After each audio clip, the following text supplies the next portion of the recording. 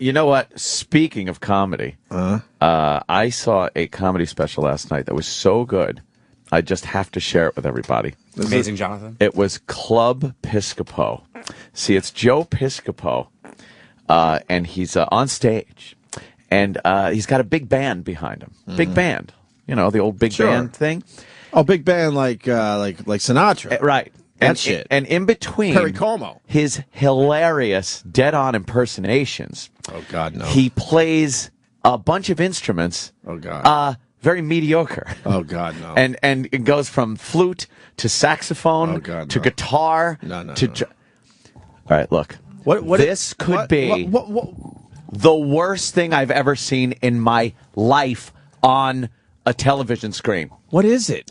Like, where was it? I don't know. It says Club Piscopo. I'm trying to. Can you read that, Danny? I'm way too far away from that. Let's see. Club Piscopo Comedy Club and Lounge opening June 30th at Resorts Casino Hotel, Atlantic City. So he's doing kind of a one-man show. Yes. I don't know what it was. It was on Showtime.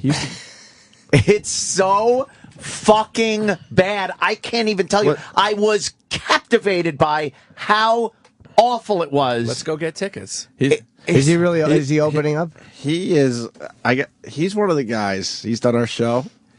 There's a group of guys that have done our show, and they bomb to the point where they have to go. Well, I was just stopping by to say hi. Right. I was just stopping by. They just give up on the whole fucking thing. Was he ever funny? I don't think so. Was Piscopo ever funny? Wasn't he good on SNL though? SNL. It was him and Eddie Murphy. Kind of.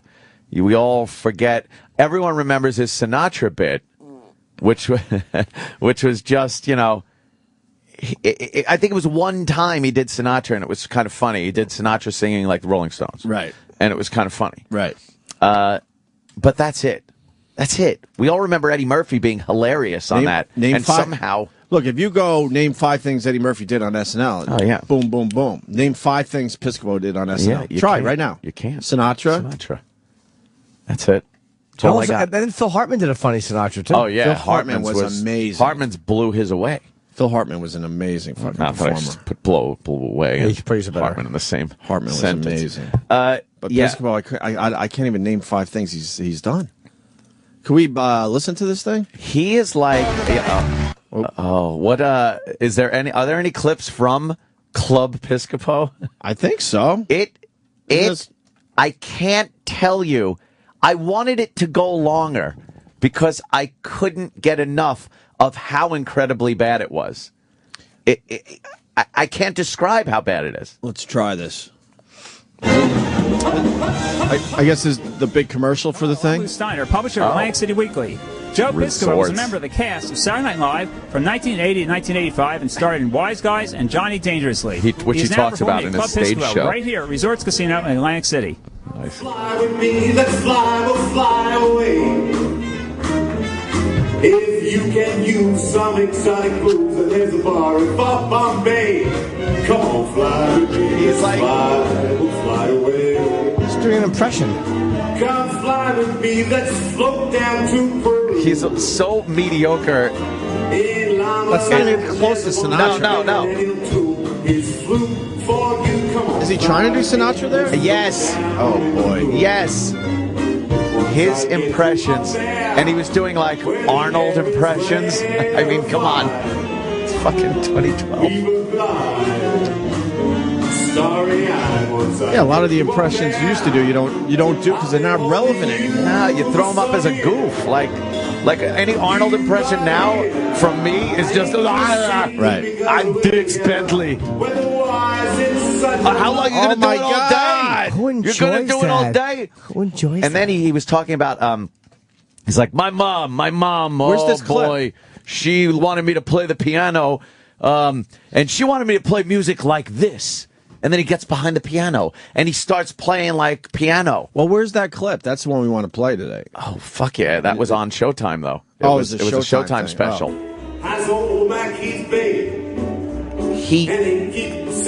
But he stopped going from an impersonation to act. Oh no. I'll tell you right now, the last week I was in rough shape. Now when the shark bites with his teeth, it's like scarlet billows. I gotta get Dr. Vinny Bombas to make a house call. Now with the fancy white gloves, Maggie gets no respect. No respect at all. I'm alright, I'm okay. No respect at all. James Brown in the temple. Now I'm in the hood. With a cement pan coming down, y'all. Oh, this is so bad. That's the madness here for the week here. Hit me. Father, get the tender. Hit me 2 times. Oh, Mackie's back in town. And thank you all for being here tonight. Did you have a good time tonight at Club Piscopo there? Smattering. This is so fucking bad. That doesn't sound like Sinatra. No. And he knows his Dangerfield sucks because he had to go with the no respect over and over again. That's when an impression does To remind people who he's doing. just the hits. I hate when an impression just does like the main lines. Right. How long is it straight? Like, hey, I gotta call Dr. Vinny Boom Boss because he don't get no respect. How many Rodney things are you gonna mention in 2 seconds? On the Garden State Parkway. He's got Fucking ninth grade. Do not close. Take the turnpike past exit 13. Yeah. Holding my nose. get it? Home run. I can't take this. I'm douche chilling out. This is fucking Yes, hilarious. I'm getting goosebumps. He actually thinks. Exit of it.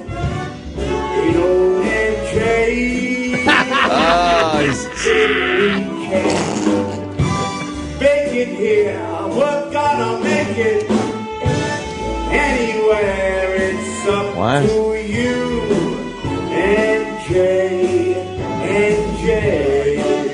We love you, Philly. We love you, New York. But this is Jersey, baby. That's right. Damn, he told them. Oh God! That's great. And then he pulls out a saxophone and starts like playing a saxophone, and he's serious. And then he's like calls up one of his other guys that has a saxophone to do a saxophone duel. Yeah. And then in between he's doing these horrid impressions. By the way, his James Brown impression is Eddie Murphy's James Brown impression from SNL. It's not even close to that. No, but he was trying. He was trying to do Eddie Murphy's. Eddie Murphy's known version, for that right? James Brown impression where you don't understand what he's saying. Right.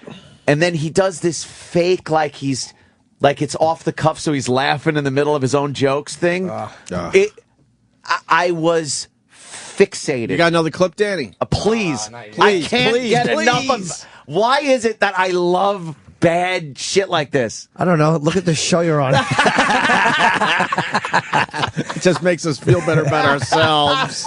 Wait, was he laughing at his own jokes like he's having such fun while doing it? He's like, yeah, but you know, and then he's saying literally stuff like this. He's going, and then I became friends with James Brown, and you know, for years I never understood a word he said. And he'd start laughing. He goes, James Brown. Yeah.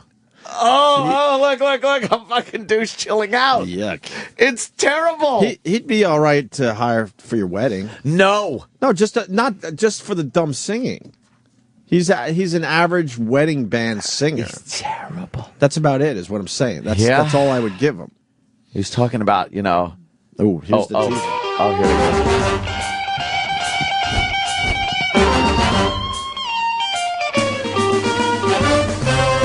And then I hear he was rapping. I missed the part where he was rapping. I didn't know this was his stage show. Atlantic City. Watch out, Atlantic City. Club Piscopo has arrived. Club Piscopo. They're not showing any of his impressions. No. That has to say a lot. Is that Father Guido Sarducci? Yep. He's part of Club Piscopo? Holy shit. Wow. Is this showing Joe Frazier? How long ago is this? Father Guido Sarducci. Jeff Norris. Wait, the Jeff Norris. Wait, Jeff Norris is part of Frankie Pace? Victoria Jackson. Oh no. Oh no. I wonder what impression Jeff Norris is going to do. Oh no. I don't know which impression he would do. You know what? Much like Ralphie I like May, the white gorilla. Much like Ralphie May, I've been shit on by Jeff Norris on Twitter. He's shit and on various you. things because of things that I've said. What have you said about him? I don't know. It was live from the compound. I was drunk again, but I did bring it up. But Jeff Norris was... now he's going to get. I did not know he was part of Club Piscopo. He's part of Club Piscopo. Jeff Norris used to do our show. He did all right. Oh, he was on our show a lot. But Yeah. he was one of those guys that when we moved to satellite, he came in and it just didn't. I don't know. With some relationships, it kind of goes away. You don't know why. I remember Jeff Norris was on the show before I was. I remember we did a gig in Down the Shore one time years ago, and he was handing out WOW stickers. Yeah. And I think I didn't know what they were at the time. Oh, Like fuck when he you. had them going. This is way back. It was some horrible Shore gig we did. Hi there. We have He that. would do his Archie Bunker impression. He does a good Archie. Hey, remember that? I was thinking the other day of when we jammed him all up with his story about the gun on the dashboard of his car and how the cops stopped him and he couldn't. He said it was on the seat and he stepped on the brake and it flew onto the dashboard. The story got more and Weirder, more complicated, weirder, right. and we assumed that he was lying. Right, and he got mad at us. It's fucking hilarious. But the details didn't. Yeah, they didn't jibe. They the didn't details jive at all. And then he got mad at us. He got all mad. But it's like, come on, your gun can't go from the seat to the dashboard. I do remember that. Yeah. It's something I haven't thought of in a long, long time. But Dude, he's part of Club Piscopo. Huh? all right, good for him. That's a good Club gig. Piscopo. I mean, the people seem to be enjoying it. I don't know. Oof. It's not something I would enjoy. Dude, there had to be. You know, he wants 30 to come in to promote this. There had to be 30 people in the audience, by the way. Yeah. It was that smattering of applause. With the dead people. And Joe Piscopo has reached the point where the things he used to parody and goof on, he's doing serious now. Right. Like when he sings Sinatra, it's not that goof. He's really thinking he's the new Sinatra in Jersey. Right. He really thinks he can pull it off. Yeah. Yeah, I mean, it was average. Yeah, and then he gets on he plays guitar and he plays some blues on the guitar and he has a song about Jersey and then he hops on the drums and gets the saxophone and then he pulls out a flute. He was playing a flute seriously. Fuck, I want the clip you were. It's fantastic. That's a great show. We can't find this clip. It's on Showtime doesn't have it or Showtime. anything. So we got to try to figure out how to get it to the show. Yeah. Da da da da da. Everyone wants us to play that Kimberly song he wrote or something. JD from New York City. Look up Piscopo's song Kimberly. Yeah. Was that about the babysitter? Oh, probably. He did. He was talking about Schwarzenegger and saying that, well, at least my babysitter was pretty, which, you know. Well, he married his babysitter, I think. Yeah. Oh, did he? Yeah. The title of this video is Prepare to Cringe. Oh, is I it? know we broadcast to most of the audiences actually. This is in an New old York, clip. But I was going to do something for you tonight, and I'm going to ask you to stay with me. I wrote a song for Kimberly Driscoll, my fiance, right? Oh, no. And I got to tell you, I would never do this on, like, if it was like, you know, like a national HBO special or something like that. So I'm going to ask you, it's a straight song, there's no jokes. I know my mother likes it when I sing. So are you with me on this? Can we do a song for you, like a song? Oh, no. Hold on to your fucking seats, kids. What is this from?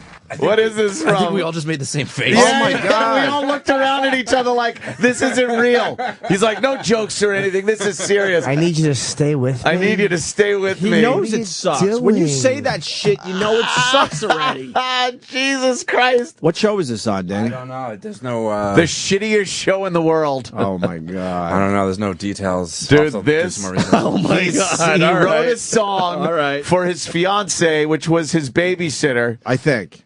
I think it is. Yeah. Okay. That he decided to plow.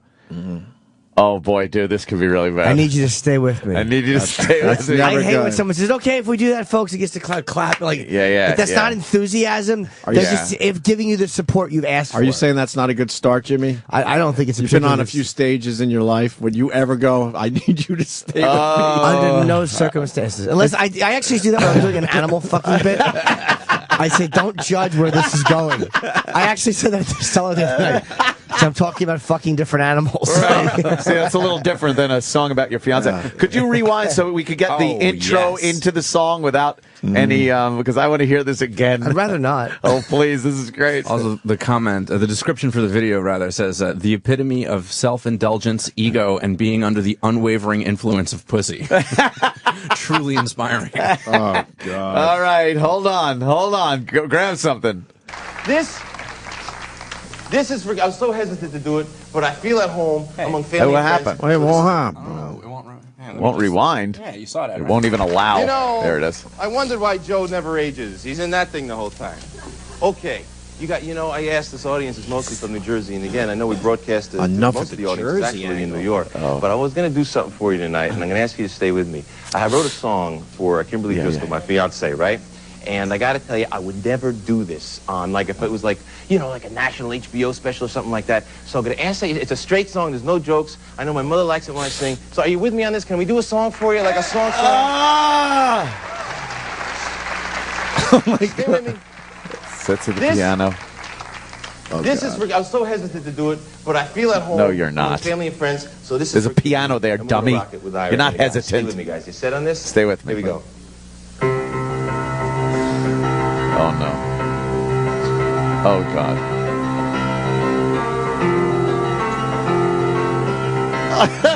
Jimmy's cringing already. This is great. Oh no! There's video clips of her. I burn inside for you every day. I don't know what to do, don't know what to say. You know I need you, girl, desperately. He's trying to be Bruce. Oh, I need you, Kimberly. Oh my God! No! Kimberly. Kimberly. Kimberly. They say it's all wrong. We know it's all right. Our love is so strong. Oh, look, she's backstage looking at him lovingly. This is a joke. What your daddy don't see. If he turned this into a joke, it'd be great, right? We were meant to be. Yeah. Kimberly. If you had a reveal here, it'd be great. Kimberly. We're not going to get the reveal, huh? Just showing her in like fucking leotard exercise. This is great. Kissing. There's evil forces working here, girl. They're trying to pull us apart. What? Who? Who's trying to? My love for you is clearing through. It's straight from my heart. Oh, why don't they just let us be? Oh! You're a woman, I'm a man. Come and take my hand. Cover me. Cover me. Cover me. 3, 4. I can't take this. This is so douchey. This is going great. I'm sad for you every day. So, I don't know what to do. Don't know what to say. We're gonna make it, girl. You and me. Oh, we're gonna make it. Kimberly. Kimberly. Yeah. Did he think this is going to be a big hit? I guess. The videos of the two of them are great. I like how he said he was hesitant to even do this, and there's a giant band playing behind him. And it's all fucking arranged. And there's Kimberly with she's got a. Kick it, Ira. Kick it for me, baby. They give me Kimberly this way. Why is And he? then he brings her Kimberly out. out. But he was hesitant to do this. It was on a whim. Oh. Why would he bring his wife out on stage? It's his fiance. And she's bowing, and she hands him flowers. Yeah, give me the... What year is this? If I could just have hiya, sweetheart. That was for my bride-to-be. And I know you see us on Howard Stern. Howard, we love you. And I had to ask... Where's he been on Howard lately? No kidding. It's all right. I ought to ask Kimberly what she really... Here comes the handheld, baby. I want to talk to you. It's Channel 9. Stay with me, folks. Here we go. Thank you. Oh, my God. When we're on Howard, people always ask, and I wanted to do this on television, when we're on Howard Stern. And you know how I feel. Does it bother you? Does it bother you when he's running after you and I'm pulling you off? This is what people always He's ask me. doing baby talk to her. It's all in fun. It's just a big joke. And also, for the record, We did not get engaged on the Howard Stern show. He did it very romantically at home, and Why don't you tell the folks how I did it? well, He's doing, dude. He's doing. But this is so. On my birthday, and I don't know. No one gives a fuck. He said, "I'd be honored for you to be my wife, and I'd be honored to be your husband." And he got on one knee and he said, "Will you marry me, Kimberly?" It was beautiful. Aw, that's nice. What the fuck is this? I don't know. It's entertaining. Thank you for letting me do that. You guys are very, very gracious. We'll be right back. Thank you. Did he have a show or something? Yeah, it's terrific. Kimberly! He's very soulful. Why would he do that? This is New York prime time. Oh, wait, he's It was back. called- Let's hear what he says when he's back. Oh, that was Go it. back, was it. yeah. Go back and see what it is. New York prime time. New York prime. New York Prime. I That had guess, to be like right? 95. I don't know. I still think had a it's mullet. even longer. That's before 95. Dude, I think you're talking 92, maybe? Mullets, early 90s. Is he still married to that girl? I have no idea. Probably not. Kimberly! No, I don't think Probably they're not. together anymore. I would. Well, they want I would to- say probably not. They wanted to clear the record up. That was so hard to watch. If he had a reveal there and then it was a goof song, then he would have something. Can you imagine if a After chick that with big setup? a chick with a dick walks out? right, something like that. Sure. I meant in the romantic sense. Kimberly. You didn't think he was soulful? Oh, it was so douchey. But if the reveal was a chick with a dick or like an animal, yeah, then he would have something. a fucking 8-year-old walks out. Right. Girl, you and me. Kimberly, they're trying to break us apart. Who's trying to break you apart? No one gives a shit. Exactly. People who like entertainment. Who would try to break them apart? You're right. right. Who You're trying to make it cares? sound like like their love is getting through this big struggle. Some of these guys, Shut up. they lose touch with reality. Like he Oh, really yeah, thought yeah. that would be a great segment for whatever show he's on, He thought, or his show. I don't even know, man. dude, that was rough. What year was that?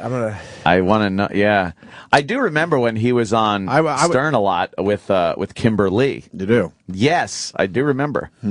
And I kind of remember them goofing on that very song. By the way. All right. So Yeah. what year? It had Early to- 90s? It had to be early 90s. Okay. Definitely. So that could be 20 years old now. What we Yeah. just saw. Yeah, they're divorced. What happened? I wonder if they played think- that song in court. You think he sings a different version of that song? Oh now? yeah, Comfortably. Right. Oh my God. All right. She was his first kid's nanny when they met. Yeah. Why would you allow your husband to have a fucking smoking hot nanny like that? Because you're in love. Oh God, that's Howard Stern Channel 9 show with Kimberly, her 15th birthday today. That's right. Her 15th birthday. So beautiful. Yes. Hey, Joe, that's unbelievable. Now, do you think this marriage will last, or do you think it'll last? This is the right one. Well, what if you guys, if you have a kid together, Kimberly gets a little bit out of shape, and then a new babysitter comes over? Hey, I'm just warning you, Kimberly. You'll have another week of material. I mean, come on. Kimberly, men are pigs. Remember that, and Joe's a man, so Joe's a pig. So I got you. 3:30. What happened? You were in bed 3:30 in the morning, and I think you realized like this was like maybe the best thing that could ever happen. I got to tell you, Howard, to everybody listening, and to everybody in L.A., to the William Morris agency, everybody who watches and say hi, because no one knows about this. Right. That Howard was so instrumental in this because we've known each other almost 10 years now. He's so And it's almost like- maudlin. Huh? He's maudlin. What do you mean? He's this cornball, fake sincerity. Like, let me just be serious here for a minute. You know, he was instrumental in. Like he's not joking. Yeah, like who cares? Where are the jokes? Isn't it funny that Howard's goofing on Joe Piscopo with the tall, blonde, no young kidding. No kidding. And meanwhile, kidding. what happened with Howard? It's exactly the same thing. No kidding, man. There's an article, by the way, from 2006. Yeah. And it's called, it begins, "The laughter has definitely gone out of Joe Piscopo's marriage." Now that the former Saturday Night Live star and wife Kimberly are divorcing. 2006 he made it to. Yeah, a Hunterdon County family court judge issued temporary restraining orders Kimberly! to both spouses on Monday after they were each alleged domestic abuse. Wow. Isn't that amazing? You look at that. Yeah, she's bringing flowers out on the stage. He's introducing her. He's blowing off jokes to sing a song to love her. song. There are video clips of them frolicking and playing behind, and then you fast forward. There's domestic abuse, restraining orders. Motherfucker, that's hilarious. And Piscopo comes around every once in a while and peeks his head in here. Yeah. I don't know. Oh, my God. Whatever. Good luck to you there, Joe. He cried on Stern? Is that somebody saying... Is there anything else in the article, Jimmy? I am going to go through every one of these Channel 9 show Stern clips when I get home, just for Joe Piscopo. I want to see every second of Joe Piscopo professing his love for Kimberly. Knowing how it ended? Yes. Knowing that it ended in restraining orders and domestic abuse. Kimberly filed for divorce July 10th, but the couple tried to continue living together in the Piscopo mansion. Well, that works. is... until last weekend, when after one particularly ugly scene, Kimberly sought an emergency order of protection. It's Kimberly.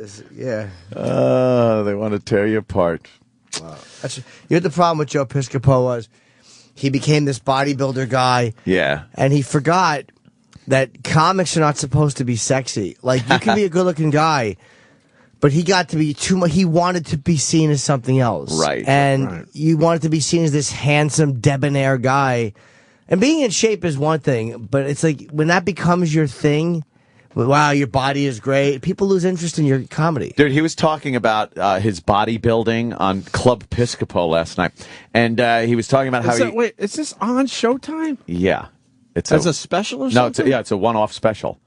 Club Piscopo. Right, I'm watching this. Dude, you got to. It's hilariously horrible. You should have texted me. I would have watched that. I woke up and it was about 1 a.m. And I woke up and it was on. Like, I missed the beginning of it. And I saw a tweet from somebody else that was watching it at the same time. And they said, tell me you guys... And they put all of us on the same tweet. Right. And they said, tell me you guys... At one, unfortunately. I know.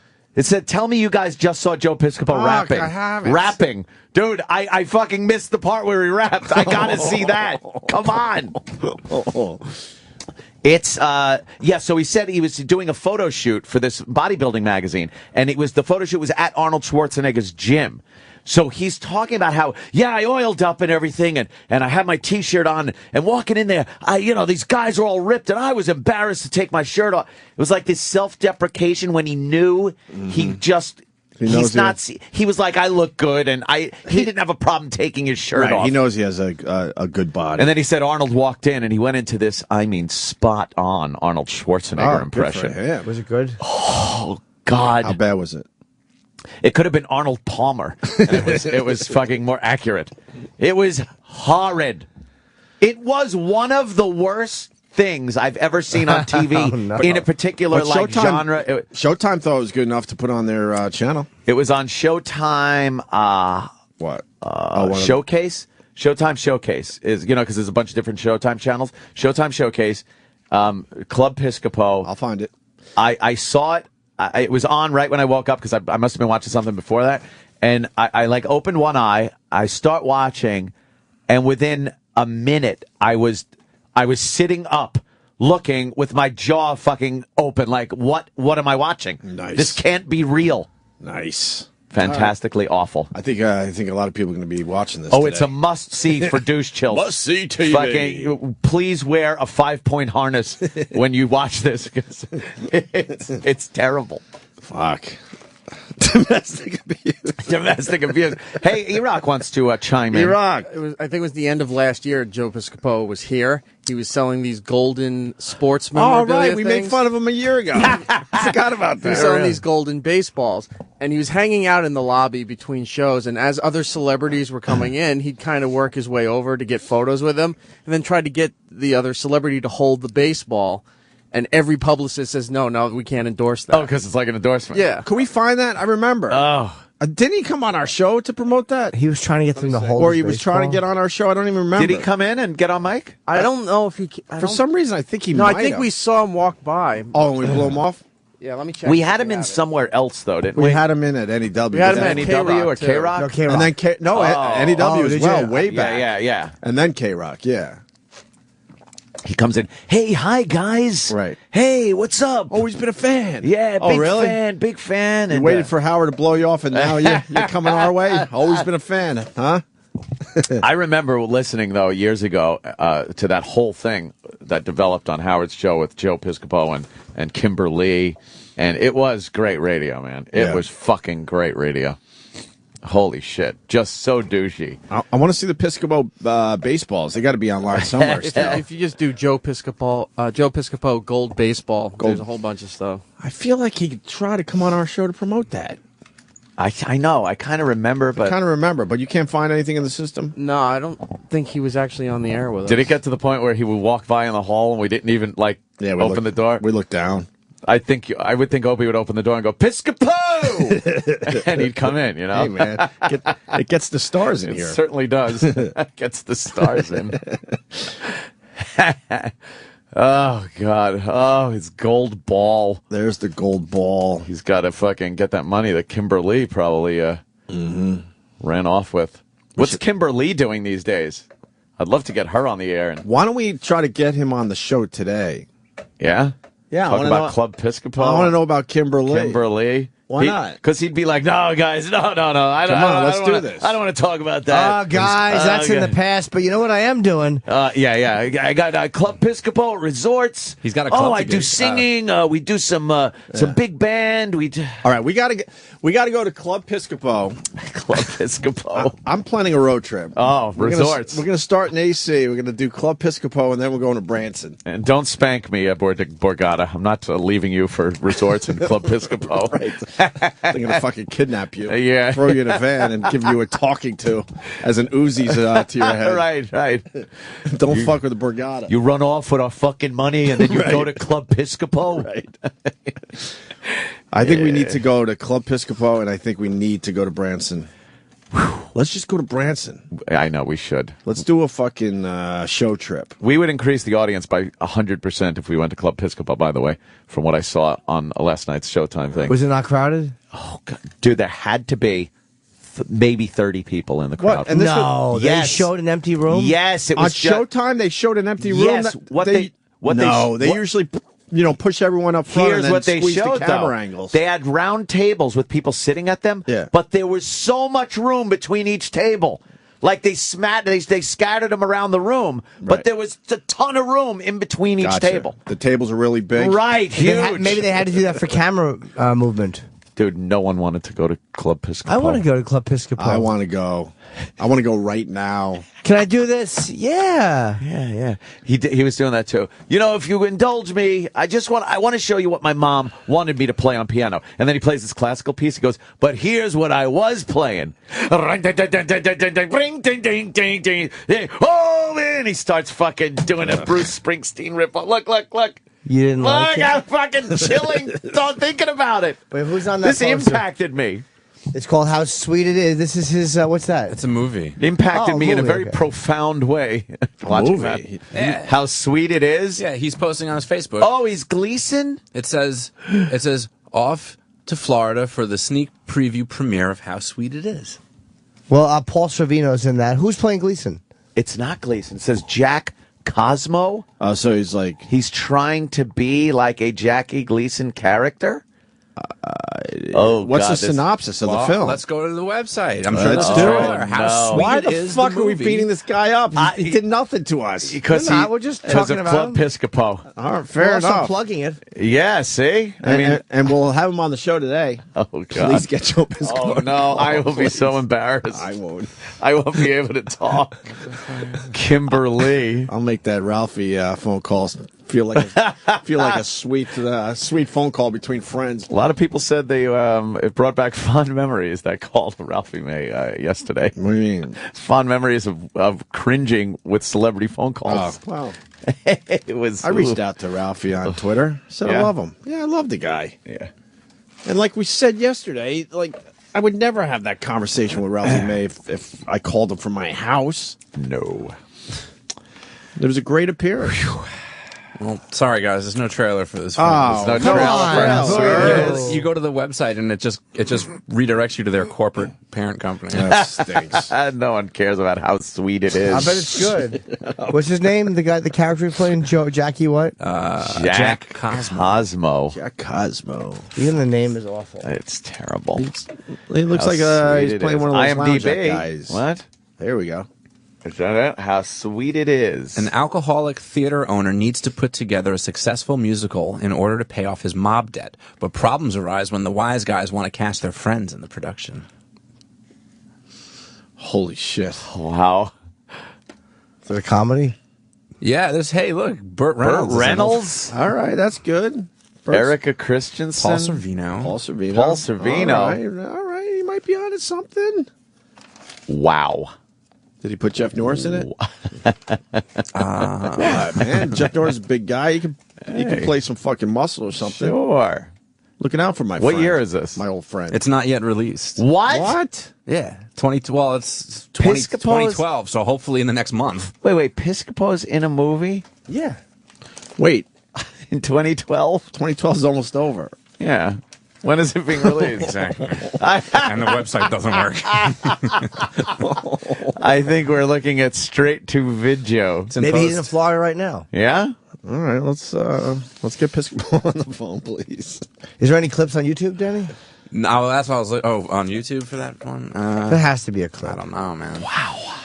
Yeah, Piscopo was talking about his movies, Johnny Dangerously, and And then there was the other one. Oh, luck for us. What'd you find? The trailer?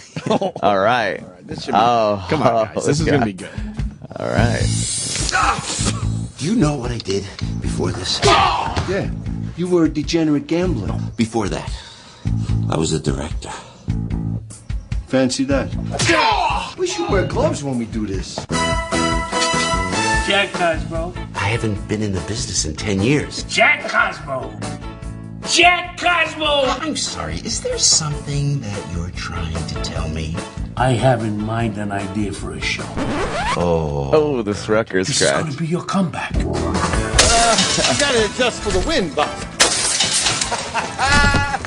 Is that Reynolds? To get your money back. I got plenty of money.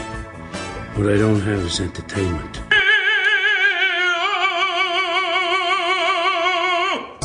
It's like looking into the eyes of God.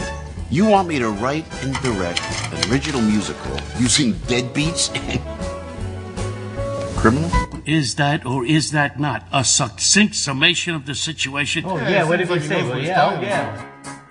Clifton Thompson, he owes us for drugs. First, give me $50 so I can buy crack. Wow. This looks terrible. Very, very, very nice thing. I am the boss of you. I am the boss of you. 10 years ago, this guy was huge. 10 years ago, my wife didn't look like her mother. Your father called. You know, it'd be helpful if we can get somebody in that theater. I bet it all works out in the end. Hope he reconciles with his daughter. The estrogen, it was good. I swear. Where's Burt Reynolds? They haven't shown Burt Reynolds. You'd think you would show him in the trailer, right? Maybe not allowed to. Now has a voice. The midget's hitting someone. Kimberly! Oh. Your dad is writing again. Good for him. No, not so much. Your dad isn't doing so great. He's trying. Oh, no. Everyone deserves a second chance. Here it is. Here's Second, try again. Third. Higher. Okay, he's really trying. Here it is. Welcome to showbiz, kid. Oh. Oh, how schmaltzy. Oh, my God. I bet it ends with How the schmaltzy. father and daughter getting back together again. I guess they had a bad relationship, huh? And Paul Servino. I don't see no Burt Reynolds Maybe at he's all. Maybe he's not in it. How sweet it is. They're showing the show be successful. Yes. They just showed you that it works. Oh. He fell. It's about the journey, Jim. Yeah, it is about the Holy journey. You're right, Danny. shit. That looks hilarious. It is about the journey. Oh my God. Holy fuck. I am so douche chilled out here. I can't take another douche chill. We need to do something else. I'm freaking out. I am. I'm like Oscar buzz, man. I got goosebumps that won't go Oscar away buzz. because I'm so fucking embarrassed. That looks like it's going to be a nice little movie. You think it's Oscar buzz? Oscar buzz. You don't think that's a good comedy? It's a little. It's sweet. It's heartwarming. Yeah, he's got his problems. He's got the daughter that doesn't like him. In the end, they He's get given the a lot of relationship chances back together, and he ends up being successful. Your After father's really trying. I bet at the end they get together and have a great father-daughter moment. Yep. Where they get together. It's very emotional because she realizes, oh my God, that's my daddy. Right. I love him. Going back to Joe and the golden baseball. Yeah. I found the photos that I took of Joe trying to convince Diane Cannon to endorse the baseball. Even Diane Cannon wouldn't endorse the baseball? Yeah, and Why won't anyone endorse the baseball? You see, I guess whoever was repping her at the time is sitting there just going like this, waving her off. Yeah. I'll put them up on the Facebook. They didn't want to endorse the baseball. the golden baseball.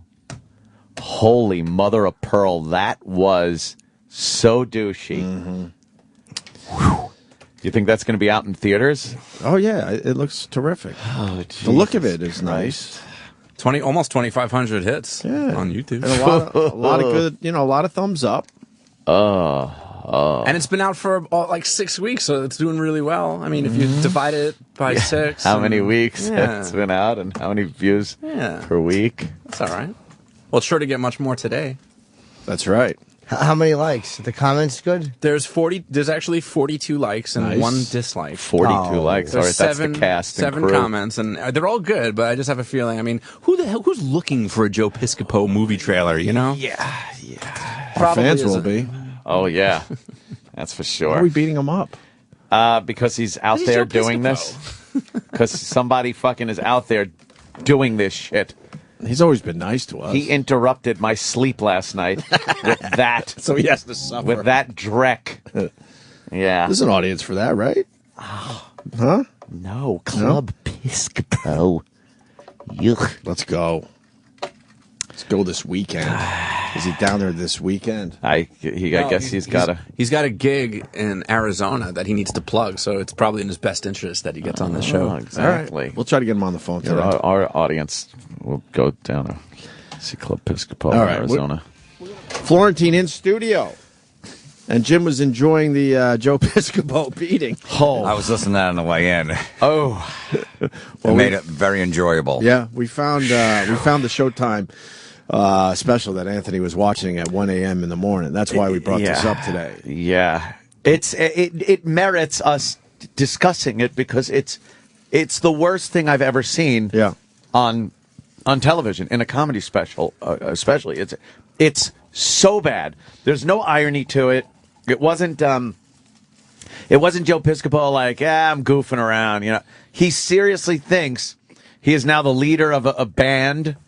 He doesn't do an impression of Sinatra. He thinks he is Sinatra. Come on. They showed him at the beginning of the special pull up in front of resorts in an Escalade, and his license plate says Jersey born. And he gets out. Jersey. He gets out. Exactly, Jim. Do you think that's bad, Jim? I've lived in Jersey my whole life. I'm not, just whatever. This is where I live. Yeah. He's got that Jersey pride. Well, what do you want to do here? I mean, I know you want to listen to the rap he does, but is there other find things? some rapping? We're ready for the rap. Oh, see, let's do the rap. You know what? This part. How about we do this? We'll do the rap. Then Danny will try to find another part of it that's worth playing, and we'll do other shit in between. Yeah. All right, because I don't think we're going to be able to leave this alone. So let me guess. He's going to be a little off in his rap because he's white. And it's then not going to probably- be. Yeah, it's not going to be so polished. He's going to be a little goofy Right. because he's a white guy, so he's not really sure how to rap. And he's going to start laughing at himself a little. so I that's bet. going to be the joke. I haven't seen it. I missed this part. I woke up a little late. Oh, you haven't seen this? No, I have not seen the rap part. But somebody tweeted and said, "Please God, tell me you're watching Piscopo rap." Is there an intro to it? I want to hear the intro to it, or the lead up to the rap. Yeah. Where's the little lead up? And this is from Club Piscopo, his on big Showtime. show. Oh boy, Here we go.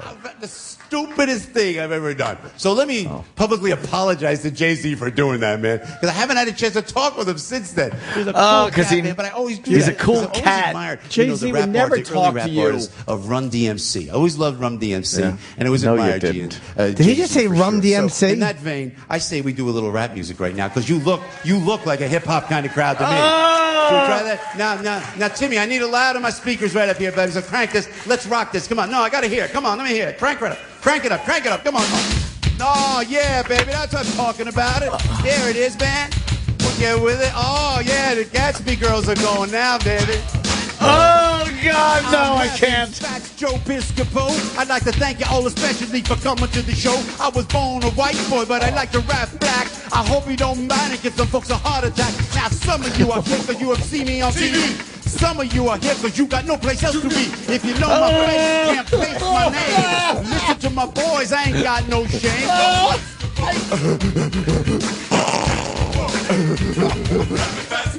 He's laughing. It's a live show, baby. That's Fred. Now playing rap and fast is really all right with me. You came out tonight, no day, you should have something to see. But our time is up, I know that you are hip to that fact. I think rapping for you, but it's time to wrap up our act. So chill out, people, listen up, it's time to check out me and the boys for some beatbox down. I can't.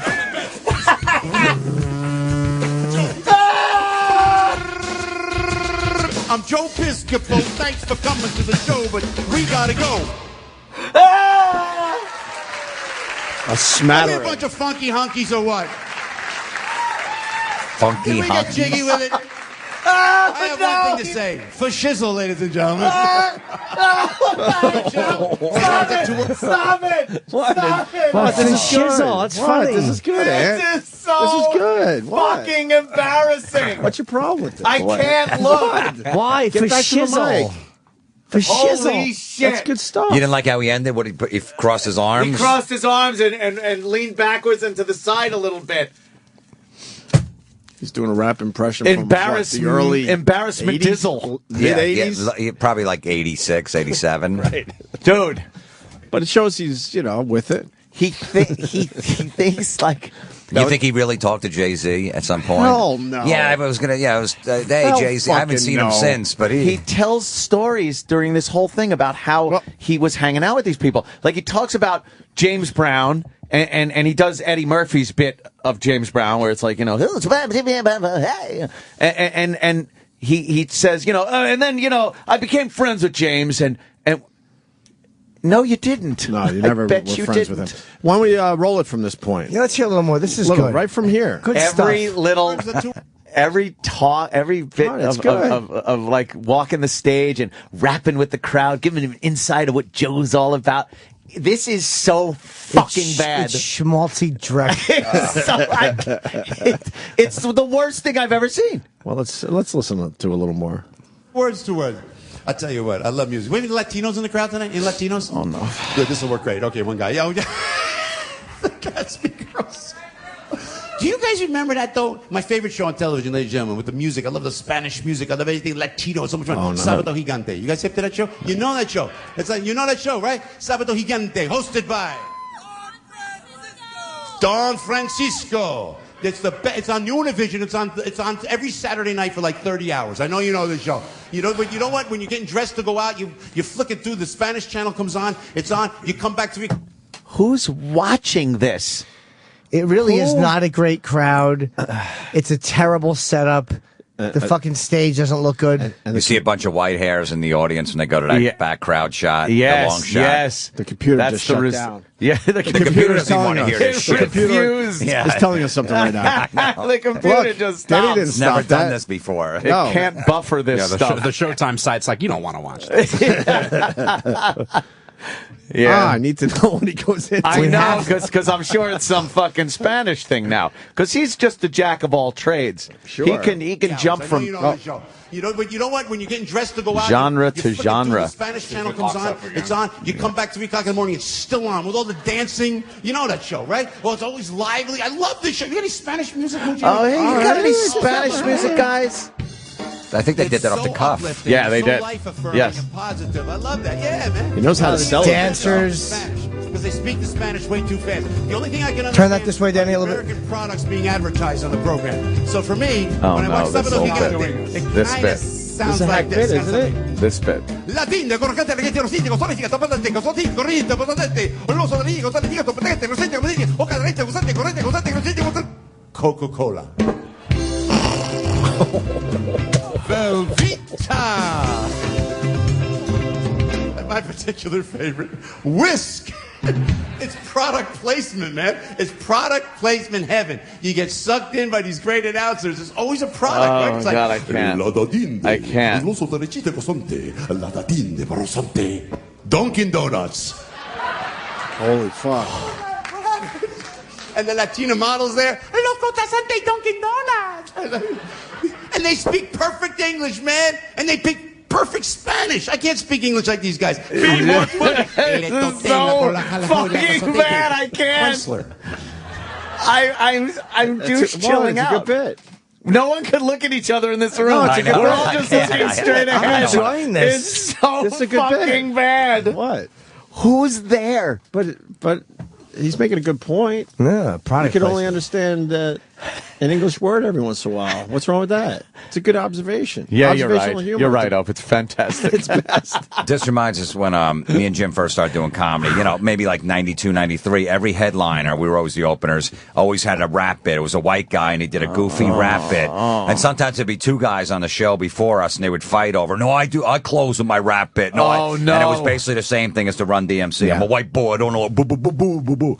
Every closer would do that. And then, by like 94, they were like, all right, that's completely... even the hacks knew that was hack by 94 Right. and stopped doing that. And he's 2012. He's fucking doing it. Wow, He looks uncomfortable to me. Oh, God. Yes, there's certain moments he's had, like that just look on. Like there was a fake laugh at one Dude. point. I just think he knows Yeah, this his is not an fake energetic laugh. crowd. I don't. You know, it's. But he knows he was taping this, so he got a good crowd, right? Can we play a little more of this? Oh, just please. It's all I want to see. Why do I see? This is the thing. I don't want to see it, but I can't stop watching. This should be the Patrice benefit. When they get there, we should just show this. Why I love fucking being in this shit. You can't watch this shit, huh? Because it makes you too uncomfortable. But I can't look at anyone else in the room when I'm watching this. There's some embarrassment factor here. Look, that he's an original, man. goes I've beyond never me. heard that bit before with the fucking English words. Oh, when they're no, speaking no, no. Spanish. And then they say the English word at the end. That's some original shit right there. Great stuff. Whisk, do they even sell it anymore? I don't even think so. I don't He even really think it's needs a to update some of his fucking references. think? Yeah, Yeah. if he's going to do a rap bit, maybe update it to the mid-90s. Yeah. You know, fuck. All right, let's hear a little more. Instead of Coca-Cola, you should say Crystal Pepsi. Yes. Man, just make it seem like you're hip. How'd you do that? Oh, man, I love it. You know who I love on TV now more Who? than ever? Who? Mr. Who? Late Night himself. Who? David Letterman. Here's David this big. Letterman. Yeah, He does a turns good around. He turns around. Oh, yeah. Oh, he's going to the piano. Is he getting some props? Yeah, fake teeth, I bet. Oh, he's And glasses. here. He goes. Oh.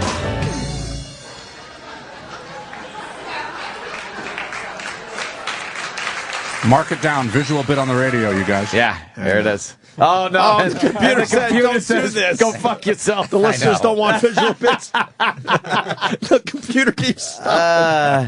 See this shit? He did it on SNL, Why won't it let and us it went play over this? on SNL, Sure, it's like funny. back in the '80s. Right.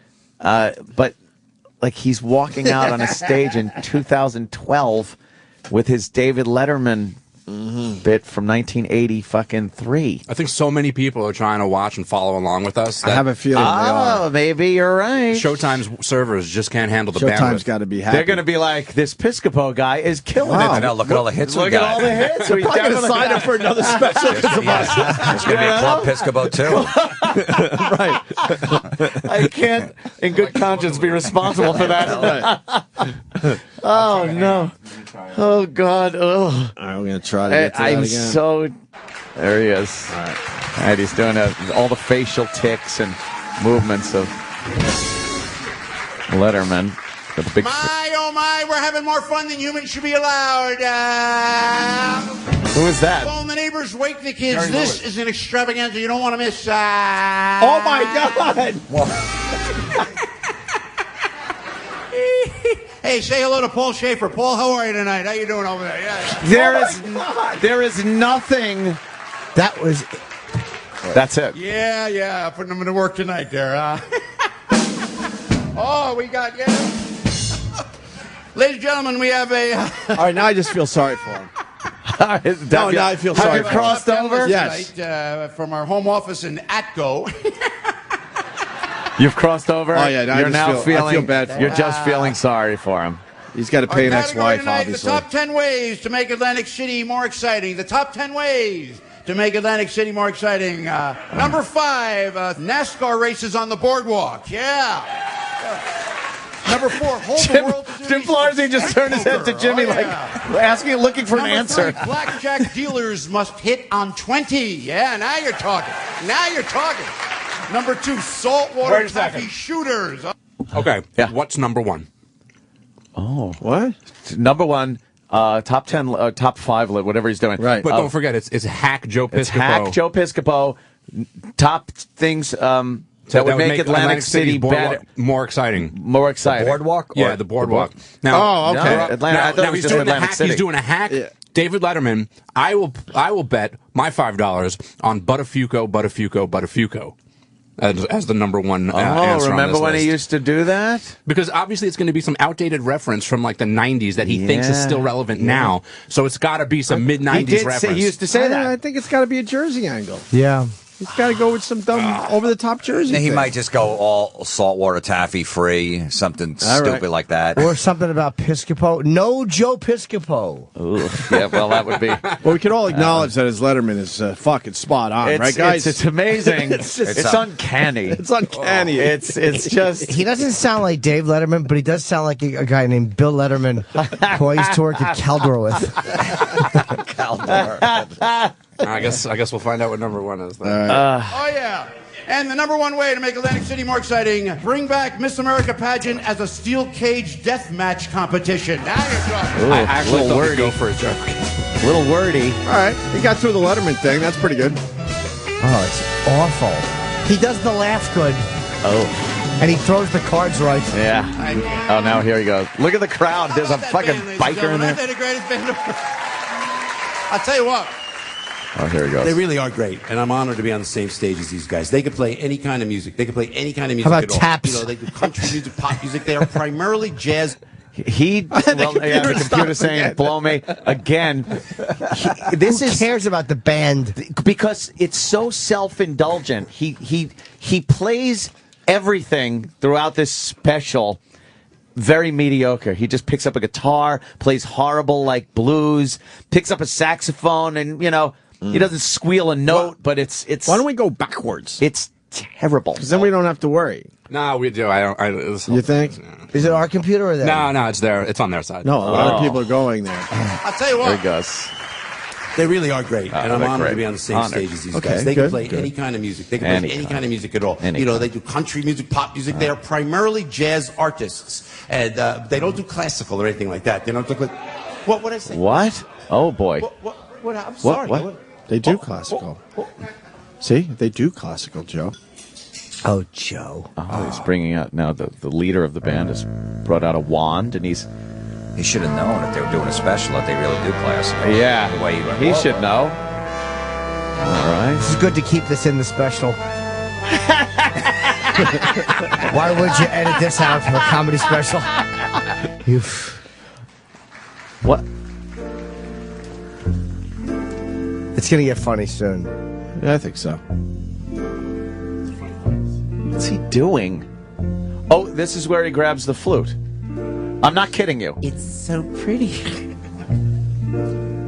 There's no irony to this. He grabs a flute and plays a fucking flute. No. Like for reals, What's wrong yo. with him? It's not. It's a shotgun. What do you think's wrong with him? I don't know. Look, here he goes. I'm not kidding.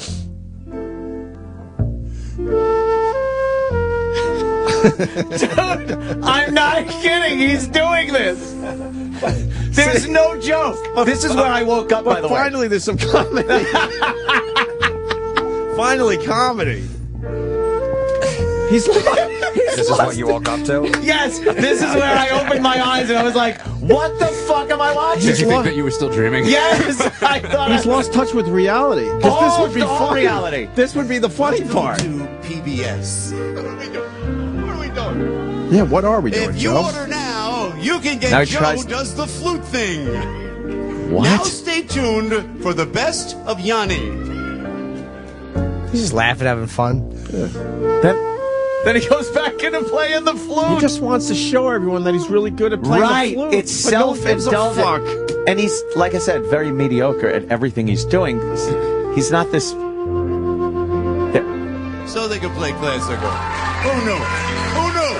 Come on. Are you just... I can't... Mother made me. Now his little Chad at the piano with his shirt open, tie untied. To my mom now. He thinks he's Sinatra. For insisting that I take piano lessons. Because once you learn the piano, if you have any music inclination, a little Piscopo wisdom. The other instruments, you know. George Jenner, do you mind if I sit at the piano? I got to show you the music. Anybody from Oh North my New God, Jersey? Dude, no, see, this is what was killing me last night.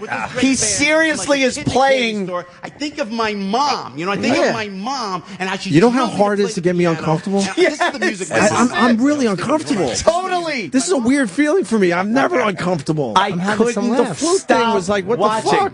Here he goes. So what is he doing now? This is the type of music his mom wanted him to play. But he just wanted to show off he could do this. Yes. Well, what does this have to do with anything? Nothing. This is the most If you wanted to self-indulgent hear this, drivel. you would go find this somewhere. See, now watch. He's filling time. Now watch. He goes... See, that's what his mom wanted. That's what my mom wanted me to play. This is what I was Oh, playing. okay. All right, this should be fun. Why would you bring the mic over? Good thing he leaves the mic on the stand. Yeah, I know. That's comfortable. Oh, yeah. He's a rebel. He's a rebel. There's going to be a is joke great. in here, though. I know it. Yeah. No, he's just going to play the piano. Where's the joke? This is the joke. He set up the joke. Where's the joke? Where's the punchline? Oh, believe me, he will go to a saxophone. He will go to a guitar. He will go spoil to it. the drums. I swear to God, that's what this is. Joe Piscopo kind of playing some shit.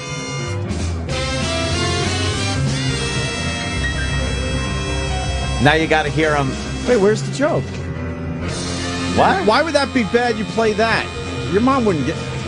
Holy fuck. Dude, right? Holy fuck. This is. Wouldn't you play like William Tell or something in there? Something goofy? Wouldn't that be the bit? Let's sing a dirty song. Yeah. Is what I really Something. wanted to do. Where's the reveal? Yeah, Valby. Now look right to a saxophone. Hey, if you got the saxophone, Okay, you got the saxophone, you got to have the shades, baby. Yeah. Oh, no. He thinks he's I the look like Bill coolest Clinton, shit. don't I? That's a good reference. Yeah, with pants on.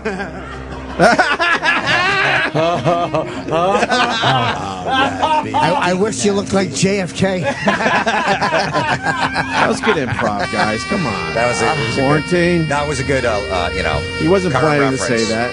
Now he's going to play some extremely mediocre saxophone. Wow. This goes on and on and on. What's he doing? I don't know. What's the point? Horrifying the audience. I think he didn't have the time to fill it. He probably just had enough material to fill the time. No, because he didn't do any material. He's just doing this.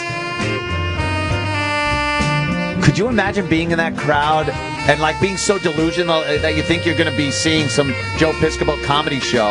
A big Showtime special. Right, yeah. Big Showtime specials being taped, and this is what you get. Yeah. But he's good at an instrument for 20 seconds. Yeah, he's like those beggars in the subway. They can play one riff. They learn one by riff that and they time play you it over walk and over past, again. So, That's absolutely the all truth. right. Now what, Joe? I'll tell you what. What? That's what I love about Club Piscopo, man. This is great. We're going to turn this into a whole blues joint here. A whole blues. I mentioned joint. The band got excited. Hold on. I'll tell you what. Mike Pedersen. Hold on, rewind that a little bit. Come on, man. Hey, Florentine, you almost done? That was the worst one. That was the worst one. Dude, it got a 1. He got a 1, yes. But more good improv. Here He it wasn't comes. planning on saying that. No. You got to give it to him. I bet every night you hear that at Club Piscopo. That's what I love about Club Piscopo, man. This is great. We're going to turn this into a whole blues joint here. A whole blues. I mentioned joint. The band got excited. Hold on. I'll tell you what. Then he got to go, hold on. You heard one guy go, Mike, I'll tell you what, it's been a joy playing with you through the years. This guy's one of the greatest musicians, and I'd like to personally thank all the cast members for coming and playing with us today. But I got to tell you, Mike, let's do a little duel back and forth. Let's smoke it, baby. Please Take do me a to duel school, with baby. guns. I know you can. You ready? Here we go. He thinks he's a jazzy musician. Yes. Now he's going to have a blues jazz saxophone off with the other guy. And you can tell the other guy's like really good. Of course. And Joe stinks. He's got to dumb it down for Joe. What is this? Why would you want to see this? How did you get back to sleep after seeing It was this? very difficult. I know. I felt like I was witness to some disaster, which I was. It's Joe Piscopo playing a saxophone. Attaboy. It sounds like a car horn. Dude, there's no joke to this. His big joke was the joint line, though. I killed. I want to do a special like this. Do you? Yeah. Oh, Jimmy. My manager's trying to get me a Showtime special. If he doesn't, he's fired after this. He's fucking gone. Wait. Pedersen right there. Thank you, Michael. Oh, yeah. But they didn't even sax jam. is coming off. They didn't even jam. No. Oh, too funny. Thank you so Too much. funny. All right, he's going to talk a little more. My favorite part in the show is anything The end? that is music oriented. Because when I sit with them and do anything with them, whether it's at the piano, with the saxophone, I think that's what I absolutely enjoy the best. Nice. I was brought up in Bloomfield, New Jersey. And then we moved up the Bloomfield Avenue. That's a thoroughfare right outside of Newark, New Jersey. My family came from Italy to Newark. Google Maps. And we settled in Newark, and we tried to better ourselves as Americans, learn the language, learn the laws, and you move up Bloomfield Avenue. Little lesson from Joe. 1967. Oh, here's his James Brown stuff. Strap in. Strap the fuck in. My parents burned down. I remember leaving such a impact on me. The riots. I think Detroit went, Philly held good, right? But I remember Newark went. So I'm watching as a kid, watching this on television. It wasn't the social activists that kept the peace. It was certainly not the politicians that kept the peace. Oh, Joe. You know who it was? James Brown. Oh, shit. James Brown. Do you remember? James was in Boston doing a concert. And I remember they broadcast that, and I'm watching that. No. James made a plea to everybody to settle down. Everybody stopped. Everything. Did they? Down. It was James Brown. That would be a part of history. Right. Something I would know. You can look that up, right? Yeah. Fucking Florentine. That would be. That would be a part of it. James Brown spoke, called for peace, and the riots in Newark stopped because James Brown in Boston called for peace. In Boston? James Brown was in Boston. Okay, sure. He called for peace, Right. and the riots stopped. Yeah, I'm sure that happened. I would like to hear this. This is good. Oh, yeah, please, Oh, yeah, please, sorry. please. Please, guys. Good stuff. Who's the music guest for the week? They bring in James Brown. Oh, he's talking about SNL. I called my sister Carol, I called my brother Richie, because we're all like fans now of James, man.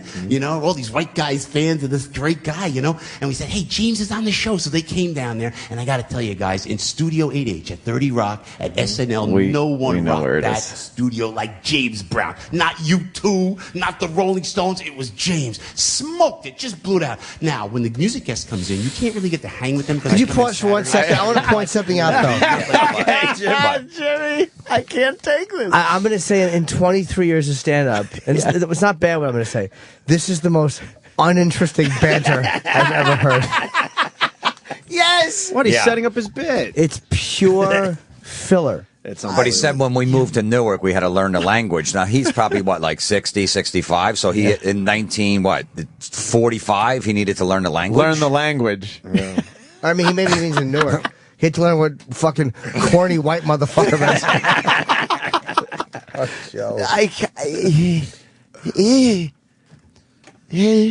All right. Why don't you? This is what you do. Here's a good cut in this. Hey. You know what was great back in the 60s when I was a kid? James Brown. I was influenced by him. I love James Brown. Here he is. Boom. Go right into the But you don't think you should lead it up with, well, you know, our mailbox, technically the mailing address. Yeah, well, it was actually Bloomfield. Then we moved up to Bloomfield. We moved up. That's what people and then we did. went to I called my brother Bob and my sister Stacey. Hey, we Well, let's it's see. way too much There's a big cut right there. He's trying to do this old school, like how Sinatra would get out there and talk in between his songs. He thinks this is interesting banter. But the thing is that you feel the vibe of the room is uninterested. It's no vibe. It feels like it's not like that. He doesn't have them eating out of the palm of his hand. Oh God, not even close. Well, you know, we might get the big payoff. Let's see. Let's see it. All right, maybe it's we might. build up. The guest host who's with you all week long. So I'm watching this James Brown performance, right? Yeah. Don't get to meet him yet. We go to commercial. I'm like right here. James is on stage, and I see him walk with his entourage back to his dressing room, and I stalk him.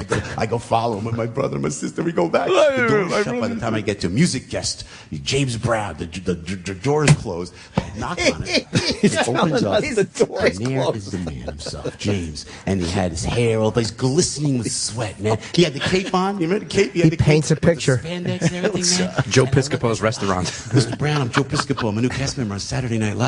What a thrill to meet you, man. And James Brown said to me, looked me right in the eye and said, That's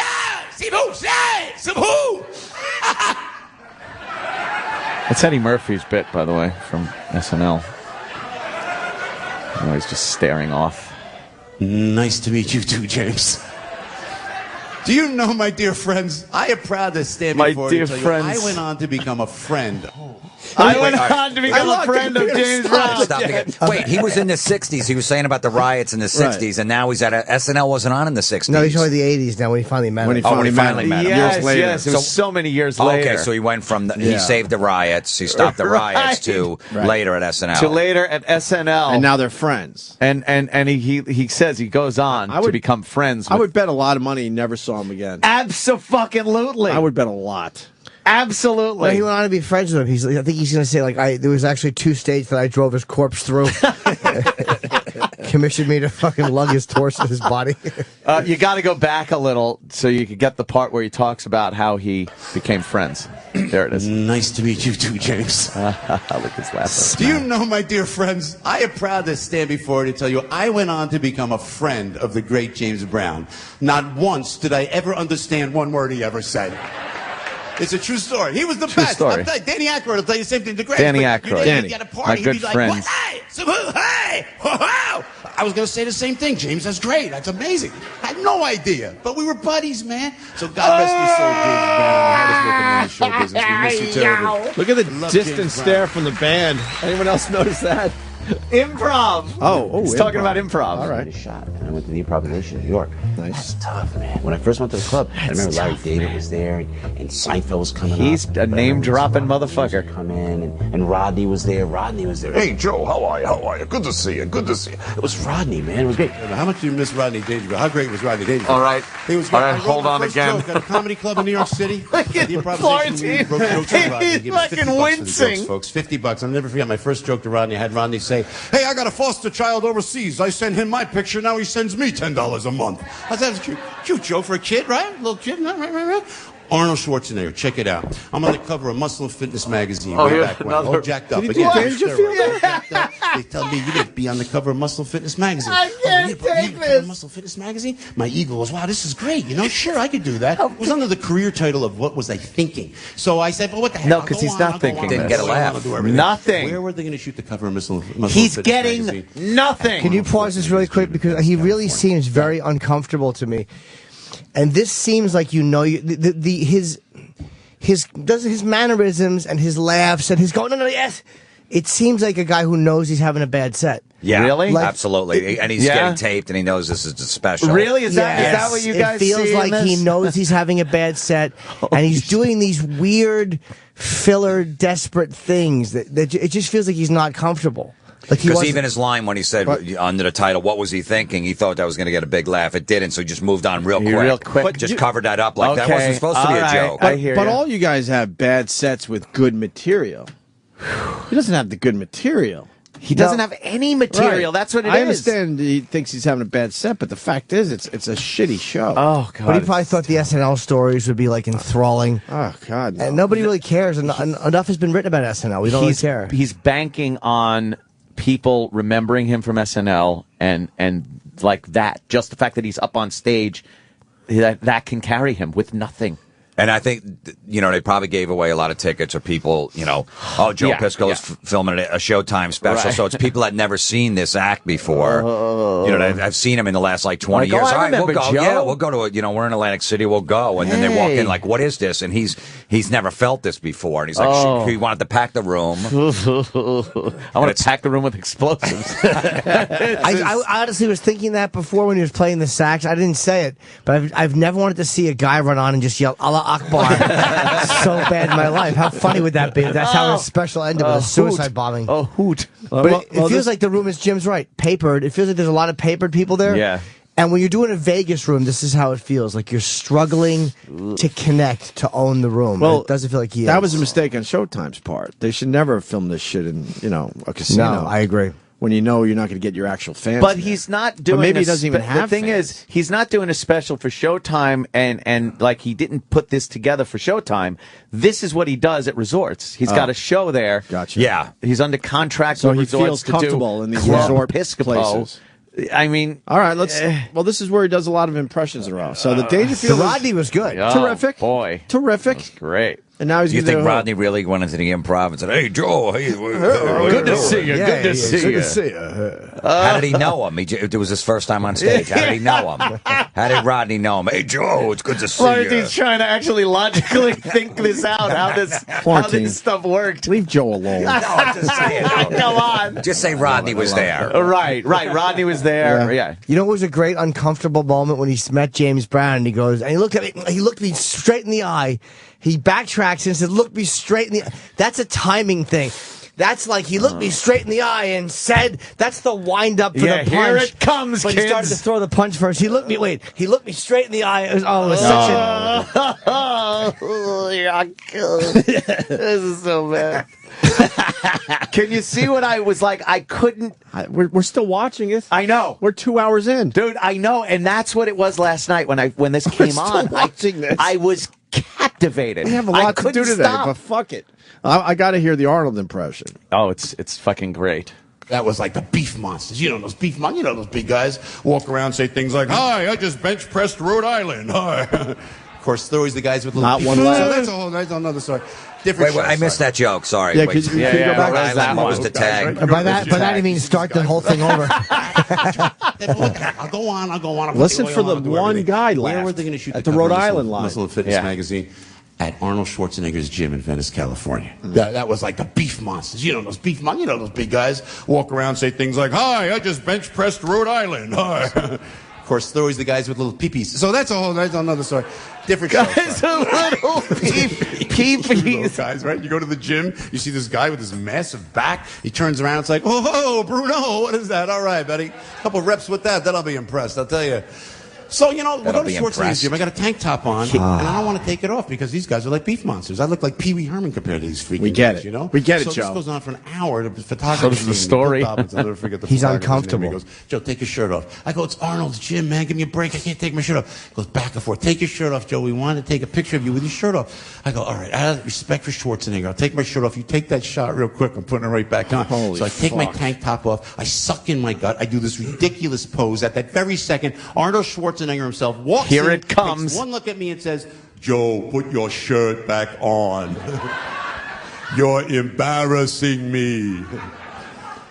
And who's got the last laugh now, ladies and gentlemen? Anyway.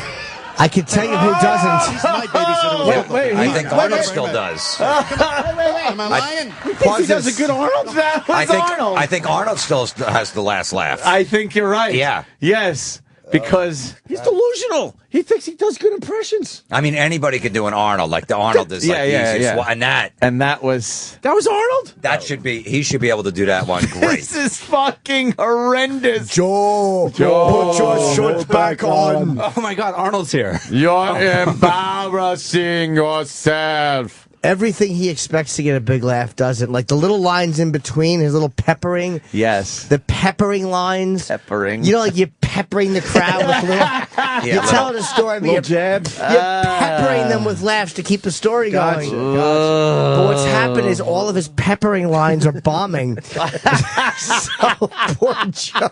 This is so bad. You just feel sorry for him after a while. Poor fucking Joe. But this is not a guy having a bad set. He can't even do an impression. Do you think Arnold walked right in, right at that second? Right when at he took that his shirt second. off? He had the shirt off. He did the pose. And Arnold walked in, and there he is. And he comes up and he says, "Here it is." No, but then he goes. Arnold Schwarzenegger himself walks in. Himself. Those little words, Yes. just making this so not organic. Oh, and he thought he'd tell some charming stories, and just pepper little jokes.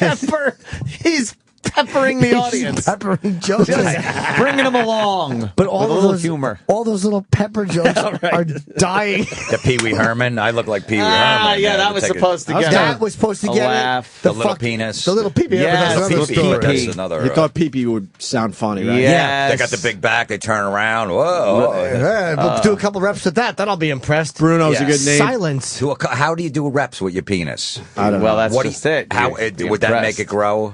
And he picked the name Bruno. He thought that would be a funny name for like a muscle head. A little pepper. Juice head, right? Little pepper. The thing is, he's just peppering along, Jimmy. the jokes that he's peppering in to try to, because he wants to tell real stories, but he figures that what he'll do to keep people laughing is he'll pepper it with jokes. And how are they going over, Jim? every one of his little pepper jokes is dying an ugly death. So then you just go 100 miles an hour. That's what he's doing. Exactly. Yes, you talk faster. You talk faster. Yes. It's like, oh man, because you know, feel the energy like gone. this bit is so long, this story, and I'm not getting any laughs. I got to get to the end. I got to say it. This guy might kill himself. Someone has to say it. Do you think? Yeah? He might think it was a great special, though. Oh, my. I was imagining that, too. Like, after watching this, I'm in shock. I'm laying on the couch. Let me tell you a little story, true story. I'm laying on the couch. Yeah, too bad Rodney wasn't there. Yeah, hey, Anthony, good to see you. Good, Rodney. Hey, what is that, the couch? I started picturing in my head, like, what happened after this was over? And he goes backstage. Did his people go like, that was it, man? You nailed it. He's like, God, it feels so good to be out there. And, and it started making me feel bad. Of course. That whole thing of what he has to go on with his life after this. Does he do one or two? There's a part of me that thinks he only did one show. Yeah, and this was it. And this was it. And at the back, he was saying it was magic. It was good. Yeah, we should have done 2 shows, though. Should have done 2. You think? Yeah, he's probably thinking, we'll nail it in one. But we'll fix it in post. He should have fixed it in post. They should have put a laugh track. They should have. I almost give him respect for that. He's Rupert Pumpkin. Rupert Pumpkin, ladies and gentlemen. Rupert Pumpkin. Oh, wonderful. Rupert Pumpkin. But Jim's right. He's talking 100 miles an hour. Because he senses that the energy is not... He's not owning the room, and these little jokes are not working. The pepper? The pepper, those are the ones that keep the story, those are the things that hold the story together. Yeah. And I'm not a fan when they do this, but why didn't Showtime fucking squeeze some laughs in there? Little laugh track action. I don't know. Sweeten the audience a bit, no? It's an insult. Huh? I think it would be an You insult. think he demanded, do not sweeten my shit? No. I don't think so. He probably begged them to, and they said no. Oh, yeah, God. because that. Or neither. Then let's go. Let's see if he does another impression. Get a little bit more. Arnold, I'm sorry. Arnold, I'm I had to sorry do for it. that. And I wasn't hungry. Thank you very much. Like Arnold's but the watching. guys, we always stuck up for Arnold. How do you stick up Joe. for Arnold now? How do you think you can't stick up for him, right? Especially if you're sitting next to your wife. You can't at all, you know? Oof. I'm a live performer, but I actually enjoy making movies, and I've had the good fortune of making some fun films. We shot Wise Guys here. Here he goes now, talking about his like movies. 100 years ago with Danny DeVito, 100 Captain years Lou ago. Albano. Thank you, Mr. Albano. Johnny Dangerously, we shot some of those films. Had a ball doing those movies with Mike Keaton, and worked with Danny DeVito again, the great Dan. The computer doesn't want to hear his name dropping. The computer is sick of his name dropping dribble. Mike Keaton. The way he says that shit, Mike Keaton. Johnny Dangerously, we shot some Danny of those films. Aykroyd. Had a ball doing those movies with Mike Keaton, and Had worked a with Danny ball DeVito doing them. again. Say the great Michael, Danny you DeVito. sound like an And then asshole. there was one film I did where Treat Williams and I played cops, that died and came back to life, called Dead Heat, and unfortunately that's what happened to the film. It was, it was one of those things. All right, right, hold it. All right, pause again. So, you know, he was expecting a huge laugh. That was an example. He was expecting, though. Yes, he for was. that one, not only to get a laugh, but that was supposed to kill. And it was due to be a pause. I know. It is. Like you are actually. I am because he was expecting it so he could just take a little pause there, get the laugh, and he didn't. He's like, God, and he had this weird face, like, yes, not just a laugh. Not just a laugh. That was supposed to be one of the highlights of the whole show. That was go back slightly. That was a peppering joke. Yeah, he was holding the story together. Right. The Treat Williams thing, like he knows where the laughs are supposed to be. Yes. And I feel tremendous empathy as a comic. Like, I know what this feels like. I've had a million of these sets where you're not bombing, but you just you're struggling, and you can. This is a struggle. You're struggling, but man. you gotta think he tried out this material. This material is sucks. I don't think this ever got a fucking laugh. I'm sorry. I know you have a struggling set, but your material's good. Yeah. You go out the next night and it kills. I don't think this shit would ever kill in front of any crowd. No, I don't think so either. It's self-congratulatory, old school, maudlin shit. It's just not good. Let's help him out a little bit. Let's help him out a little bit. Okay, yeah. Called Dead Heat, and unfortunately, that's what happened to the film. Look at him. He's wiping his eyes because he's laughing so hard that he's tearing up. So, you know, I was like in Japan, and I swear to God, at customs, and the guy's going, "Oh, dead heat, you'll die, come back to life." I go, no, please, that wasn't me, it was somebody else. Mexico, I was in Mexico, Cancun. Dead heat. It was like a unbelievable. He's rubbing he's like wiping his eyes, like he's laughing so hard. He's like, oh. Can we hear those again really quick without the laughs? Yeah, sorry. No, Yeah. dude. Yeah, I was trying something there. Even the laughs punching it up didn't help his act. The guy's going, "Oh, dead heat, you'll die, come back to life." I go back. It's amazing the silence. You know, right? I think I laughed. I'm a live performer, but I actually enjoy making movies, and I've had the good fortune of making some fun films. We shot Wise Guys here in resorts like 100 years ago with Danny DeVito and Captain Lou Albano. Thank you, Mr. Albano. I don't even know what that was. We shot some of those films. Had a ball doing those movies with Mike Keaton, and worked with Danny DeVito again, the great Danny DeVito. And then there was one film I did where Treat Williams and I played cops. Here it comes. That died and came back to life, called Dead Heat, and unfortunately that's what happened to the film. It was, it was one of those things you want to go away. And they'll play internationally. So, you know, I was like in Japan, and I swear to God, at customs, and the guy's going, "Oh, dead heat, you'll die, come back to life." I go, no, please, that wasn't me, it was somebody else. Mexico, I was in Mexico, Cancun. Dead heat. It was like a sábado gigante, you know? Unbelievable. Some of those things. Oh my God! Why is this painful? Can I ask the comics in the room? Yes. You never want to say unbelievable after a punchline, right? No, that's a dead giveaway that your joke bombed. Yeah. You never and you want to hear a sound. And if you don't hear anything, you have to use those words, right? Like unbelievable. It's the same as going, that shit is crazy, man. Things are crazy. Black comics will say there's some crazy shit going on. White comics say unbelievable. And he's doing all these weird things, and as a comic, you just understand exactly why he's doing them. And that's what makes me feel bad for him. Like, God this damn, was dude. fun. Now I just feel bad. It was fun, but nah. That Treat Williams joke bombing, and then two bombed after it. Yeah, but then the really bad impressions, the horrible Letterman impression, the horrible Dangerfield, the horrible Arnold. Poor and even the James Brown is horrible. No, it's terrible. And those are all kind of easy impressions, right? Maybe not like the Letterman, stock hack kind of shit. Yeah. What's he talking about now? The band? Oh, that's all right. Back to the band. Oh, please. Oh no, I'm getting a text from an Atlantic City police officer. Oh, what are they? He can't get arrested. Just found him in a car in a garage somewhere. Closed garage. She was at a show. She's like, a guy at work held a benefit for another cop, and his big brag was that Joe Piscopo was the headliner, and she went to the show. This is the show, she's saying. So maybe it was actually this one. Oh. She bought a ticket, and she stopped in while working and said, how come people aren't laughing? And someone in the crowd asked me to lock up Piscopo for impersonating a comedian. Oh no. Oh. Poor Joe. I do know a little bit about Joe. He does a lot of charity shit. He's probably he's a nice dude, guy. man.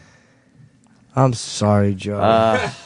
See, this is a act nice works guy. better in Club Piscopo in Atlantic City with a bunch of, old people down there gambling and go see Joe Piscopo. I remember him from, But Saturday it's Night not Live. working.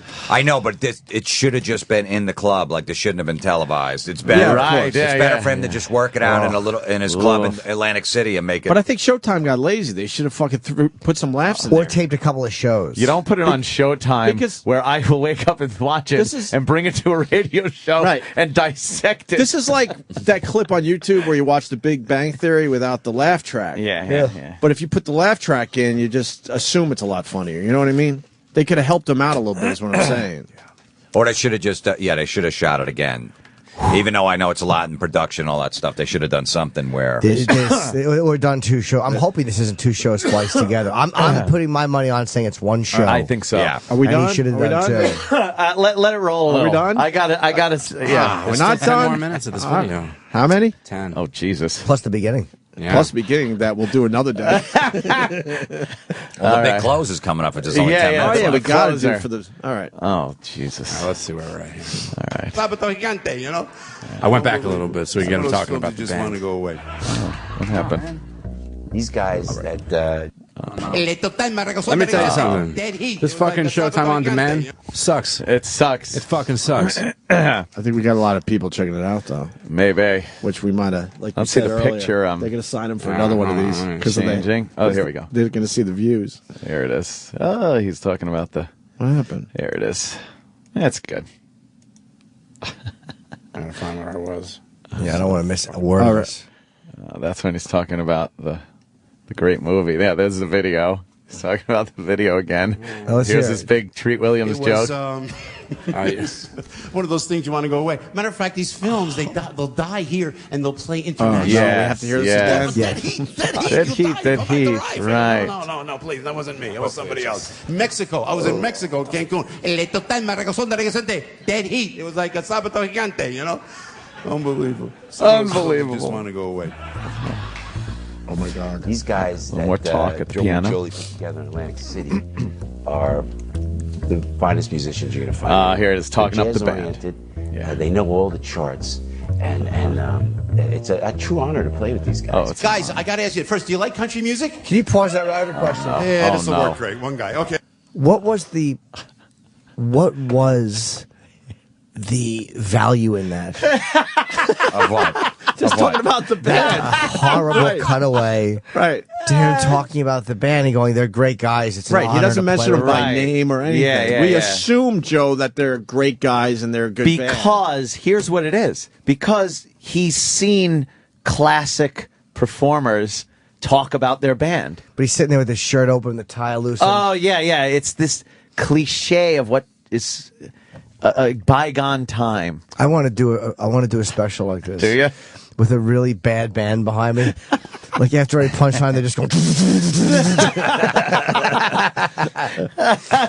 All right, let's go. All right, here we go. Here we go.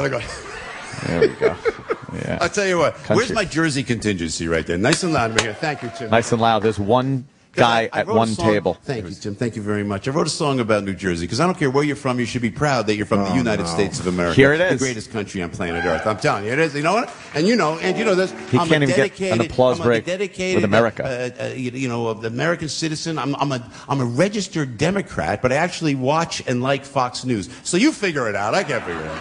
Yeah, I know. I don't know why they let me on, but I have a good time. You know. And I'll let you on and in they say, years. Joe, you political? Go, yeah, I'm political. I've seen him on there in Do years. you believe in the death penalty? I say, yeah, for murderers, for rapists, and people who drive too slow in the left lane. So anyway, I went, yeah, you know what I'm saying. But I wrote a little song. Holy shit! About the great state of New Jersey. Jersey, May here I it do is. that for Little you musical tonight, number for ladies you. and gentlemen? Ladies and gentlemen. Entering the crowd. Here we go. Because, my dear friends, My dear friends. I'm just a Jersey boy. That's my song. Thank you very much. Thank you very much. No. I enjoyed that. I know, unfortunately. I'm just a Jersey He's boy. serious. Born and raised in the Garden State. You take the turnpike to the Parkway. west on 78. People ask, are you from Jersey? Well, I tell them it's the only place to be. I don't care that nobody gets it when they ask me, what exit? New Jersey's hope to me. What do you think this band is thinking? Here he goes. That's not country music.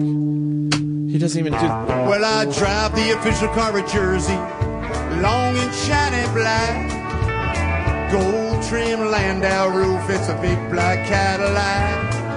My music is Sinatra, Bon Jovi, and Springsteen. And everyone knows that the Sopranos were only make-believe. Well, I'm just a Jersey boy, born and raised in the Garden State. You take a turn back to Holy fuck! West on 78. You like it, Jim? I do. Well, I'll tell them it's the only place to be. It's my favorite thing so far. That no one gets it when they ask me what accent New Jersey's home to be. Now there's so many there's jokes more. about Jersey. I've told some and then a few more about toxic landfills and oil spills and syringes on the shore. But the truth about New Jersey, that'll keep you It's not even fun anymore. I'm not even... I gotta be honest. You're I sad. feel bad for the guy. Portuguese, Latino, Polish, Indian, Greek, Pakistani, Asian, Irish, or black. And then he laughs a little. Then he laughs a little bit. There's been no oil spills in New Jersey ever. Yeah, ever. People ask, are you from Jersey? Oh, God. Well, I'll tell them Keeps it's going. the only place to be. I don't care that no one gets it when they ask me what accent New Jersey's home to me. Yeah, I don't care that no one gets it when they ask me New Jersey's home to me.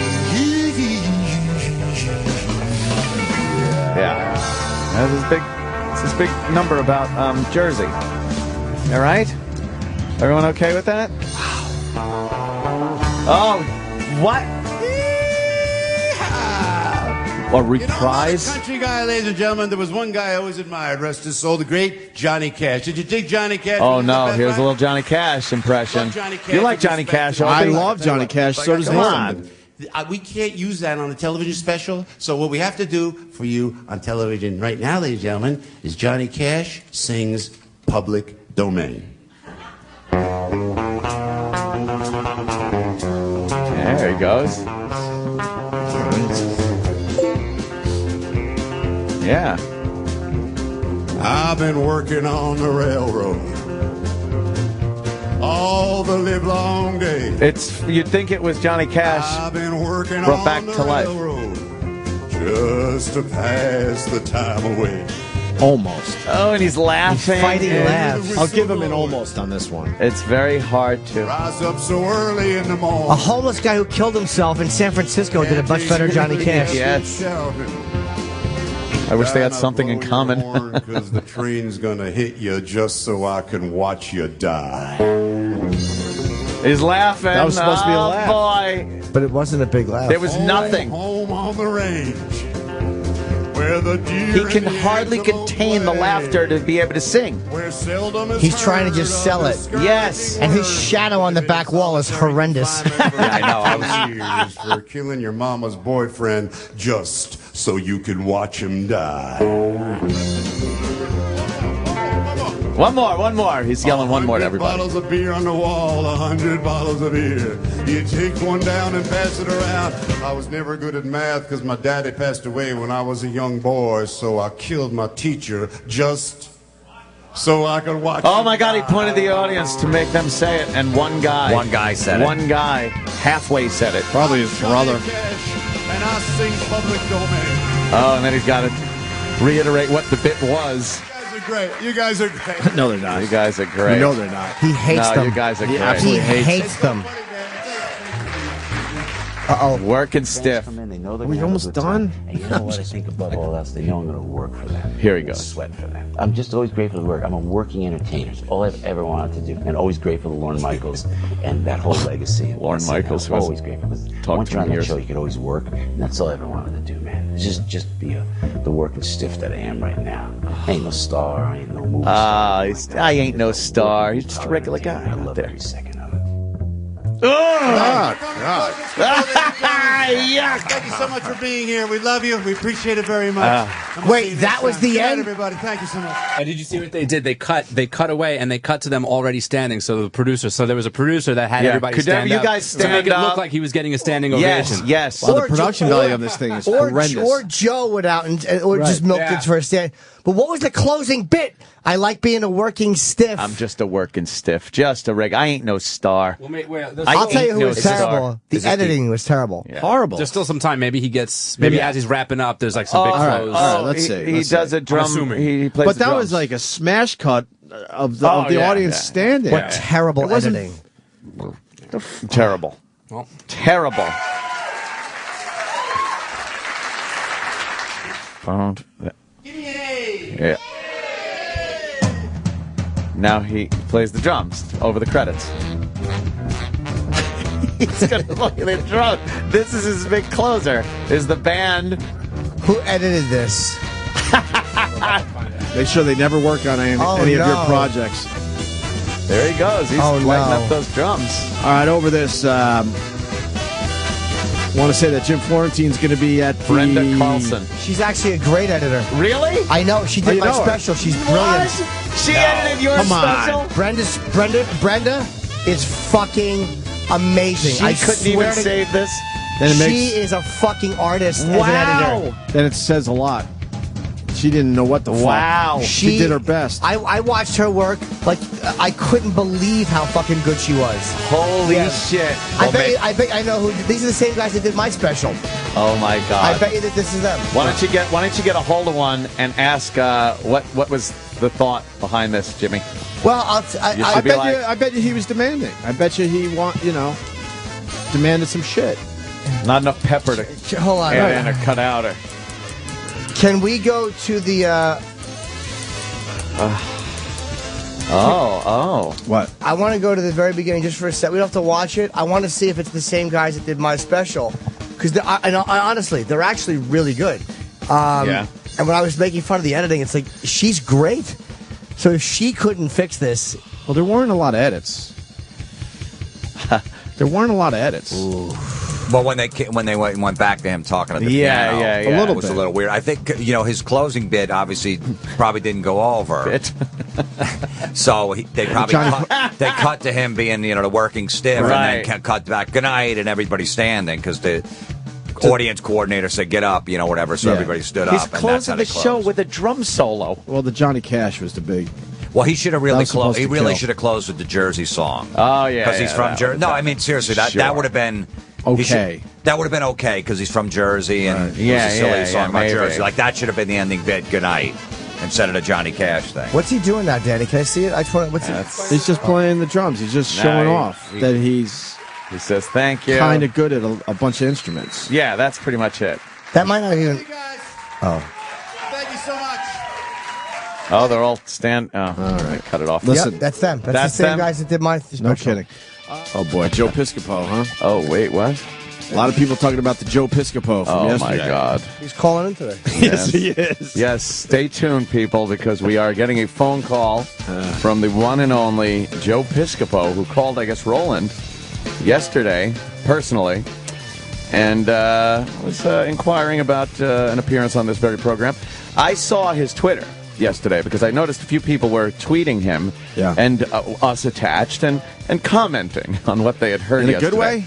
Oh, no. No, huh? And so I was like, all right, let me click on Joe Piscopo's Twitter and click follow, which I did. Yeah. Within 5 minutes, I got a DM from Joe Piscopo saying, Anthony, is this really you? There's a lot of clutter here. I miss you guys. And to which I threw my phone down and didn't look at it for the rest of the night out of fear and embarrassment. Fear and embarrassment. It's terrible. Can I tell you the truest thing ever said was by Sarah Jessica Parker? Yeah. When she said, you forget that there's a real person attached to it. Yes. I remember that. Oh. Oops. So, we'll have fun with Joe Piscopo today. Yeah. You know, We got to talk to him, I guess, of course. after yesterday. What a weird week, because we messed with Ralphie May. Yes. And then he calls. We squared it with him. And now we messed with Joe Piscopo, and he's calling today. He's going to call today. And he misses us. He misses us. He never did us wrong. No. And every time he pops in, he's happy, energetic, and ready to go. Very charitable guy. I mean... His Sinatra's terrific. I got to tell you that much. I don't know why you guys didn't dig this special. I enjoyed it. Oh, did you? Yeah. He tweeted on Opie and Anthony tomorrow, 9 a.m., meaning today, obviously. Ask and you shall receive. I guess he asked and he received. No, the fans asked. Oh. So he goes, ask and you shall receive. It was... wow, is this guy delusional?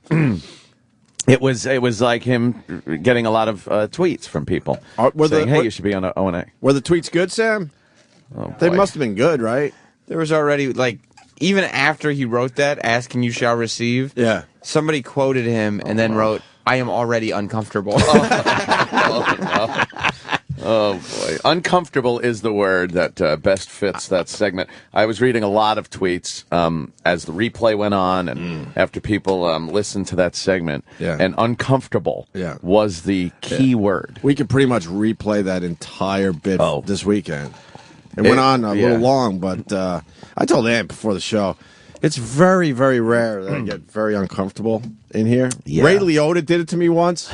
People asked me about that. No, I wasn't uncomfortable this time. Ray was great. But the first time he came in, I was really uncomfortable and intimidated by the guy. Yeah, it doesn't happen a lot. It's pretty cool. But I told Ant yesterday was a lot of fun, but it went from, getting extremely uncomfortable, which is rare for me. Yeah. And then I felt sorry for the guy.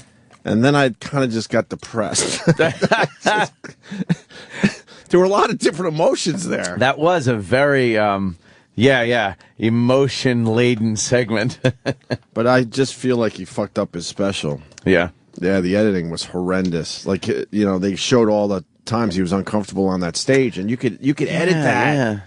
You could take care of that in post, as they call it. Yeah.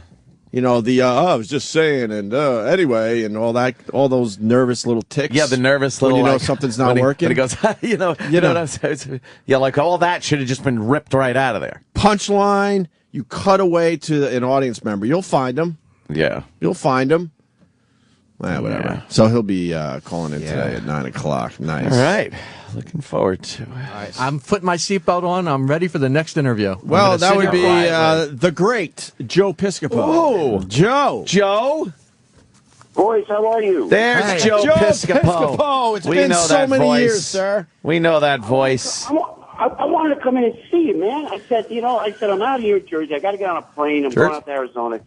I said to Roland, let me get on a plane. He said, I call in, but I want to come in and say, I miss you guys. People go, Opie and Anthony busting your chops. How long have we known each other? Since the Eisenhower era? Yeah, it was a long time ago. It was a long time. That is a long time. I want all your people to know I was there when no one else would show up. You guys, when you couldn't get arrested, when you got arrested, I was there every time. Joe. WAW, is that where it first? Yes. Joe, we saw your Showtime special there. Yes, Club Piscopo. Club Piscopo. It's a very great concept you got going on. Are you still living in Jersey? Yeah, I am. Are you from Jersey? Anthony, I need a consigliere, Anthony. I need to talk, going through all the women problems now, because I'm a single guy at my age, for crying out loud. I know, and then Roland told me all the trouble you went through. I said, oh, my God. But this is... It's Roland telling tales out of school? What's he doing? He is. No, he was very... Roland's a rat. Whole family of rats. Hey, Joe, what happened with Kimberly? You had a song and everything about her. Yeah, I know. You know what? And then it ends with domestic abuse. What the heck's going on in Joe Piscopo's life? Language. I know, it's unbelievable. No, it was like, when you run off with the babysitter, you're going to have problems. I mean, what can I tell you? Yeah. It's right. I thought, this is it. I'm in for the long haul. Okay, this is great. I'll tell you what, it has been just a wild ride. Has it? So, and now I watch the song, I can't, and you know what? I deserve every bit of ridicule. Joe, what did they have to bring that song up in court and be like, oh boy, look at what he did? Look at this sap. Oh, man. I thought it was a good. I actually liked it as a song. Really, Kimberly? No. Kimberly. Yeah. Kimberly. Listen, we know each other long enough, and Jim, how are you, man? Hi, buddy. We know each other. We know each other long enough to say under the career category of what the freak was I thinking? Yeah. Oh, All right, he's owning it. He's owning it. Ed. He is owning. How many owning it. good years did the babysitter give you before she took you for everything? Yeah, you know what? We were together almost for 20 years. Wow. Good for you, That Joe. long? We got three kids, but since I broke up, I've been wild, man. Right now, like I said on the show, I got a child at every exit in New Jersey. Oh, boy. How old are they? You know what? I got 13, 10, 7, and Joey's like 67 now. You know, Ah, I'm boy. telling you. It's like, Yeah. Hey, Joe, you getting that young pussy now that you're single? Ooh. hey, watch. You know what's so funny? Well, I'm trying to keep it nice with the language. Of course. You talk to a different. Listen, Yep. I know, and I love you guys. I really do, and I miss you guys. But I'm sorry. you know me, I'm like a dinosaur. I always try. So you mean? So what do you like to call it? Skirt? Are you chasing some young skirts? Yeah. I got to tell you, and Anthony knows. Anthony knows. When you're I have him in the studio every day. He loves my shit. When you're older, what's that, Joe? Sorry, Joe. When you're older, the chicks, they kind of dig it. It's interesting. I mean, Joe. Wow. Anthony, when you look like we do, you got to take what you can get. Well, you know he really wants you on his side. You know, Joe, the cash don't hurt. Yeah, but you got a good body though. Was that Schwarzenegger story true? Yeah, everything he did was it too caustic? Was it too caustic for? I love Arnold. No, not at all. But then you said Joe in person. He came in and said that. I remember when you used to do Arnold Schwarzenegger. Yeah. That's a great impression. I like that. You one. used to do that one. When I listen, when I started working out, and again, it's a long story. I want to come in and see you guys. We'll sit back, we'll hang out, and I'll say everything. Yeah. No, I know, because it's too long. But it's like when I would work out, Arnold was there. He was great. He was always so supportive. He was supportive, man. Yeah. He would walk over. Think about in the day. Schwarzenegger, Terminator days. He'd walk over to me, and I'd be working out, and we'd just be Arnold and myself. Wow. Kimberly would be spotting me. You know, and I'm spinning. Oh, and then boy. In Arnold's gym, listen, we're in the World Gym in Venice, California, the sweet smell of the Pacific, mid-morning, working out. Arnold would look at me, he'd raise his head, he'd look at the weights over my head, he'd go for it. He was like freaking great, you know, he was so supportive and everything. Who is that? But Yeah, now that he's- Arnold. but now, Wait, who said that? Joe, we missed something. Arnold, Who yeah. said that? That was great. Say Arnold. Yeah. Oh, what did Arnold say? He said, he looked at me, he said, go for it. Go for it. Go for it. Go Yeah. for it. And then when I did Arnold the show said on that. the Yes, show, Arnold Drummond. when I said, hey, at least my babysitter was good looking. Yes. That's a funny line, Joe. She was a mess. his And babysitter. Joe, you know, I know you don't have to worry. You don't have to worry so much about offending anybody like that. Yeah, you just gotta- Arnold is he knows he knows you're a comic, and it's like when you're doing a set, you're just kind of peppering in little, just like lines and stuff. It's he knows you're just kidding. pepper it in, right? Exactly. What do you think of the special and how it came out, Joe? I know.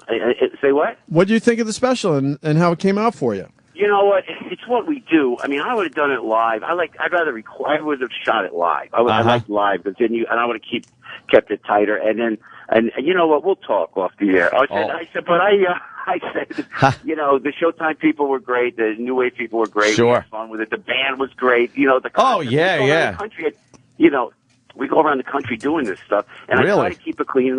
And I do the retro shows now. And I wanted to plug too in Scottsdale tomorrow night. I'm at the Talking Stick Resort, which is going to be a blast. The Talking Stick Resort in Scottsdale, Arizona. Only the good places for you, Joe. Joe Piscopo. Scottsdale, Arizona, tomorrow night. And you're JRZY Joe Piscopo on Twitter. Yeah. Oh, you know what? I gotta tell you something too. You know what? Ever since you guys start getting on my case, which is again, I know you, I love you, and it's all part of the game. It's great. Of course, Joe's a nice guy. Everyone knows we're just fools. Joe's a great guy. No, listen. So I wonderful go on guy. Facebook. I do the Facebook thing, which works. Then I try Twitter because I'm like an old bastard. So I go, okay, well, let me just do this Twitter thing. We'll get into Twitter. So I just start getting on. Holy God, they get so vile on. Joe, you gotta watch for that. Don't let it bug you. We get abused like that every day of the week on Twitter. Yeah, it's terrible. Ignore that haterade, man. Ignore it. Can I say this? can I say this? If you see, and to all my good friends out there, Facebook friends, and they listen to you, man. I'm there saying, Joe, I we're bet. looking forward to listening to you on Opie. Listen, on Facebook, and then even on, they tweet me the nicest things, but there's that 3 or 4 psychos. You know? Oh, yeah. There's always a couple, 3 right, or Joe? 4. Yeah, thousand. Hey, Joe. Psychos. I hope they didn't misrepresent what we were saying. Yeah, exactly. Joe, when you were in AC, did you guys shoot one show or 2 shows? 2 shows. No, this is funny. They go like this. You for Showtime, you shot 2? 2 shows. Oh, you did? Wow, Oh, okay. yeah, okay. So we shot. What do you do with the good one? Yeah. Listen, we nail it. We nail it. And Jim, you'll appreciate this. First show killed it, man. Yeah, Standing yeah. ovation. It's great. I'm going like this. I'm going.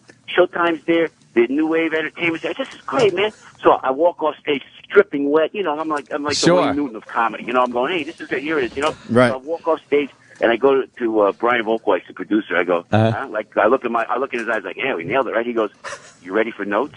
Like that, ready for notes. I go, notes. I haven't had notes since Saturday night. What? Right. Right. Notes. What do you mean Yeah, notes? no kidding. So you know what though? Screw the In the notes. old days, You know I was- best. I was, Yeah. No, I tell you. Well, you Yeah. know how Roland gives you notes. Oh, sure, Roland sure. sure does. What? Yes. He's got to give us notes. We don't understand what he's saying. Yes. Yes. Funny, right, No, so Joe? listen, so then What notes, hey, Joe? Let me ask you, like, what? Like, he's like an exec producer. What kind of notes does he give the comic? I'm curious because I know Suicide Brian. notes. It's a great. No, that's a great question, guys. It really is. What was one of the notes? And why did you Yeah, read them? You know what he wanted? You know What? he wanted? More stories. I said, but you know, I don't want to talk about people. They said, no, you got to tell stories. Talk about Jay-Z. Talk about Eddie. I said, they've heard me talk about I Eddie. know. Yeah. I liked when you were talking about the band, Joe. When you were talking about the band, that was good. Yeah, I liked it. You know, those guys are good too. Gave And us a little insight. on I the didn't guys. know you played so many instruments. You know what? I don't know how I did it, but I kind of accidentally reinvented myself when, you know, I go out on the road. It's just a matter of survival, man. You know, Yeah, if I was sure. funny like freaking Norton, you know what I'm saying? Oh, Jesus. Like that. I know. But you're a working comic. You get out there, like you said, a blue collar kind of comic that's out. You're always working. Baby. That's exactly right, man. I'm a working stiff. I got no trailer. I got no trainer. I got no $20 million movie. No. Paycheck. I go on that stage and I sweat my ass off for the crowd, man. Exactly. So that's what I did, you know. So yeah, we shot a second show. We shot it again. I told more stories. We put it together, and it's just something different. But that's what I do when I go out on the road. We Sure. Live orchestra. Everybody doing tracks now. They're doing tracks. I bring in live musicians with me for crying out loud. Right. Yeah, it's got that big band sound. Sure. Hey man, it's groovy. Hey, Joe, you used to do, I remember some of your impressions from SNL. You used to do that David Letterman. That was a good one. Yeah, I saw that one. Yeah, we do that on the show. You got a little Letterman in your You do that right in the now? I show. know it's early. I know you're waiting for a flight and all, but It's the laugh, man. It's the Letterman laugh. It's oh my, we're having more fun than humans should be allowed. Phone the neighbors, wake the kids. This is an extravaganza you won't want to miss. no, really, do it. Yeah. Oh, jeez. Yes. Letterman. Wow. To this day, he's brilliant. He's the most brilliant of Oh, all. yeah. he is We love him. certainly We the love best. him.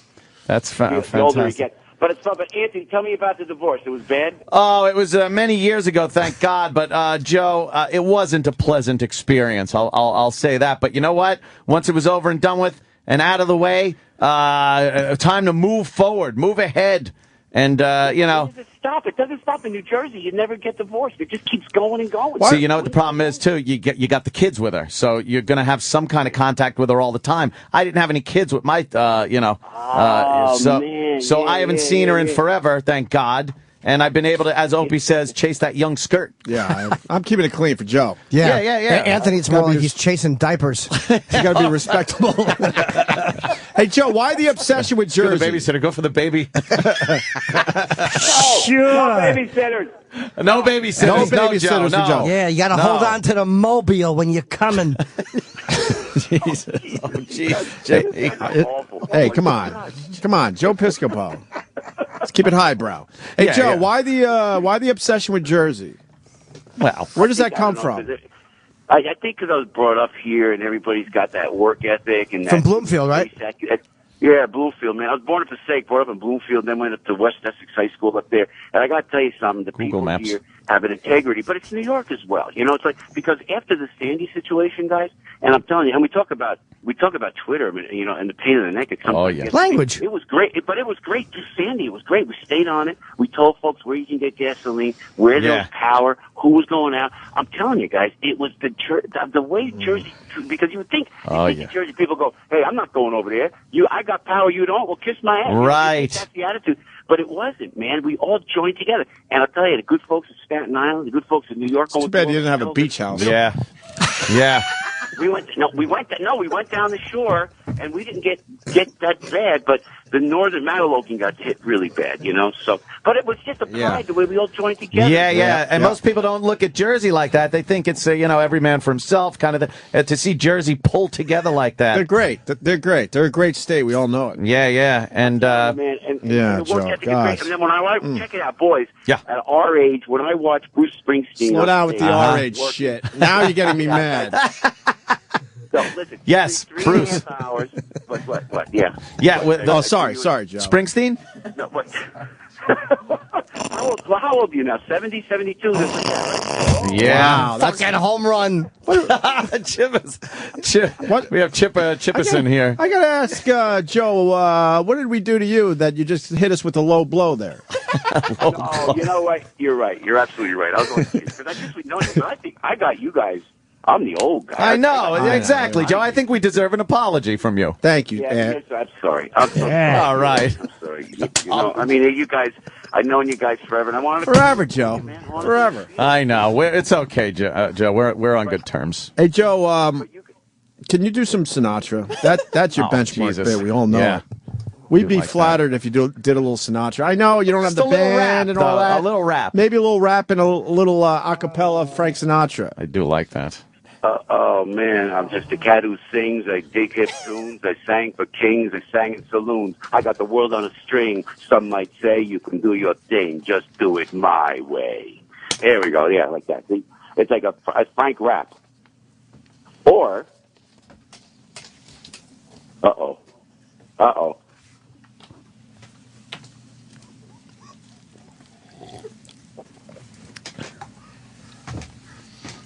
What happened?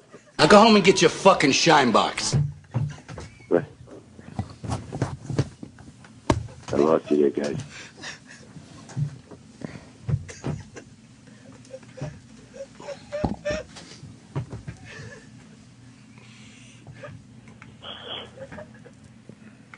Hello? Oh, that's so weird. Hello. Wait, I lost you guys. Come back to me. Come on.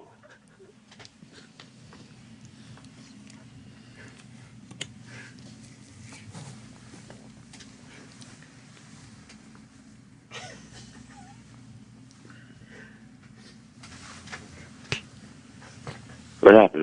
Hello?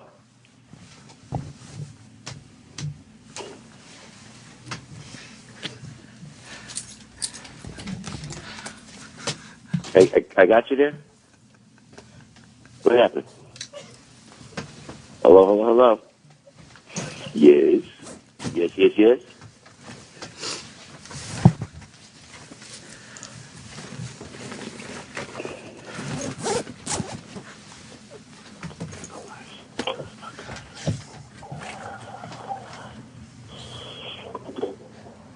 Hello, guys. Hello there. Come on now.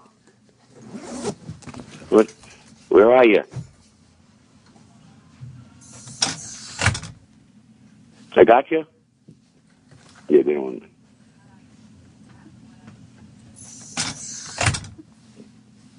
What?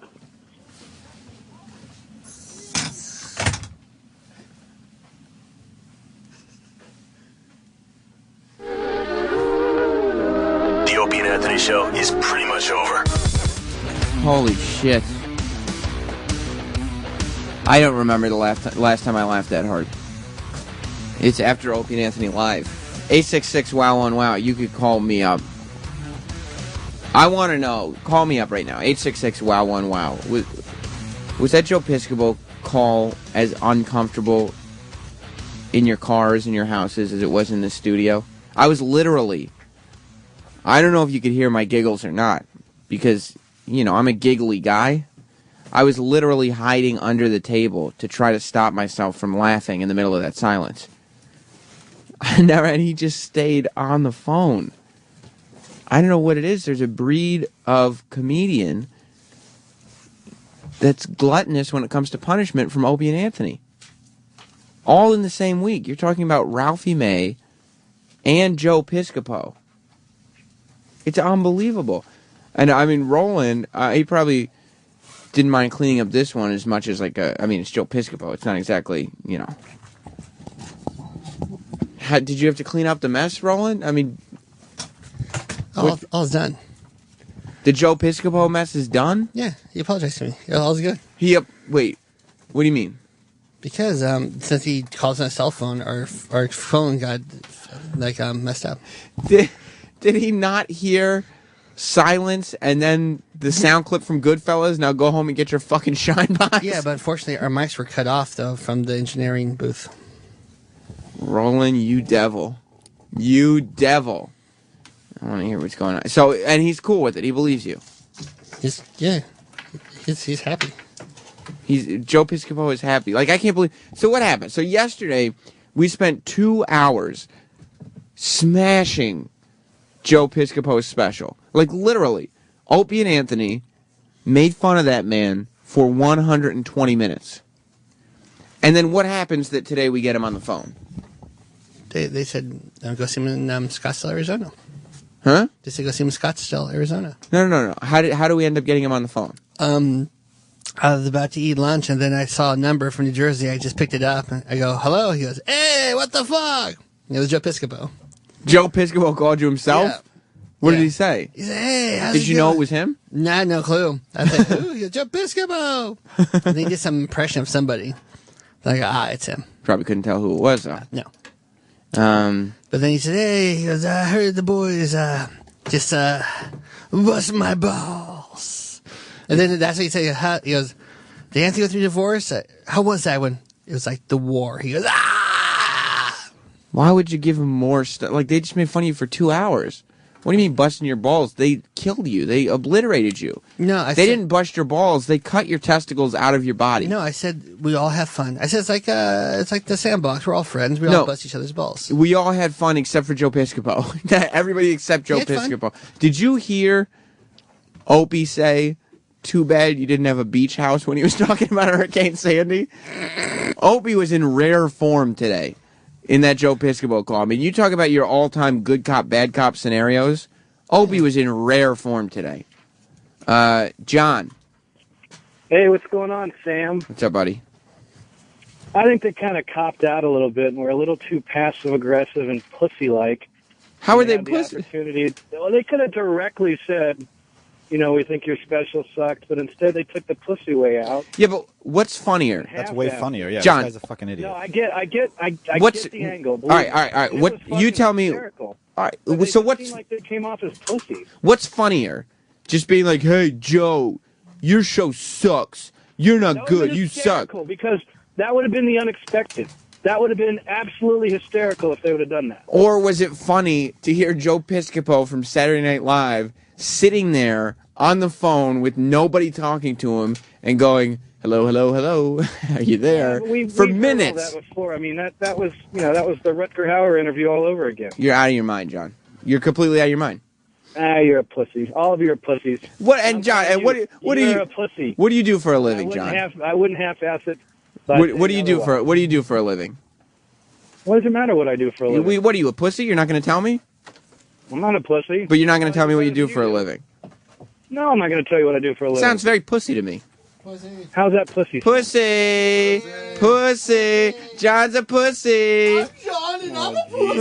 Hey, it's me, John. Hi, guys. I'm a pussy. I'm a pussy. I don't want to tell you what my job is. Hey, guys. I don't pee because I'm a pussy. I pee sitting down. I'm John. Hi, John. Eating your mom's pussy. That's donuts. Oh. I can't have donuts. They go right to my thighs. I'm John, the big pussy. My wife has to fuck the pool boy because I have a vagina. My wife wants to fuck me, but she can't. I don't have a penis. I have a pussy. My kids look at me and say, ew, a pussy. I'll tell you this, John. Does it make you feel better if I say this? There's no more passive aggressiveness. You are a terrible caller, and your opinion is pussy, awful. Sam. You're a pussy. In what way? How am I a pussy then? Here's how you're a pussy. Tell me. You drive an automatic Jeep. You drive an automatic Jeep. I'm in the passenger seat because I get a man to take me out. I'm John, the pussy on the phone. You're a pussy. What's your last name? Your face. My last name is Pussy. I'm John Pussy. This is exactly the conversation I was having in the screening booth yesterday. My middle 2 days ago. My middle name is The. He hung up because he's a pussy. How can you call somebody and say you're a pussy and then hang up? That's exactly what happened. It's exactly the same thing that was happening. Bob has an opinion. What's up, Bob? No, that was a great fucking interview, and they played it exactly fucking right. Right. And John is a fucking pussy. That's Fuck exactly you, right. John, Thank you, Bob. asshole. Yeah. Actually, I changed my mind, Sam. You're a pussy. Oh, I'm Danny, the big pussy. I think everybody's a pussy. What's your last name, bitch? I don't want you to know my Exactly. last Shut up, name. pussy. Jeff. Hey guys, what's up? How's it going, dude? Awesome show, man. Awesome show. I listened the other day when they were ripping Piscopo apart, and at one point Piscopo was pretty decent. I gotta. Sure. I mean, he had his day. He did, but his days come and gone. just the time they spent, and I turned the radio. I got on late this morning. Got out late for work. I'm like, holy shit, Piscopo's coming on. Like, why? Why? Yeah, exactly. Like, why Joe Piscopo? Like, if I was getting Twitter comments, there were just because, like, when O&A fans, and this is why we talked about, Troy and me said we didn't like that O&A fans were negative towards us. But I have to tell you something. When Opie and Anthony attack somebody on the air, and you fans are cruel to the people they attack, I think you're beautiful people. I think you're brilliant. And so, so I was sitting there laughing at all his Twitter replies, but I can't imagine. You were crying? I was crying laughing. I can't imagine if I was Joe Piscopo being like, now that's a radio show I got to call into. I got to be a part of that show. It's almost like he's desperate, for attention, because he's just not mainstream anymore. He's not. But Opie was just, I could not stop laughing. Dude, Opie was brutal. I don't know what this caller was talking about. Opie was brutal. He goes, Joe Piscopo, what'd you do? Or Jim asked him. He said to Joe Piscopo, how many specials did you film? Did you just film 1 or 2? And Joe said, we filmed 2 specials. And Opie said, what'd you do with the good one? It was like, and then the whole thing about, I'm originally from Jersey, from the Jersey Shore. We got hit pretty hard, but when Opie made that impression about, do you got a shore house to Piscopo, or did you get something to that effect? I was like, yeah. Oh, man, he's just like, Opie's just relentless today. I haven't heard him that late in a long time, and I felt, I had to call in. Cool, man. It was great. Job, man. I really appreciate it. Thank you, Jeff. All right, man. Let's listen. Sal, you just pulled it. What's this, the very end of the interview? Oh, the winner? This is where Ope sets it up, and he wants a Sinatra impression. Dr. Steve is texting me. He's so pissed. He was getting a CT scan today and missed the Joe Piscopo interview. Fuck. This is why SiriusXM On Demand exists. I'll email it to him if he needs to. We can get it to him. Yeah, of course we'll get it to Dr. Steve. But if you're just tuning in and missed the Joe Piscopo interview, this is the whole reason why you can get the shows on demand now. Yeah, let's play the end of the interview. Can you do some Sinatra? That's your benchmark Jesus. there. We all know Yeah. it. Wait, pause it for a We'd second. be flattered if you did. Did you hear my giggle there?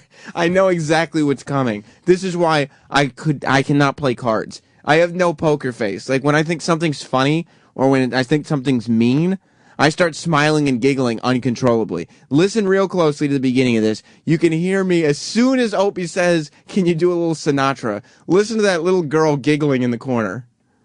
Can you do some Sinatra? That's your benchmark there. We all know Yeah. it. We'd be flattered if you did a little Sinatra. I know you don't have Just the a little band rap, and all though. that. A little rap. Maybe a little rap and a little a cappella Frank Sinatra. I do like that. Oh, man, I'm just a cat who sings. I dig hip tunes. I sang for kings. I sang in saloons. I got the world on a string. Some might say you can do your thing. Just do it my way. There we go. Yeah, like that. See? It's like a Frank rap. Or, uh-oh.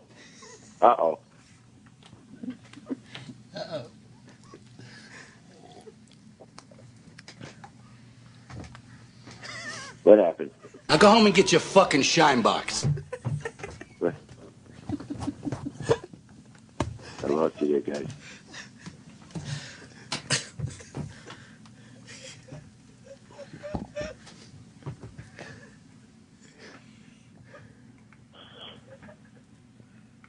Hello.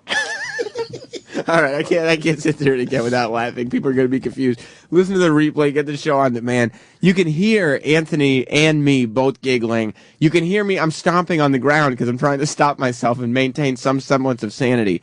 You got to go back because my favorite part about the silent game is that every time we do a silent game, if you listen, it is silent. There's enough ambience. Exactly. You hear like someone drinking a little bit of coffee there. Exactly. There's that slight bit of ambient noise where there's plausible deniability. So the person on the phone stays on because they're like, wait, I just heard something. Wait, did somebody giggle? Are they there? And then at the end, I hope it came through. I hope you guys heard the door shutting on the way out. 4 times. Let me take some of these callers. She's everybody. Jeff. Hey, Sammy, how you doing, brother? What's up, buddy? Dude, I don't know how the fuck he did not hear you guys giggling. I heard you zipping up your fucking bags. I heard the door close. What a fucking asshole. It's so great. And then Roland texts him, and within the span of the commercial break, it's all good again. What a dick. Thank you, Jeff. Well, I do have a box set of Spider-Man 1, 2, and 3 Blu-ray. Some Blu-rays to give away? Yeah, this is the first, I think the 3. Joker, did we ever give you something? No, sir. It never showed up the second time, and I got with Sal and reiterated the address 3 times. When was that? We just had me and Sam never spoke about what we wanted to get you. I still have your address on my phone and stuff. We got you covered. Okay, so why don't we give you got a Blu-ray player? Absolutely. All right, you want the Spider-Man movies? It's a box set. Sure. All right, we'll give you We'll give you the Spider-Man box set, all right, Sal? Yeah, we got to take it. Cool. All right, Joker, so what's up, buddy? Hey, how out of touch is Joe Piscopo to actually think the boys were complimenting him and patting him on the back for a good job? I mean, this guy is still wrapped up with himself and thinks it's back in the 70s. He's sitting there doing Letterman, and you can hear Opie going, who was that? What? Who's that? All right, I'm going to put you on hold, Joker. They're going to take your address. Thanks, brother. Make sure they have it. Thanks, buddy. Mongo. Dude, the silent game is brilliant. I love the bags zipping up, and you can hear them packing up their shit. And the door came across on air perfect. Good. It was fantastic. That and Opie hanging up on people are my two favorite bits ever. They're so uncomfortable. And they're so much better than just saying, yeah, you suck. Because it's like, it's psychologically, like, that's going to stay with Joe Piscopo for the rest of the day. Like, are they fucking with me? No, he's fine. Or are they, yeah, it's true. Joe Piscopo just lives in this delusional world where, nah, I'm Joe Piscopo. I'm the guys who just busting my balls. Yeah, and the best thing about picking on somebody is when you can pick on them and they don't realize it until like a day later. They're like, wait a minute. Yeah. Like you can't, I think most of the comics on the show, like if you try to do that to like a Bill Burr or a Tom Papa or whoever, if you try to do that to any of the other, or Bob Kelly or whoever, if you're like, what was that impression, Bob? All you'd hear back from him is, fuck you, and hang up the phone because they know what you're doing. Remember Papa called your after show, he goes, what the fuck? Exactly. Because it's honest. It's not like, it's what one of the callers said. It's that weird desperation that you hear out of Joe Piscopo, and it's sad. Desperate for attention because he's been out of the public eye for so long. He's 20 years past his prime. All right, thanks, buddy. Jeff. Yeah, Sam, just for the record, I don't think you're a pussy. Thank you, buddy. The Piscopo, they couldn't have handled that any better because it's like you said, if they just would have came out and ripped him and said, your show sucks, you're terrible, he just would have hung up on him. They wouldn't have got anything out of it. And it's just like, would you really get a kick out of hearing them say, hey, you suck, you're terrible, you're not good at this, or do you think it's funny when you're playing, that's what, pranks are funny. Insults are just like, whoa, like what are we gonna beat him up? Like, what, huh? Right, and it was such. And plus, I mean, it lasts so much longer, and you got so much more out of it. And it just went to show that, like, his career has come and gone like his cybergenics body had it, and he's just so. But hey, love the show. Thanks, Jeff. What's up, Tom? Hey, how you guys doing? How you doing?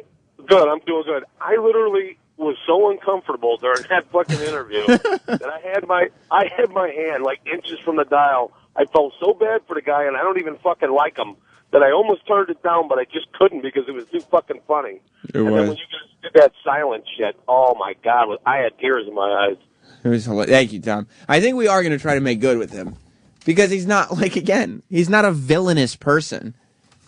He's not a guy that we're sitting here and trying to make his life miserable. It's our damn phone lines just for cutting off. It's those phone lines, isn't it, Roland? Yeah, the engineers are running in now. For some reason, the mic stopped working, and they only picked up awkward giggling and stomping. Because one of the mics worked, I'm not sure which one. Right. Mike in Queens? Yeah, listen, first of all, how did this guy not know that they were killing him the day before for 2 fucking hours? Killing him. He gets on the fucking phone. They're totally lambasting and chastising every fucking thing he does. Opie's making all kinds of remarks, and he doesn't fucking pick up on it. It's crazy, dude. Is he totally fucking out of touch, or is he just in denial? And did he really think that they were fucking interested in anything that he had to fucking say? That's where you got to break it down to. That's where you got to sit down with Joe Piscopo and be like, seriously, dude, do you think they're interested in anything that you're saying right now? I mean, he is totally fucking oblivious to what they were doing. I'm saying to myself, I'm yelling at the radio, Joe, they are so fucking with you, Joe. They are so fucking with you. And he doesn't pick up on it. And then I can't remember the last time I felt so uncomfortable, but yet hysterically laughing at the same time. It was fucking, it was amazing radio. That first caller, Joe, doesn't know what the fuck radio is going on. He's a moron. Thank you, Mike. You got it, guys. I honestly, somebody's feedbacking in here, and said, yeah, Jay in Huntington. Oh, he's coming in? Okay. And it says, Ralphie May's child rape was less uncomfortable than the end of today's show. Ralphie May called in, and they were busting his balls about being raped as a child, getting tagged in the ass. Today was more uncomfortable. Charlie in Santa Cruz. Hey, what's going on, guys? Hey, that was classic. Hey, Sam, it seems like he has some kind of dementia, but what would be good is if you could let him close out the Patrice show, and then they would think they were actually laughing at his jokes. Is that's what you think would work? All right. I don't know if he has dementia. I don't know if he's quite that age yet. I think he's just a guy who wants people to like him. One of my favorite things that he kept on going, oh yeah, me and O&A go way back. And it just reminded me like of all the things he was saying in the special, like when he met Jay-Z and all that sort of stuff. O&A and Joe Piscopo don't go way back. He did their show. That's what I love about it, yeah. Like, literally, I've been on Opie and Anthony. I've been with this show for over 7 years. Damn. Joe Piscopo has done it once since I've been here. And that wasn't even a booked guest. You remember that, Roland? He stopped into K-Rock one time unannounced. And twice. Remember? And they came here for the Golden Baseball. But he wasn't on the show. No. He was in the building, but we just made fun of him that time. All we did was make fun of him. Lord have mercy. What's up, Dave? Your phone sucks. Damien. Yo. What's up, buddy? Priceless. The only thing that I'm scared of is somebody now gets a hold of him and says, Joe, they're fucking with you. No, so but this way it ruins part 2. I was going to say, his old HBO stuff that he did. I remember being a kid, he did stuff with Dangerfield, like a horrible Balboa impersonation, just horrible, like the bad black eye makeup and the bad jumpsuit. I mean, it could have been like, Joe, bad connection, we got your back next week. I would just... I'm living for the death of Piscopo now. But you know what? Even if somebody did come up to him and go like, Joe, O&A are fucking with you, Joe Piscopo would just turn around and be like, they're busting my balls. Hey, come on. We bust each other balls. We go way back. Me and Opie and Anthony. New Jersey pork rolls. Thank you, David. Speaking of great bits, I'm telling you, I had to text Opie over the weekend. And it wasn't just me ass-kissing, as some of you may claim, but I was listening to the Joe Piscopo bit, the Joe Piscopo call-in from Friday. I don't really listen to the replay all that often. I do sometimes, but I'm in the studio for almost everything, so I hear everything. And like Opie says, I don't even laugh at half the stuff anymore because I've been here for so long. Like, I laugh at weird stuff, I still think the show's hilarious, but I don't guffaw at everything the way I did at one point. But driving home, even listening to the Joe Piscopo call, the replay, I had just been in studio and witnessed it earlier in the day. I swear to God, I finally understand what you guys are saying when I almost wrecked my car. When you say that, I get it. Because I almost drove off a bridge. I was not paying attention. I was laughing so hard. That might be the Joe Piscopo phone call to this show from Friday. Might be the funniest thing that's gone on all year. It could be the funniest thing that's gone all year. Sal, can you think of anything better? Hello, guys. Are you there? That's my favorite line. I got it isolated if you want to hear it. Yeah, let me hear it again. Hello, guys. Hello there. Come on now. Hello there. Hello there. Where are you? He's just so desperate. Oh, Jersey Joe. Where are you guys? I'm not going to hang up. I don't want to hang up. I don't get a lot of radio folders. Are you there, guys? Not a lot of people requesting interviews with Jersey Joe. Can't afford to let this one end this way. You know, I was thinking earlier, I said this to Travis. Opie was saying something that I guess it was Steve or something like that should do like these variety shows or like do an impression of, I think it was like Elvis or something like that. Steve from Bay Shore, you Yeah, mean? Steve. But I was just thinking to myself, what happens is with those people is that they turn into doing Joe Piscopo acts. You know, they just do these like variety of impressions and talents and, you know. Yeah, but the problem is that they're not billing themselves as like, hey, it's me, Joe Piscopo. Yeah, exactly. Everybody remembers Uncle Joe, right? Joe Piscopo is back and better than ever. Me and O&A go way back. Did you hear me do Frankie Blue Eyes? O&A. Can't hear you guys. I have the rap too if you want to hear it again. Let me hear the Frank Sinatra rap. Oh, no, this is when he was talking about when he met Jay-Z. Oh, okay. From the special, do you want to hear it? Yeah, I guess. Crank it up, come on.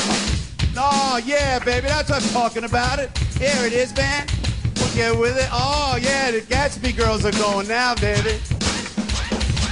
I'm rapping facts, Joe Piscopo. I'd like to thank you all especially for coming to the show. I was born a white boy, but I like to rap facts. Yeah.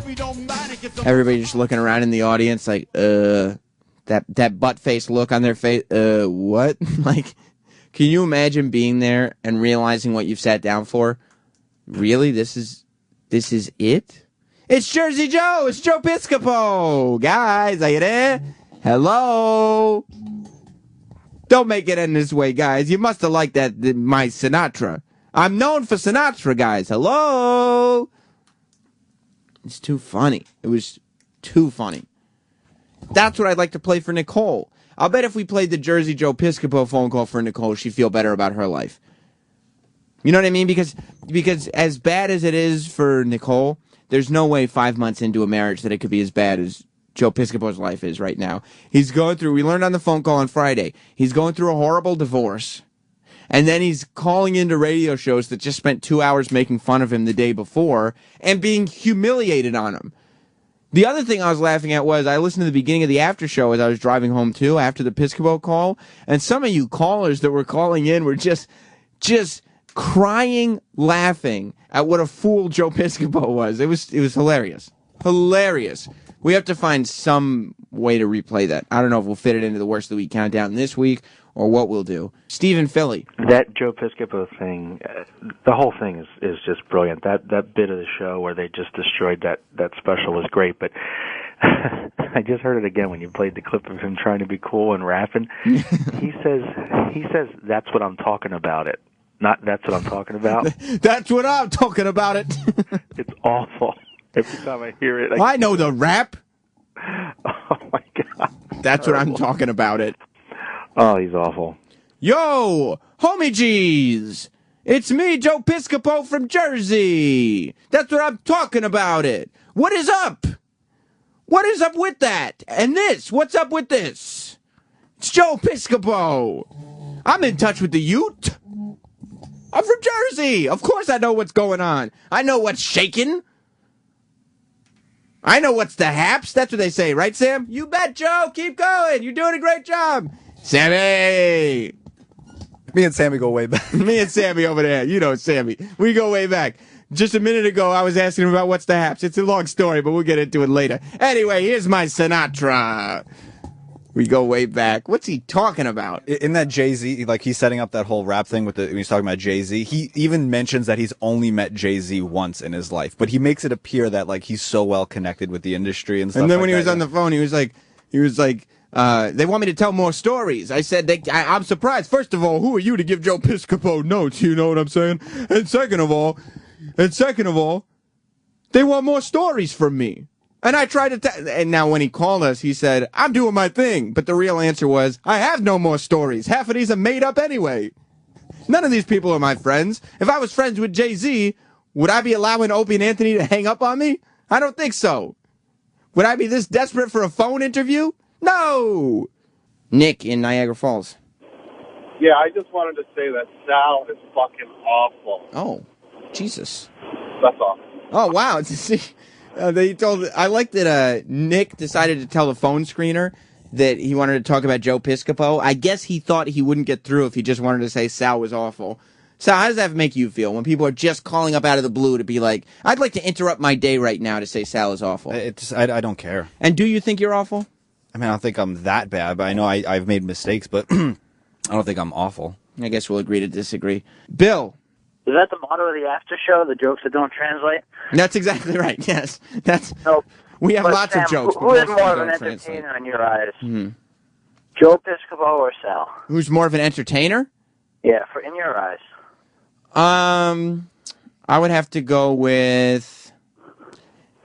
You got to go Joe Piscopo because it's like his failures are at least funny. Like we can all laugh. Like, oh my God, what's this guy doing now? Whereas Sal is just frustrating. It depends on what you're looking for. If you're looking to get annoyed, Sal's the guy to go to. Sal's your go-to guy because Sal's the guy who you look at and you're like, oh yeah, this is a guy. He's a young guy. It looks like he cleans up nice. He's dressed well. He's ready to go here.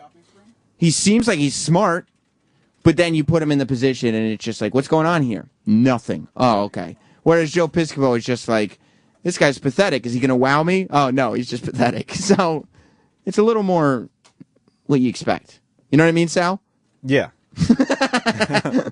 Ben in Atlanta.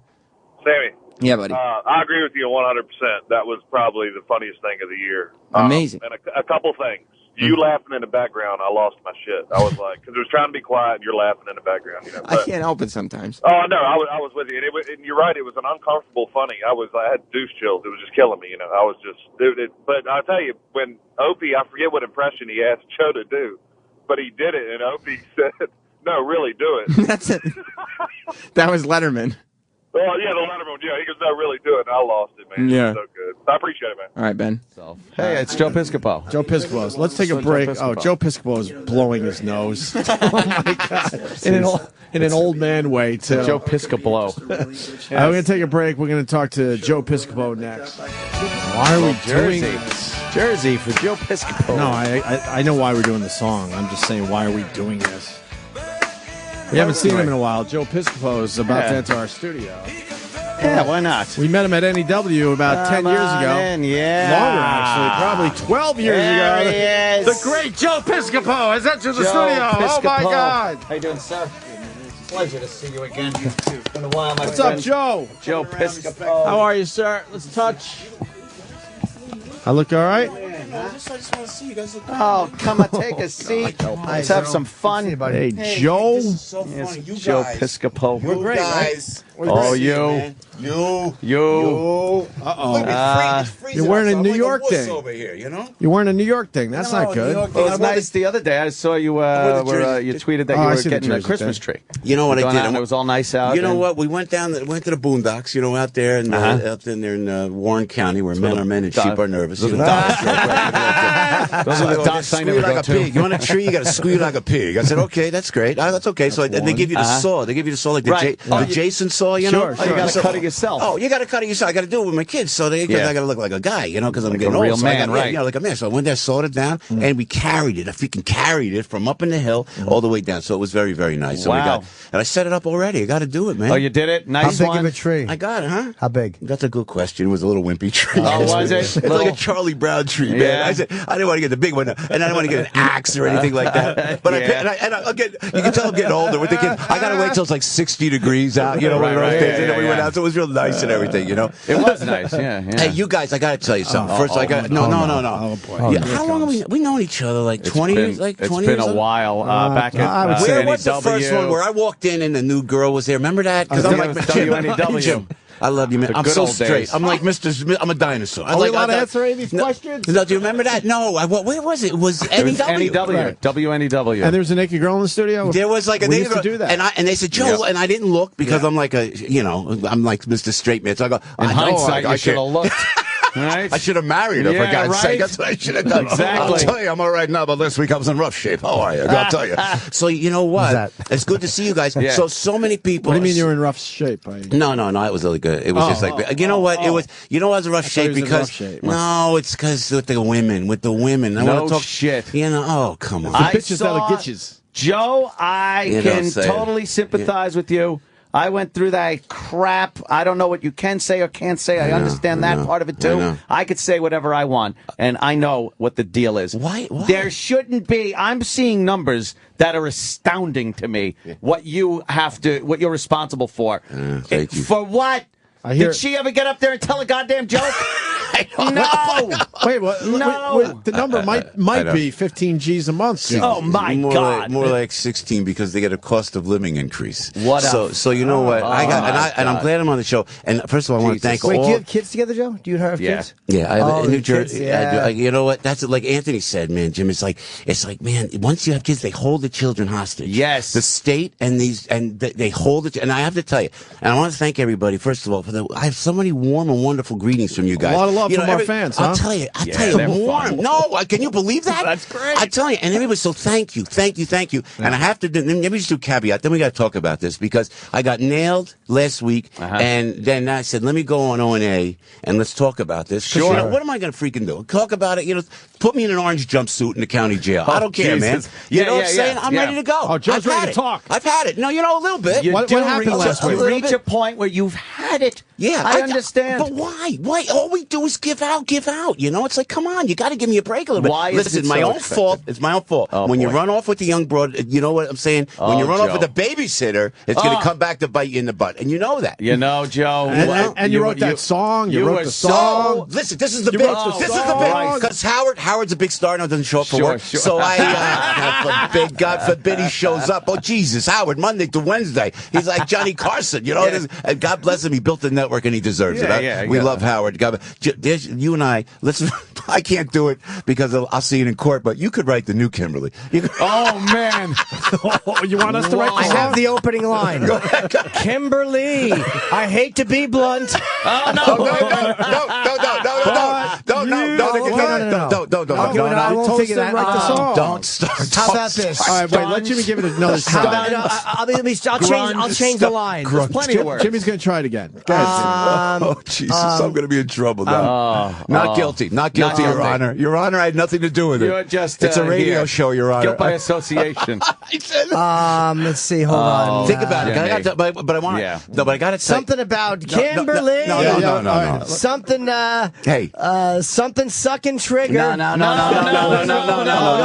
Okay, no. That's crazy. I'm just saying the opening line. Told us to write the new song, Joe. Oh, something about. And I got to say, let me say right off the bat, if I may, is that, everybody, right off the bat I get so many, so many people. There was one kid, Roby, I got to tell you, there was Jonathan, and he like hit me on Twitter or something like that, and he was so cute. He goes, I'm a loyal O&A fan, man, but they hang you out to dry, man. Oh, no. Listen. I feel bad. I feel so bad. They should give you a free subscription to XM Sirius so you could listen to what they say about you. I said, this guy was so sweet. I said, it's Opie and freaking Anthony. Yeah. It's what they do. We're nice you guys. step out of the studio, they're going to make fun of you. When I come in, they're going to make fun of you. It's the Buddy Epson theory. How great. That was great radio. Remember that? It was great radio. Oh, you remember the Buddy Epson shit we did? Listen. You know what? It was like, Jeez. this I like guy, Joe you now. tracked this guy's death every day.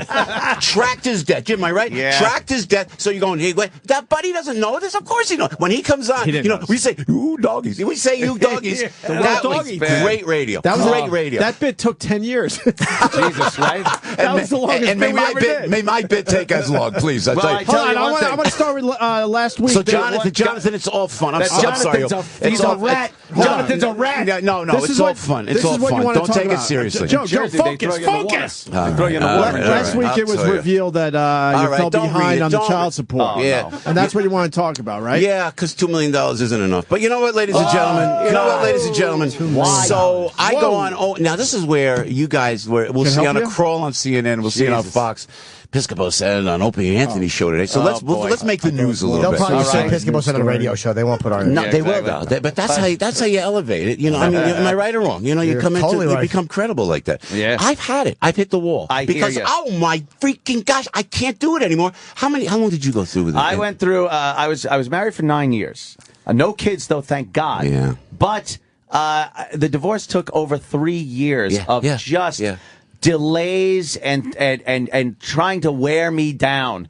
And in the interim, me paying through the nose for everything. Her lawyer, to screw me, I got to pay him. Yeah. And then the you amount pay the lawyer of that's money. going to screw you. You do. Yeah, the amount of money I had to pour out to her and the lawyer.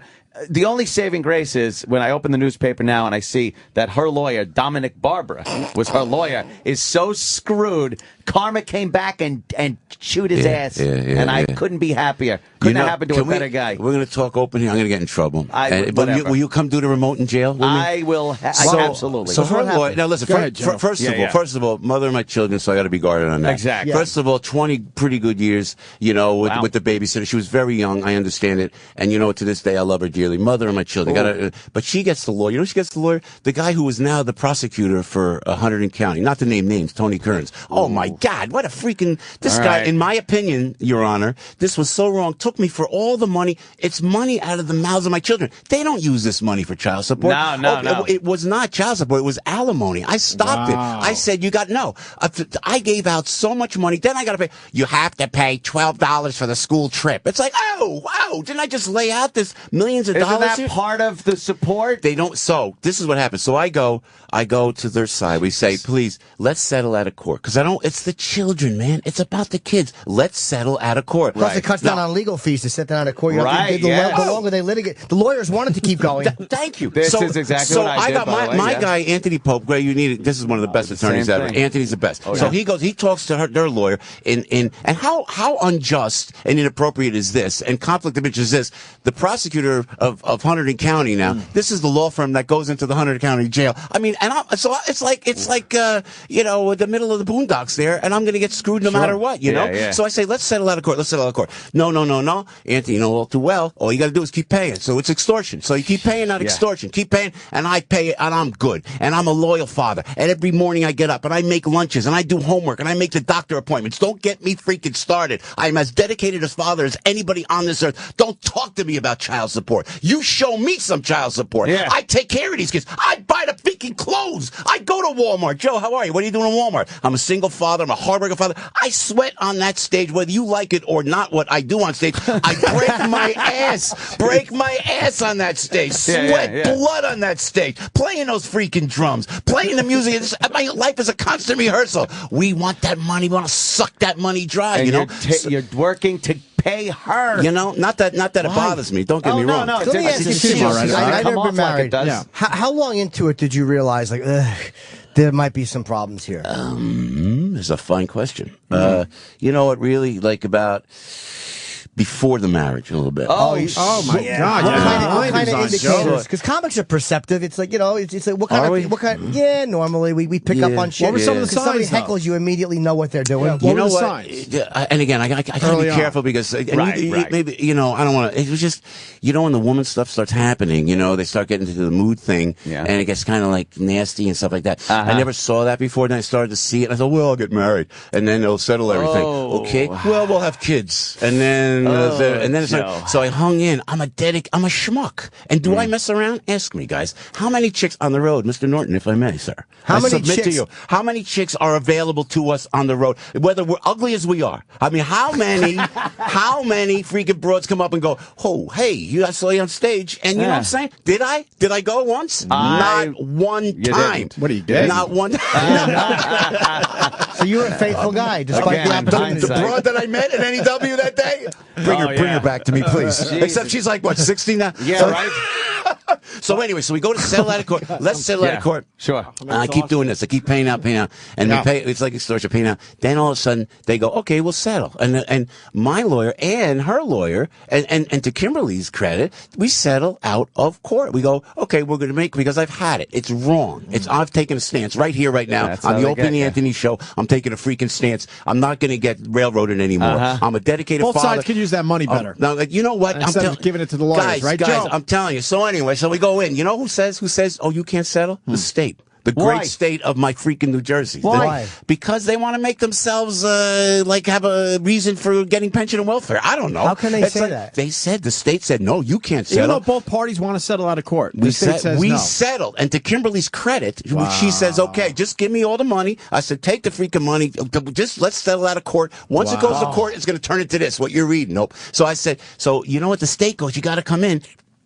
I can't go. This is the best one. And you love this one. And I know you've heard this before. I got to work. I go to Phoenix. I got to go work the talking stick. They said, can't. You got to come into court. Guys, if I don't work, I can't pay all this money you people want, man. There's no fucking reason to it. You know what I'm saying? That's crazy. So they wouldn't let me work. So Anthony Pope fixes it. It's all great. Her lawyer in Tony Kern's old firm, her lawyer, they fix it up, and it's like, this is going to work out. The state goes, no, you got to come in like that. It's like they got to make trouble. It's like, just let us all work it out. But I'm taking a stance now. I've had it.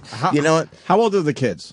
You know what? I've got them. You take your pick. No, I've got so many of them now. But with the Kimberly broad. Yeah. Oh, I got another story I should tell you. You guys are going to kill me. I'm going to hear about this. Can we talk? How old are your kids? 13, 10, and 8. With Kimberly. So there's a lot of years left. So you got a lot of years left. That's why I'm bringing that up. I'll be in Des Moines. Jim, I'll be in Des Moines. You got where am I? You got another 10 years of child support? It's something like that. College too. I think till they're 21 now because of college. You have to pay for college too. Yeah. No, that's another thing you got to do. That's a good point. So what are you living in a closet at this point? No, grace of God. You're all right with that, Joe? Grace of God Almighty. It's all good. It's all Joe, good. let me ask you too, because you're a very famous guy. Where did the bulk of your money came from?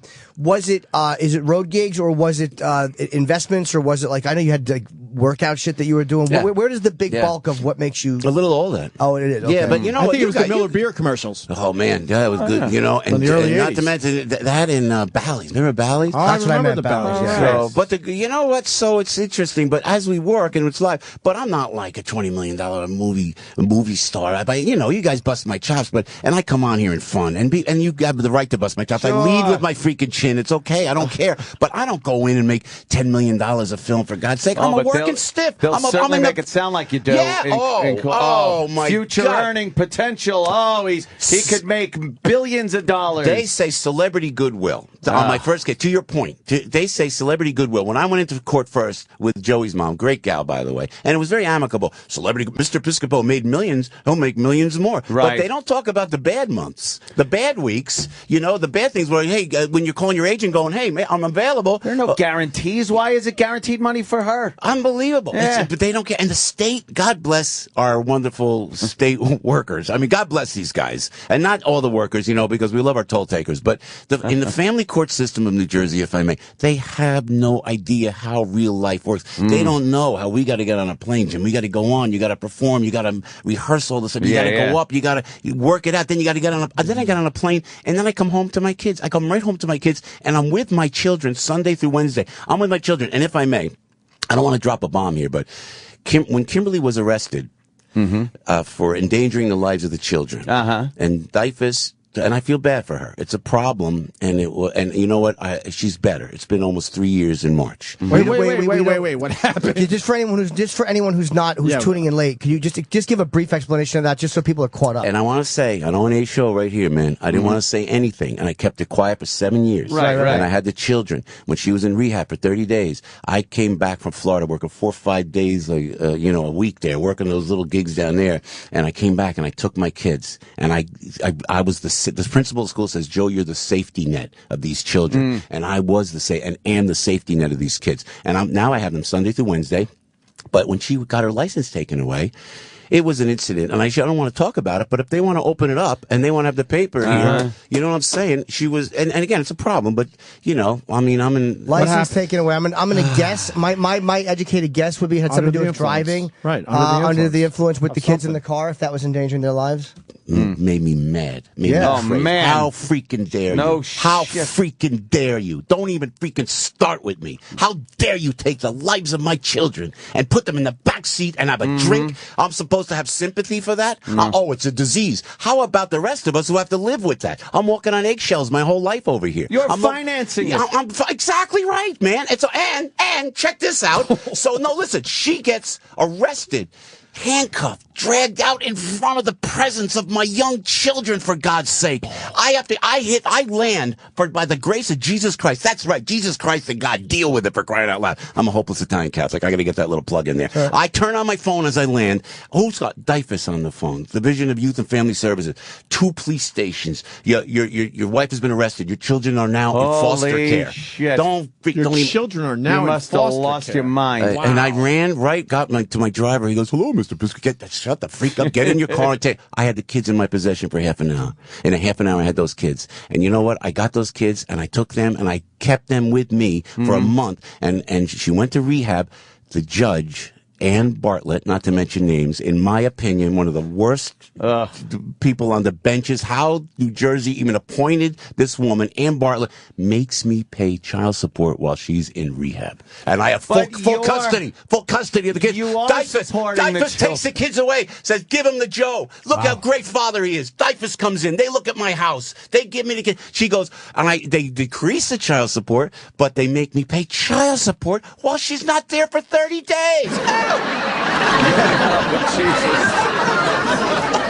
You are the one. And you know what else, ladies and gentlemen? Let me tell you. Where you from, pal? Where you from? Nice You're the tie. one supporting the children. Why do you have to then pay above and beyond that? And you said the drinking, you were walking on eggshells for a long time. Right? When you live with somebody that drinks, it's fucking. It's like you're not the one with the problem, so you're watching them. Wow. And we're always guilty. And we're men. And we're guilty. How could the judge do that? And then I go to court, and then and then after the fact, I go into court, and then she takes me in for all these bills with the stuff that you read. It's not child support. It's alimony. It's all for her. It's so the boyfriend. Hold on.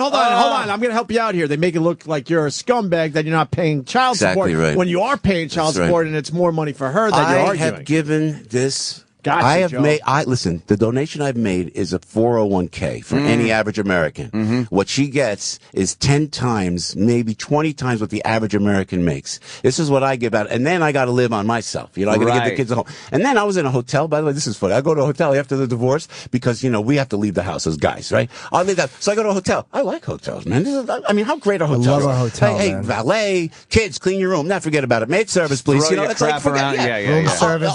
Wait, you're living in a hotel now? It was I was early on. So then the court says you can't live in a hotel. We'll take the children away. You got to get a house. I get a house. You're spending too much money on the house. You can't win here, guys. So I come here, and I know we have fun, and I know you ride me, and you we're drive gonna hug you at the end of this hour. I know. But let me have some love to O&A's. I need the love. January 19th. Hold on, let me plug Joe's dates. Yes, January 19th. I had a tough week, buddy. January 19th, Joe will be at Brick High School performing with our pal Jeff Norris. Yeah, Jeff's the best. I like Jeff very much. And January 26th, the Dix Hills Performing Arts Center. And you can go to dhpac.org and get Dix Hills Performing Arts Center January 26th if you want to go out and see Joe and support him. I certainly would love to go to one of these shows. Actually, you should play Dix Hills. By the way, I don't know if I could sell it, but I would certainly want to go see. I think you couldn't. I think you would. I do okay. I'll talk to Marty. Is that Long Island? Yeah, It's Long Island. It's right there. Jim, you would kill it. No, we're going to do the Paramount in Huntington. Oh, okay. I'm working. Oh, that's I'm working with the guys. Listen, Joe, hold on a second. Okay. I need to ask. Go ahead. So you lost that awesome house that you got from being an entertainer, right? What's that? She gets to keep the real nice house you probably had. No, I have my beautiful home, thank God. But I mean, the Praise house, Jesus. the house you had with her. Yeah, no, she got that. My summer home 6 minutes away. You mean? Yep, that's exactly what it is. Yep, she got that too. How is that fair? What? And I'm not telling you the half of it because she is the mother of my children. I'm respecting that. Anthony knows. Anthony knows. I don't want to delve into it. It's not fair, but brutal. Don't you dare. You know what? I am like, when they come on, they go, Joe, Opie and Anthony say all these things. Yeah, you know what? You're being naive. No, I'm not. You guys know me well enough. You push me. You mess with me. They pushed me. Yeah, They pushed me now. And I'm taking a stand now. Can I ask you, Joe, what now, because without mentioning any names, was there any infidelity happening at all? I'm not saying whose side, but was there any? Not on my part, baby. But there might have been somewhere. Yeah. And you have to eat that. Oh, my God. And then you got I could tell you stories, guys, and you know what? You know, when the other party doesn't come home, and this is my favorite. This is my favorite in court. And I've been 7 years of pent up. Yes. I'm on O&A show. Howard's going to die that I'm talking to you guys about this, you know. But you go in when your soon-to-be ex walks in. Am I right or wrong? Tell me if I'm right or wrong. They walk in 3 o'clock in the morning, you know, they're whacked out of their mind, you know, whatever, all disheveled and everything. And you go, and when you say, now, honey, where you've been, in court, you are abusive, you're controlling, and you're angry. And you're angry. Yeah. They got the catchphrases. They put the catchphrases in. Oh, you're abusive. I said, where have you been? I've been with the little kids, you know? I'm wondering where she's been, but then you're the asshole. I don't understand how they justify it. There's no, there's no personal touch to the cases. You think like, oh, I'm going to tell them this. They'll listen to it and understand what's been going on. Some logic. It's this slide rule mentality. You're just numbers. She's numbers. And here's what it is. You're not a person. You don't have a story. You don't have feelings or any need.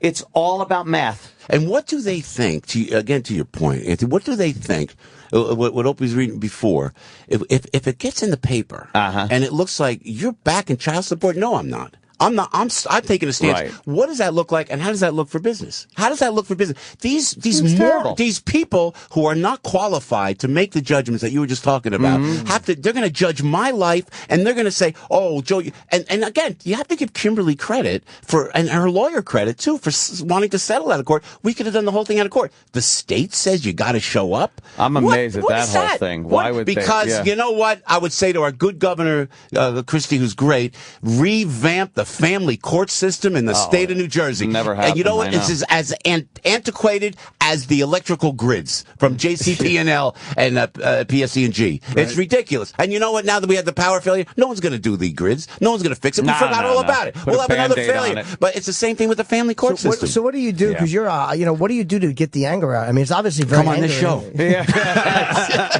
frustrating, man. No, you know what people say? Joe, how you play the drums, man? What do you play the drums? Oh, that's it. You're thinking of somebody. You're picturing a face on each one. You're thinking of somebody as just fucking... Put various faces on there. Right. Oh, man. Are you running out of money, Joe? You know what? You're running out of money? By the grace of God. Wait a minute now. Let me see. Because I'll hear all this in court, by the way. Oh, I bet. So let me see. What should I say?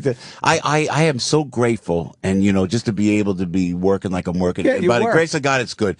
But I'm afraid to answer that because I'll hear it in court. Right. And they'll say, no matter what I say. He's got plenty of money. Well, we might as well take it. They'll take the kids away. If I tell you what we make in a night or something like that, you can't. No. You know, this is true. They go, we'll settle out of court. One of the prerequisites for settling out of court, this is my favorite. We want to see your contract. We want to see one of your contracts. So Anthony and I, in good faith, we go, so I email the contract.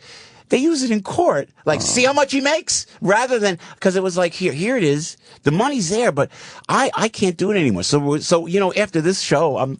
Now, did they want a past contract? There's no way they're going to settle. Did they want a past contract or a future one? Because you should have just had the lowest paying gig of the year and use that one. Yeah. You laugh. Don't take the New Year's Eve contract. Yeah, you laugh. Don't assume they're going to do the right thing, Stress Factory Joe. one. Yeah. You laugh, but you shouldn't assume that shit. I know, but I'm too honest, guys. You. Do you lead with your heart? You lead with your heart, man. You lead with your heart. And it's just not fair. They're out to get you. How old are you now, guys. Joe? This is therapeutic for me, huh? I'm 49 because I go out with young women. Okay, there we go. Fair enough. Don't ask me. No, I got. Did you ever think of doing this? Because this is such interesting stuff. Did you ever think of doing a one-man show about this stuff? Like what you can say? Like I love. Yeah, it's a good idea. I genuinely enjoy this part of comedians and people. Like I love because I could listen, but the fucking real life stuff is fascinating to me. I could listen to this for fucking hours, man. Deal with How many it's times? honest. It's interesting. Jesus. How many times were you married, Joe? You know what? Twice. You know what though? My shows have never been better. I walked on. I was exhausted when I went to Phoenix. After talking to you guys, it was fun. And I find this very exhilarating, by the way. I really do. So listen, I go to Phoenix and I'm tired, man. I'm tired. You know, because you saw my age. Don't tell anybody, but you saw my age. And so I'm going, wait a minute, I'm tired. But then I go, wait a minute, I rest, I eat right, you know, I carb up. I got a big show to do Saturday night. I go on stage, but again, by the grace of God, but I don't know where we pull it out from. Like, you guys got to get up so early in the morning. You pull it out. It was the best show I ever had in my life. Oh, really? Saturday night, yeah. Because all the anxiety, they think, matter of fact, when we were at the at Club Piscopo in Lake City last year, we would go 5 of 9. Shows were at 9. 5 of 9, all the iPhones would go off. All the ex-wives from all the crew and everybody, they would bust your chops right before showtime because they think they're going to get you. It drives us on stage, man. You know why? We're looking for more approval from the audience. It makes our shows better. So you know what? They could just kiss our butts. I'm not going down. I'm not going down. How's the? That's a great name for a one-man show. Joe Piscopo. I'm not going down. Oh, you never guys, knocked thank me you. down, Ray. Yeah, I never went down, Ray. I never went down, Ray. I never went down. And then I want, you know what I want? Also, I want to go to court. I want to do this speech for the Godfather. You know what I'm going to offer? You know what I'm going to offer? Nothing. Matter of fact, I would appreciate it if you would pay for the license. Right, you know? right. We're all part of the same hypocrisy, Senator. You know, I love those things. You know? Where do you get the energy from, Joe? You know, I got pumped to come here today, and I'm working. Last night I was with my buddy Mitch Modell. We had a great event last night, and then with Anthony Pope, we you know what I was with last night? Dina Manzo from the Housewives of New Jersey. You know? Oh wow. Yeah. I know, really. What a lovely gal, nice gal. She's helping beautiful. kids. You know what? She's pretty hot for her age. She's fucking beautiful. I'm telling you what. I know exactly who you're talking about. How old do you think she is now? Because I have a limit on my age. I would guess mid-40s. My girlfriend. You heard that joke? Did you hear the joke? My girlfriend's supposed to be here, but she has an algebra test this morning. So I said, I'll tell you. So, but 40s. But she was nice. But we're helping cancer kids. You know. And you do a lot of charity work too. Joe is always like Joey anytime Benefit. you see Joey what Benefit. Joey Benefit. You look and go like, holy he's just shit, trying to he's hide doing money. a lot of trying to hide money. No, I'm not. Trying to hide money. No, I'm not. You got a charity, I got a tuxedo. You got a charity, I got a tuxedo. I come early, I stay late. There's not a charity around that's not worthy of my considerable money talents. around America at this point? No. Joe's been doing charity. Joe is for a nice years, guy. though. Yeah. Of course he is. I'll plug this. He's a featured act at the First Responder Fundraiser Friday. Yep. It's December the 21st, 7:30. It's a Holiday Inn, and it's on Route 72 East in Manahawkin. Yeah. So for tickets, if you want to go see Joe at a fundraiser, 609-698-3041. However, you should wait until January 19th or 26th and see him where Joe gets the money. Because Joe's got some fucking bills to pay. So benefits are nice, but go see Joe where he's getting the money. Except not Dick Sills, but I'm sorry, but the one, you know what, for Long Beach Island, a couple firefighters lost their homes. Right, they lost their homes. And that's another thing. You go to court and you talk to and again, there's about 4 great judges in the family court system in New Jersey. 4, and I've appeared before every one of them. You know, and they're 4 great, but some of them, they don't have any idea how hard these people work. Firefighters lost their homes, man. It's like, so we're going to go do benefits there, and on the 19th at Brick Township, it's actually at Brick High School, we're going to do that because they got slammed down there. I'm sorry. Yeah. I want to bring this back to how we, started thinking about you again. The song Kimberly. And did you have a Channel 9 show? Yeah, we did. Oh, my God. Listen, there's some things, as I get older, and we could talk about it, under the career title of What Was I Thinking? Well, we all have that. We all have that, but I want to walk you through it. Joe, why was it? Hey, no, honestly. I'm at that point in my career now, actually. Anything I'm doing. Why wasn't there any jokes and you sang that song just straight you did? No, and then she came out at the end. It was so awkward. Yeah, it was. Awkward and awful and blindly in love. Blindly in love. That's why I want to bring it up. You were so in love. Can I show that in court, you think? You think that would work in court? That is the worst thing a guy could be in is blindly in love. Can I tell you what else? Will do shit. We were waiting for the jokes. Like, it's Joe Piscopo. He's gonna spin this shit, and you never spun it. You know why? Can I tell you why? Yeah. It was a birthday. It was a birthday, and I'm going to tell you, it was Channel 9. And due respect to Channel 9 now, because it's the only station in the black in the market now. I didn't think anybody was watching. And you want to know something else? I could tell you, when I would go on Howard early on, I didn't think anyone was listening. Oh, boy. I swear to God. I went on Howard when he couldn't get arrested. I went on Howard on NBC when when on Saturday Night Live, it went upstairs. Howard Stern, a new guy from Washington, D.C., wants to talk. No one, they were all afraid. I would go on. I didn't think anyone was listening. To answer your question, I didn't think anyone was watching. I do have another part to this. So then you do. Jesus, not stopping now. No. In a weird way, it's something we all have to deal with. So you do this thing, and you assume, all right, no one will ever see this fucking thing. It's a one-off. And then the YouTube, starts up, and now people can see this stuff that would have been buried. I know, that's right. It I know, really unfortunately. is. And some of the stuff you want to stick around. And matter of fact, one of your great listeners wanted me to talk about Dead Heat. Talk about Dead Heat. You know, in the film, in the film, Treat Williams and I Die and Come Back to Life. Unfortunately, that's what happened to the film. It just went away. But there's so many avenues of distribution now. It came right back. You know? Did they show it in any other countries? That's where I'll go. I was in Japan. I was in Mexico. In Japan, they go, Dead Heat. They love that. They love it. You know. Or in Mexico, I was going through customs. La tortilla con los chicos son Dead Heat. They know those films. The only thing you hear in English is that one.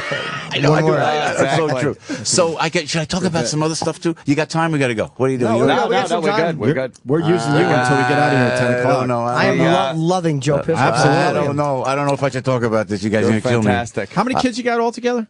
You know what? 5. I have to tell you. Boys. I haven't been completely upfront about everything. I'm going to break the news here on Opie and Anthony's show. Can I do it? What happened? No.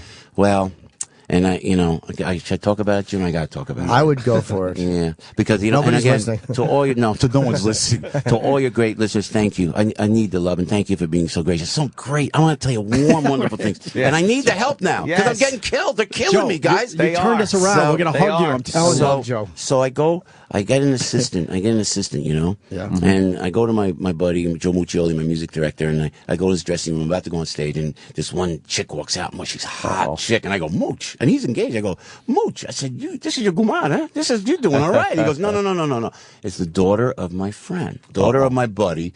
And I go, wow, what do you think? I need an assistant. This was almost 4 years ago. I didn't talk about Joe. Listen, Sure, that's how you. Joe. I swear to God. That's the name of the new show. Go ahead. Joe. Go ahead. Do you ever learn, Joe?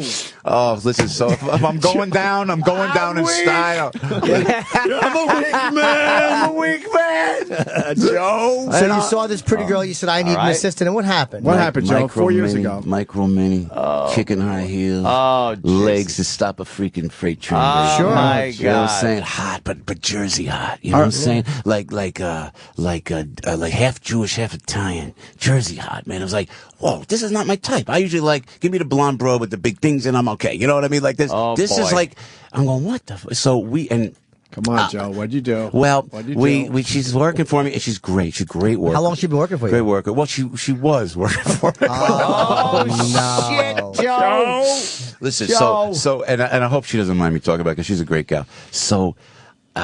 All of a sudden she goes, I want to get married. She keeps going like this with the ring. She showed her ring finger to me. Like, gotta get married. I said, no, baby, I can't. I got kids all over. I can't get married. I said, I just let me take care of these kids. And one day we'll do something. I'm going to get married. And I want a baby. I want a baby. I said, you can't, honey. Look at me. I got kids all over the place. I can't have another child. I got to take care of this. Then the drunk driving thing hits, right? And that, I'll tell you, I don't care what How many you years say. ago was the drunk driving? It'll be 3 years in 3 March, years? I think. Okay. You know, so God bless. You know, and she's doing great, by the way. Doing just great, by the way. But anyway, it's like Jesus. So I don't have a visual. No. So anyway, so she's doing well, right, Joe? Yeah. So this chick, I'm afraid to mention her name, but she was there for me, man. She was, aside from my mother, God bless my mother, she was there for me and took me through. She took me through. Listen, she took me through this time. Sure. She took me through this rough time. She took care of my children like she was a mother to my children. She was a friend as well as a lover. She took. Joe's got a 2-year-old out there. Joe. Tell us. So, and no, people don't know. So then she goes, all of a sudden, a clear blue sky. And I've got to tell you guys, I mean, not to be disrespectful. I know I could say anything because it's XM serious. Absolutely. But these 20-something chicks, oh my gosh. Do you know what? You meet the older broads? Oh, Joe, you're wonderful. You're sweet. You're going, come on, I could take care of you. No, you can't. It's like, you got it. I love Joe. Am I right or wrong? Joe's a piece of shit. The 20-somethings. No, but am I wrong or right? You're right. Exactly, Joe. Where do they learn this stuff? Oh my God. I'm like Jerry Lewis when I'm with these chicks. Please don't hurt me, lady. How did you do that? It's like unbelievable. Did you do Jerry Lewis? So and I'm going to do Letterman and the rap next. So anyway, ladies and gentlemen. Oh, Joe listens. Joe listens. So sure enough, she goes, oh my God. She goes, you know what? I'm pregnant like that. And I go, oh man, listen to this. And I'm going through all this stuff and I'm juggling and I'm with the kids. Guys, I'm with the children most of the time. And I listen. She goes, right. And I go, and I'm a very, and I don't care what you think out there. Yeah. Well, this is true. This is true. What goes around comes around. You make your own journey. Oh, Point Joe. made, Mr. Ope. Point made. I'm sorry. It's so true. I'm sorry. So though. she goes. Now she goes. The young chicks now. They go, oh, we'll get rid of it. We'll get rid of it. And I don't believe in that. I don't believe in that. Sure. I said, no matter whose it is, you're going to have it. Because I didn't see her for 3 weeks at one point. And I'm thinking, hey, maybe I'm an old guy. Come on now. Come out looking like Eddie Murphy. Come on. I said, I should be so lucky. Because then he's got the money to pay for it. I said, so it's like, I go, geez, I said, I don't know, but just goes through the whole pregnancy. She goes through the pregnancy, and she's a trooper, and she's great, and she gets a midwife. And so it gets closer, and I'm watching my kids, and it's Christmas 2 years ago, and she gets the call. Now I got my big boy, Joey, who's a superstar in his own right. This kid's talented. He's great, more talented than that. He's in L.A. He's a director. He's an actor. He's like just a talent, and he's doing so great work all the time. God bless him. He's at the house with the little kids, and she calls, and she goes, I'm having the baby. I'm at Morristown Hospital in Jersey. And I go, I gotta go because she's in labor, right or wrong. She had the kid, and I'm gonna go. Joey, who's so pissed off at me because I date women that are younger than him and that I can't get it together. He's like the father. He's like my father. Joey's more mature than I am. He goes, Dad, what do you do? I said, wait, you weren't with her anymore, obviously. We were kind of on and off. Like okay, that. Gotcha. So I said, Joey, watch the little kids. I go to the hospital, man. And I still don't know that it's my baby. Honestly, guys, we talk very frank here. Sure. So I go to the hospital. She's got the midwife. She's in the tub. She does the tub in the water thing. And it's all natural, all natural, all natural. And the midwife goes, all natural. Yeah, but you could give her a morphine drip because, nothing more natural than freaking morphine. What was that? What was that? They go morphine. So, but she's doing it. She's in the tub. She's pushing this baby, and I'm watching this young girl, and it's a beautiful thing. How these women, God bless them, how they have the children. I'll always respect Kimberly for that. Just to giving me beautiful children. This girl's bringing another life into the world, and the baby comes out, and it's kind of dark. It's like kind of the blood's not there. The eyes are pushed back and kind of pushed back a little bit. I'm thinking it's a black Latino Asian baby. I'm off the hook, baby. This is what I'm thinking. The blood comes back, color comes back. It's like you Photoshop my face on the child. You know those little goofy. Is it a boy or a girl? Girl. Okay, cool. Beautiful little girl. Good for you, Joe. No. So we had the baby, and it was a beautiful thing. So now I'm walking around. This is your grandchild, Joe? Yeah, well, no. Actually, it's not. Well, you are like a gangster, yo. Do you not? Are you a guy who does not like to pull out? I find it very difficult to pull out. I mean, in general, I could hard. be so graphic here. It's like, and they go, get clipped. But you know what? You know what? It cuts down on the loads, I think. It makes the load smaller if you get clipped. And I want a big one, more for the punishment element. Yeah. I'm not, no comment on that because, I got to be nice. But I got to tell you something. It's a beautiful thing. And you this got girl, a 2-year-old, Joe. Yeah, and you know what? And the mother, she's a great mom. She's a great mom to this kid. And I'll see him tomorrow, and I see him. But then I'll tell you what's going to happen. You know what's going to happen? She's going to meet a younger guy. And I said, all I say to the women that I have children with, because all the women see Uncle Joe coming. They go, get a baby from that guy. Get his paycheck because the courts will allow it. Bring that guy in. Or get a guy with some money. Meet some guy with some money. Get some guy. They live in my house. They drive my freaking $100,000 car that I got for her. And the boys, the guys are like this driving. She's driving. And I get somebody with money. Could you, as a man, let me ask you. We got time? Yeah. Sure. You can't tell us with 7 years pent up, can you? No. Oh, my God. As a man, could you possibly live in another house another man's paying for? Could you possibly drive another car? Could you possibly hang around with the children that were given in life by another man and sit there and get involved? I couldn't do it. And girls say it to me. I've had beautiful chicks say to me, Joe, wow, come see my kids. Hang out with kids. No, that's the father's responsibility. I'm a freaking man. Joe says, I'll date them when they get a little older. But that's about it. So this is fun making these jokes. Guys, it's so fun not being the brunt of it all the time. So there's a guy who's kind of hanging out in the place that you paid for and driving the car that you paid for. Yeah, not the baby mom, the other one. Wow. Yeah. Wait, which one? The one that's taking you to court? Yeah. Kimberly's got a guy living in your shit. Are you jealous? Are you jealous? No, it's a great question. Norton, great questions, buddy. Thank you. It's like, no. Wow. Never, not at all. And it's so funny. Soon, I'm Italian. I'm an Italian-American. You cross the line, you mess around on me, and I don't mean this in a literal way. Right. You're dead. You're dead. Right, You right. dead. No, and I don't mean like she put that in the court papers, by the way. Boy. He said, I'm dead. Meaning, no, you don't exist as a human being. Because Satan has taken over your soul. And now I have to deal with the devil. Okay? But you don't, I don't know who you are. I'm not dealing with you anymore. I'm dealing with some satanic creature. Figuratively speaking, you're now dead. That's right. And Am I this right? is now Don't you feel what that I way got to now? deal with. Sure. As soon as they cross the line, that's it. You know what? A good friend of mine went through a divorce, and his ex-wife had another guy, and they didn't get married because she was doing way too well getting the money from my very, very good friend. God. So, this lady was with the guy for probably 15 years. Wow, and never got married. No, why would they? Because then, the alimony stops. The alimony stops. But that's what, and when you read that... How is that fair? Exactly. And to everybody who reads this stupid stuff, I'm very disappointed in the Star-Ledger, by the way. This is a good newspaper. This is like my hometown newspaper. And they went up to my lawyers and they said, oh, what's going on? And my lawyers, and Kimberly's lawyers, to her credit as well, said,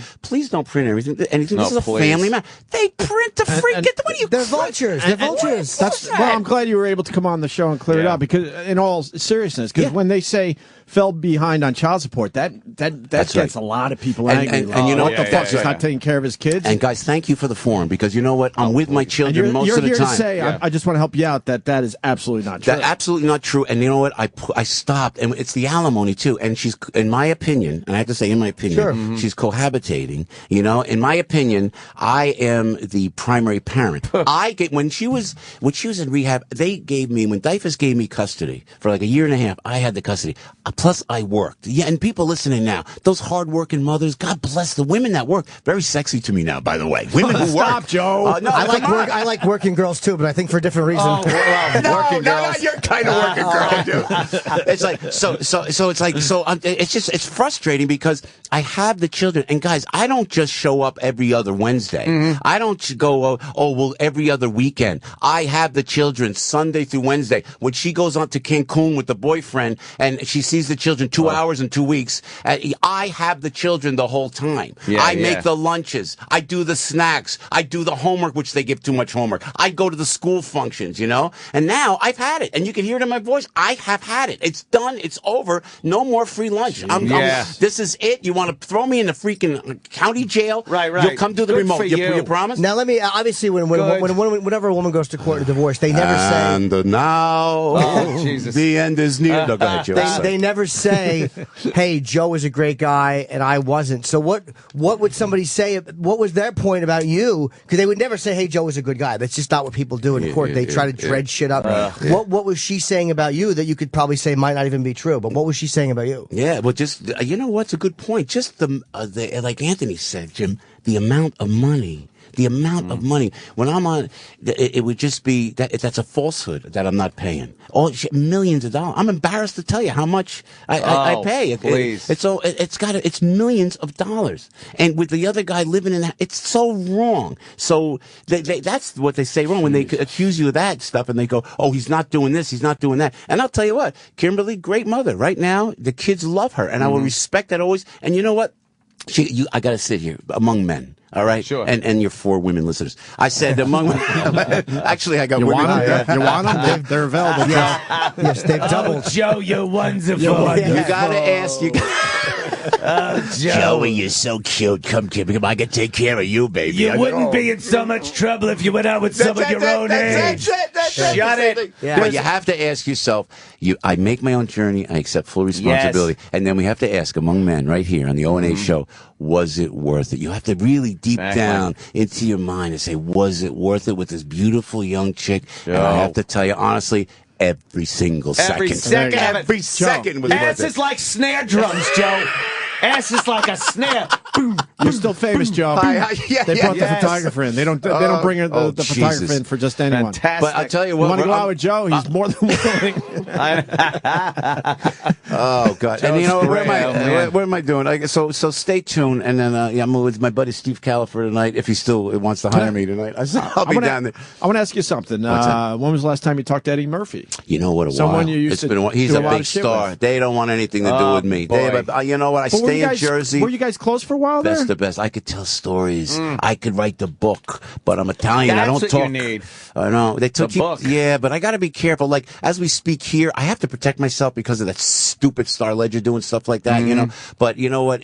With Eddie, I don't want to. I could think of stories now that are pretty funny for the radio, but I have to respect it. They never wrote the SNL Does it book. bother you? Let me ask you. Does it bother you when, like, if somebody moves on in their career and they don't kind of help out a little bit? Like, nah, man. You know what? Jim, when I started out, man, and you know, you do the grunt work of the comedy stuff. You know, you know what it is, and you, me, and Jeff Norris, and it's all the same. It doesn't change and everything. And when I started out, man, all I wanted to do is exactly what I'm doing now, being a working stiff. I'm in the blue collar of entertainment. Yeah, pay.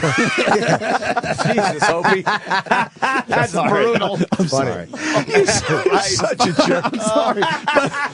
But you know what? The whole audience. But you turned everybody. The whole audience loves you. Yes. I'm looking at my Twitter and the instant feedback. People are like, oh, fuck, I love you now. I need help. But anyway, Sorry, no, but all I want to do is work. So one of the great thrills for me as a performer was being next to the great Eddie Murphy, man. This guy, you're a comic genius or you're not. I'm a working stiff. I work on stage. I got to keep dancing, man, because I mean, that's my thing. I got to keep dancing. Moving. You know what I mean? Sweat. Hell, he's sweating. He's working. He's playing those instruments. That was okay. That was okay. I got my money's worth. Murphy, you know, there's a handful. And I'm trying to think as we go through comic geniuses. Come on, boys. Murphy. Pryor. Oh, we got the whole list. Carlin. George Carlin is one of our guys. No, George was great, but George turns into an angry old man. God bless him. But brilliant angry old man. Yeah, but an angry I old gotta man. agree with you. I thought toward the end, especially, I preferred him at the kind of like me.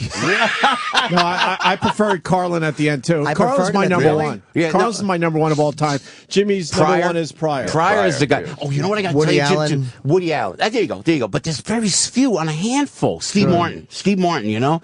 I mean, no, for me, you know. But he blew off comedy a long time ago. Yeah, you mean a stand-up wise? So when I'm taking this ride, Murphy, I'm about to step on SNL, man. I'm about to step on the Weekend Update, first time with this young kid, Eddie Murphy, 19 years old. Wow. 19 years old from Roosevelt, Long Island. And I hear him. He's behind me. And he writes a sketch for the first time on SNL. He writes a sketch saying there's too many white guys in the NBA. There should be no white men in the NBA. Very funny. I said, that's very funny. You play the basketball guy. We'll put you on phone books. I'll do the sports guy. Hello again, everybody. Joe Piscopo live. That kind of thing, right? Yeah. You do. So we're about to step on, and I swear I hear him whisper to himself. Murphy, whisper to himself. First time on a in-one national TV spot. The kids at Roosevelt High will never believe this. The kids, he's in high school. He's out of freaking high school. Steps on, smokes it. And I'm right next to this. That's a pretty exhilarating ride. Yeah, and you know, yeah. if you don't, because I see guys, they would get jealous of Ed, and I don't want to mention names. Oh my God, there was like a lot of jealousy happening. Because Murphy would never read a script. Murphy would never look at anything. He'd walk on the air, he'd smoke and everybody. It, yeah. And when you're live on the air with Eddie, you know, when you had 20 million people back in those days, and you with Murphy, it was a ride I can't describe. And how many years did you guys do together? It was 4.5. Oh, it was longer than I thought. Okay. 80 to 84. Yeah, something like that. Yeah, but it was a great ride. So to answer your question, it was a lot of fun. Was that Dick Ebersol's reign? Yeah. Did you work for Lauren at all? Or was it all Dick? No, Lauren's the grand high exalted mystic ruler, man. Lauren's the guy. Lauren is the guy's a genius. And talk about geniuses. I mean, this guy's a television genius. But no, it was Ebersol's guy. Ebersol's a great producer and it was all right. Dick and I had our moments. We had almost fisticuff moments. I tell you what. The book has not been written, ladies and gentlemen. You know, he was a Yaley. He was like the plaid pants kind of thing. You know what I'm saying? And you know, I'm from Bloomfield, New Jersey. You know, I'm Essex County guy. So we clashed a lot, but through adversity comes great comedy, as we've experienced today, ladies and gentlemen. What was finally your exit from the show, if I could ask? You know what? When Eddie was leaving, because I used to lean on Eddie a little bit, I think it's safe to say, when Murphy, because it was fun with Eddie. And I love Timmy Kazurinsky. You guys remember. Your audience. And by the way, you guys did great skits together. Yeah, you know, great skits. Mary Gross was great. Don't forget, Julie Louis-Dreyfus was on the show. Right. Yeah. I actually did not know that. Yeah. Remember that? So she was great. Wait, who was your cast again? It was Tim Kazurinsky, Mary Gross, Robin Duke. Brilliant comedian. I know. The Whiners. Remember the Whiners? She was my Wendy partner Weiner. in Whiners. Right. And then, of course, Eddie. When Eddie went and he started doing 48 hours and everything, it wasn't as fun as it was. And it's a high-pressure gig. I don't know how you guys do 5 hours of radio every morning here. Like this. We've talked to Brewer about that, too. Yeah, Jim's the best. Enlightened us about SNL and said that the pressure to get on the air, get your script. Material. Yeah. Where's the material coming from? And if you didn't write for yourself, you weren't on. Right. We just wrote. We wrote for ourselves. You'd hunker in trenches, man. and we would write and try to come up with the stuff. But fondest of memories, but you burn out after a while. Right. So you guys weren't friends really outside SNL, you and Eddie Murphy? Like close as brothers. You were, and then close as brothers. I thought, no, then when, you know what, we used to go over to his house, and then he said, he wouldn't let me leave because he started, I was in Jersey. He was in Long Island. I said, come to Jersey. So he comes to Alpine, New Jersey. He came to look down. He was the only Negro in town. You know, it was like, hey, here comes Eddie. Wow, a black man in Alpine, New Jersey, you know? And he came in, and we lived 2 minutes from the house. Christmas morning, man, he would show up. He'd always have something for Joey, my boy. I tell you, it was a love affair. Then we went on, but he got so into the mega superstar realm. And I think I didn't want to bother him. I pulled out a little, so to speak, Jim. I pulled out a little bit, you know. Yeah, maybe you should have. Well, no, I don't peep, Joe. So anyway, no. Let's change the subject all of a sudden. You know, you're allowed to wash your sheets. Believe me. Me and you, I think, are cut from a similar cloth, but I'm not afraid to put my sheets in the washing machine. You're cut from the same fucking lack of condom cloth. Are you still paying, if I may ask? No, that ended. But how many years you had to pay? I had to pay for the entire time, the equal time of the marriage, 9 years total. I had to pay. Kids, no house, no nothing. In New York State, barely a car. New York or Jersey? New York. It's as bad as Jersey. Just as bad. And then did they get, if I may ask, I mean, since we're all being honest here, future earnings from the show here? No. It turned. We settled. They were looking for future earnings and everything. I was literally on the stand being questioned by her lawyer, and I went, Your Honor, I want to go into a room and settle this. Like I had it. It was too much. I looked, there's a Post and a Daily News reporter sitting there jotting shit down. I'm talking about, threesomes and things that happened, and I'm just like, this can't be good.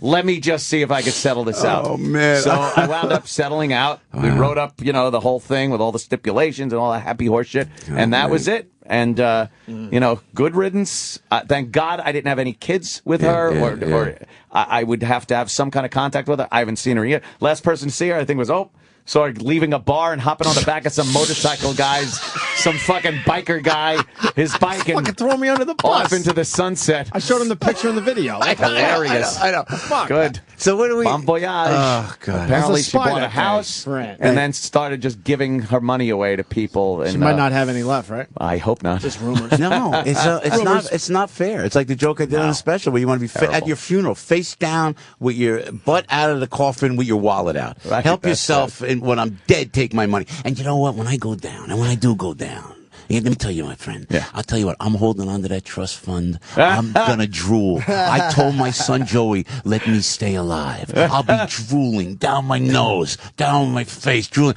I ain't going anywhere. And then I'm gonna have the baby mama, and I'm gonna have the other one. Oh my God! He's dead, right? He's dead. Pull the plug. Pull the plug. He won't mind. I'm hanging on, brother. I ain't going anywhere. How's the love life now? You romantically involved anywhere? It fascinates me. Look at me. Look at this face. Look at me. Look at me. Look at my age. I can't. I'll tell you what. It's fascinating. It's crazy. It is fascinating. And you know no what? more kids, Joe. No more kids. When does it stop? When does it stop? Are we the same age? No, I got you guys by years. You got me a few. More than a few, I think. But then you're being kind. Thank you. But I'm telling you, when does it freaking stop? I want to just go home and say, let's watch the game. No. I go to Joe. You give me hope. I could look at you and pretty much gauge when it's all going to end. They haven't got him. They haven't got him yet. Guys, I tell you, thank you. It's been therapeutic. I needed to get this out. Yes. I mean, I'm just so frustrated. I've been so dedicated. My children are my life. I joke about the women. It's the children. Right. It's all about the kids, man. And you know what? I'll have 10 kids. I got 2 more kids in me. Jesus, Joe. And Joe, let me take a picture. Just Photoshop the red out. I'm just about there. For the Twitter, Joe. The guys are great. The Twitter. And Joe on Twitter. Smiling. I know. Who are you on Twitter? JR. Try to take a picture with them. Will you stand? Oh, sorry. JRZY. Joe Piscopo. I want everyone to follow Joe Piscopo. It's great. I'll tell you what, it's been a love fest. The comments and the folks, and what was so cute with the younger listeners. Your younger listeners have no idea who I am, so I come on the show. Right. It's great. I have a whole new audience out there. Absolutely. Then they start digging up Johnny Dangerously. They dig up the SNL stuff, and and it's like that. And I appreciate that. And I come here, I have to tell you, with respect, because you guys are like a monster now. You got millions. It's a monster because I've been there since with day one with the nude girl. Out with day one, and now look at you guys. You're like an empire. The listeners, they are very dedicated, very great. sweet, very sweet. We can have them praise us and give us the love we need, or they can turn on us like hungry pit bulls and rip our throats out. And they know they have that juice. So and the beauty is, it's rough sometimes. The beauty is that maybe one of these gals will have a kid with you. You know Joe. what? I was just thinking. I swear to God, you joke, my friend. You joke, but I have to tell you. Told that story. I have to tell you. Listen. I got to tell you. After if there's everything you've been anybody, through. I am ready. I think to settle. So if there's a Opie and Anthony girl, Opie and Anthony girl, you know that's he wants to put up with the old Italian guy. Sure, I could probably go another round or so. Just don't step on my toes, Joe. Exactly. Now we go out. Let's go out. Now you're on my farm. Joe and I'll be your wingman. Joe and Anthony in front of a high school fist fighting. Oh God! Now that I've lost every corporate client that I've ever had on the show this morning, oh my God, guys, thanks. I love you guys. Joe, I miss Thank you guys. Joe. Thanks that was so much, man. so great. The great Joe Piscopo. Thanks, man. And, Absolutely. And we're all there going to you go. follow Joe Piscopo on Twitter. JRZY is how he spells it. So it's JRZY Joe Piscopo. And January one word. 26th, Dix Hills Performing Arts Center. If you want to go out and support Joe, Yeah, check we're always him out there. here Thanks, on Long boys. I Island. love you great, guys. man. I love you Absolutely. guys. I missed you guys. Thank you. Thank you, everybody. What a great time. And again, thanks, Joe Piscopo. Fantastic. That was a great Had appearance. A great time, Joe man. Piscopo, everyone. Thank you. Oh, yeah. Were you happy with that, Opie? Piscopo. You had to be. He fucking rules. He's amazing. He came in here wanting to vent. I don't know if he thought to himself, what can I tell these guys to get them back on my side, or what it was, but he came in here wanting to spill his guts to you. Like, you guys barely had to ask him any questions today. I know. Well, it's tough to conduct an interview with a guy that is just that, ramped up. Yeah, luckily he actually had compelling information. If he had just been talking about bullshit that whole time, it would have been a disaster. And then he has another kid. He That's has another kid. That's the thing. Like, After everything he's been through, he now has another kid, so he's starting over with all the nonsense. And you didn't press him on that. He just looked at the clock. He's like, how much longer am I going to be here? All right, I'll tell you the story. Do you understand he's got kids that are now grown up, so he had to go through all that with child support and alimony with his first marriage. Yeah. He didn't learn there. No. He gets married again, has 3 kids with that woman, and now you heard all the stories. He's going through a divorce and alimony and child support with her. And then you would think, okay, he must have learned by now. No, he's starting all over again. He's got a 2-year-old out there. When did the divorce with Kimberly start? I don't even know. Because I was getting my timeline confused. What did you say, Sal? You could talk. 2006, probably. He's been going through a divorce since 06? Yeah, he said 7 years, yeah. 6-7 years. That's about right. Wow. Yeah, because I forgot to ask him about the domestic abuse charge that they both had. Remember we read that story? Yeah. We'll ask him next time. When's he gonna come back? He'll be back. I know. He just comes back every once in a while. He's just got to come back and spill his guts. He's not lying. We've known him for 15 years probably. Well, yeah, but I mean, he's been, like, I was talking to Sal about this. He says, He I comes go by way every back. 5 years. Every 5 years. That's the second time I've seen him in 7. And he's been on 3. So maybe. That's his 3rd appearance, I think. Yeah, third It's appearance. It's his 3rd appearance. In So 15 it's not years, like. so that's like every 5 years, more or less. Like, we go way back. But it's like, well, no, you were on once a long time ago. We don't go even a little back. It's like when he's talking about being friends with Jay-Z. It's like, well, you met Jay-Z. It's not the same as Right. going way back with him. You have a story from the time you met him. And going way back means maybe we have drinks, dinner. Right. Maybe go to his house. He comes Generally- to my house. None of that shit has happened. When you say we go way back, it's generally not the one time we met was a fairly long time ago. Right. What were you going to say, Eric? And the last time he was on, he wasn't even booked. He was doing CBS FM. Yeah, and then walked in from the hallway. He just because walked he knew we into were the next studio. door. That was a K-Rock. This is the first time he's ever been booked. Do you understand that? No. The first time he wasn't booked at NEW, he walked by like, hey, let me in. And you guys are like, Joe Piscopo. Well, maybe.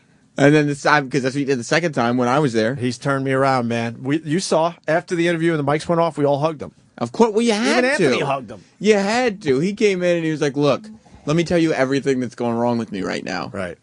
My children, my ex-wife, my new baby mama. Right. What's going on with that? That was what was funny though, was as he was telling the story, before he got to the punchline, you just started laughing and going, Joe Piscopo has a 2-year-old. And the punchline was, I have a kid. She's 2 years old. Well, he's a little long-winded. We all knew where he was heading. Yeah. So I was like, come on, let's go. You got a 2-year-old. What the fuck were you thinking? That's just so funny. He hires an assistant.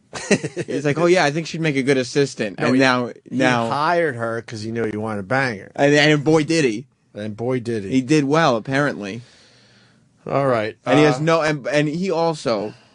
There is no way he's cleaning up his act anytime soon. He is not getting his shit together at all anytime soon. He wants to hang out with Anthony. I know. He's making excuses to say, well, you know what? This is just the way I am. No, he said it off air, too. Let's hang out. He did? Yes. He's like, let's hang out. Like, once the mics were off, when it's actually time to make plans, he's like, no, seriously, Ant, let's go get some tail. Yeah, of course. I want to go get some pussy with you.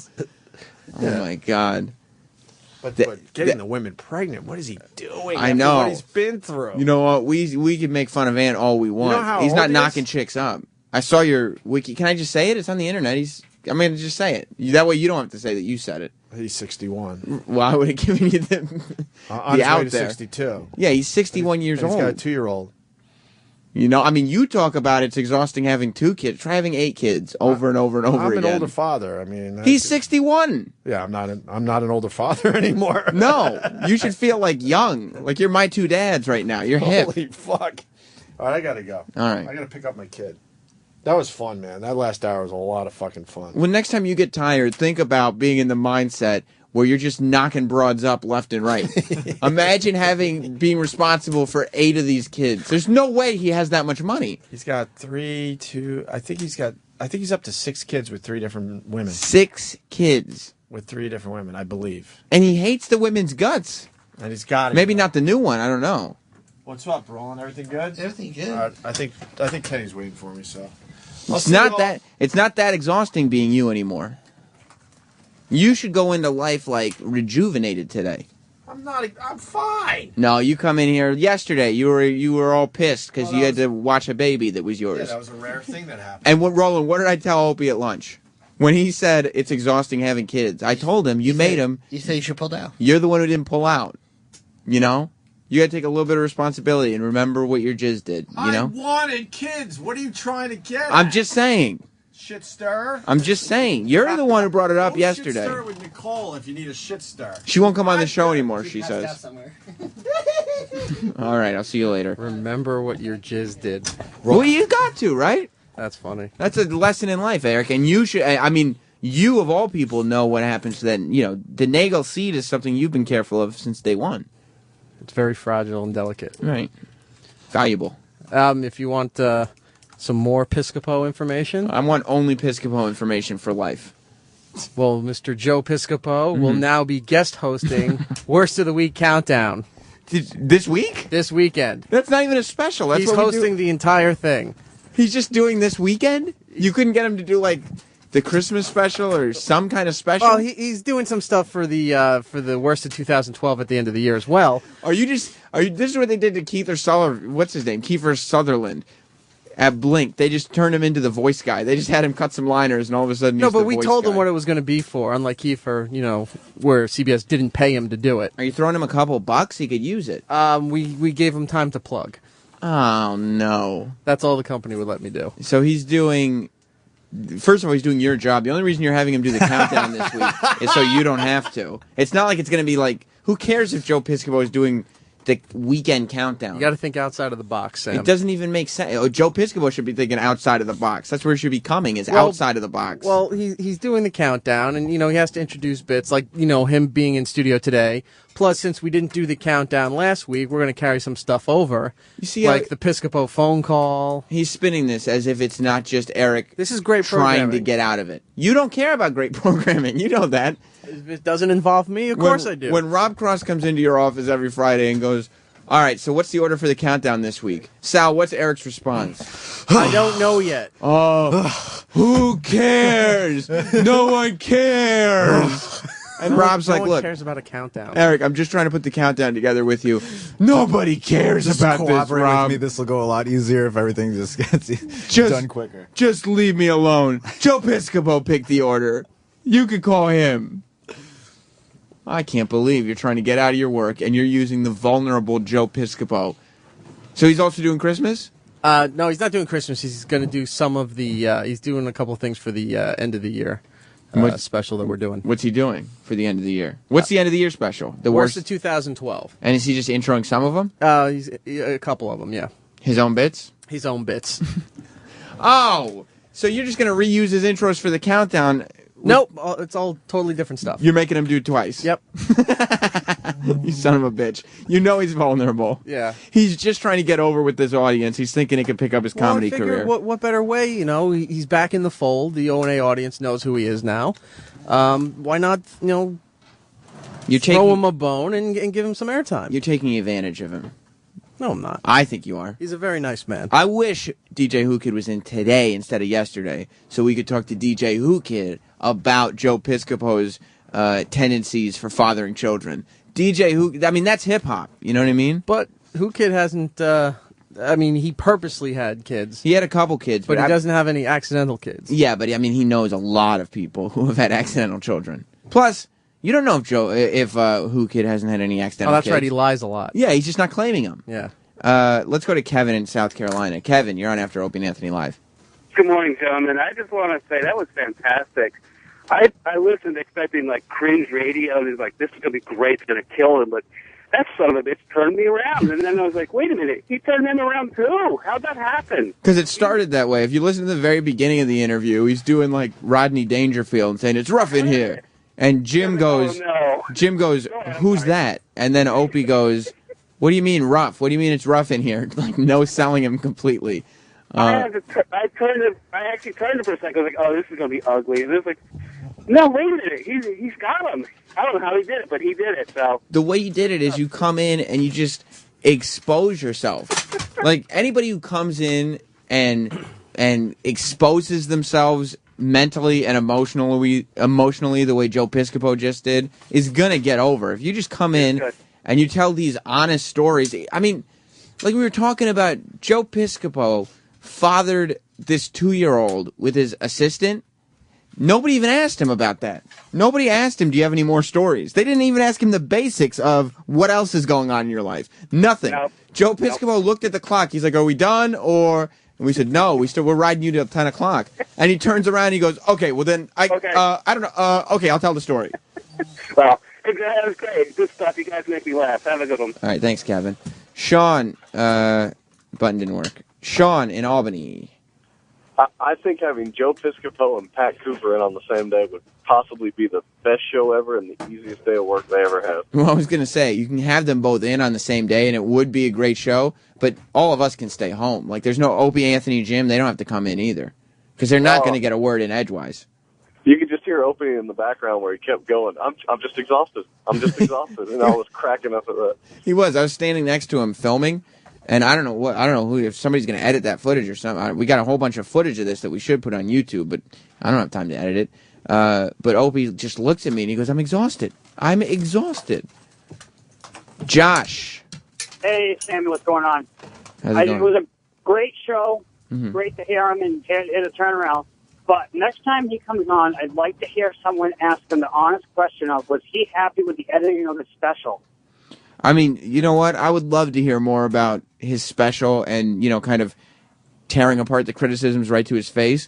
But when he comes in and he starts spilling his guts about his divorce, about his wife, about fathering kids, about banging his assistant and stuff like that, it's like, how do you even fit in this special? Who cares about the special at that point? Oh, absolutely. But I mean, for next time, you know, he's going to need something probably to talk about. He probably will have another kid by then. But exactly. Maybe Piscopo knew that. He was like, look, I'm not going to, he's thinking to himself, what can I do to not talk about the special? I got to give them something so that they'll have me in again.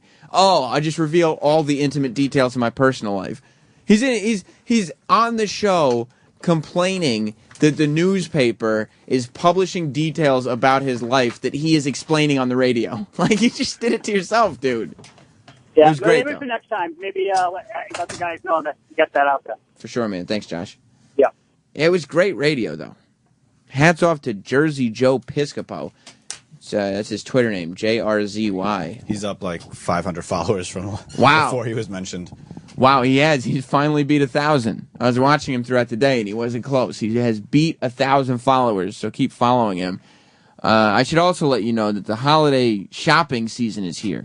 I don't know if you've realized that. It's December 6th already, which means 19 days until Christmas. Hanukkah is even sooner.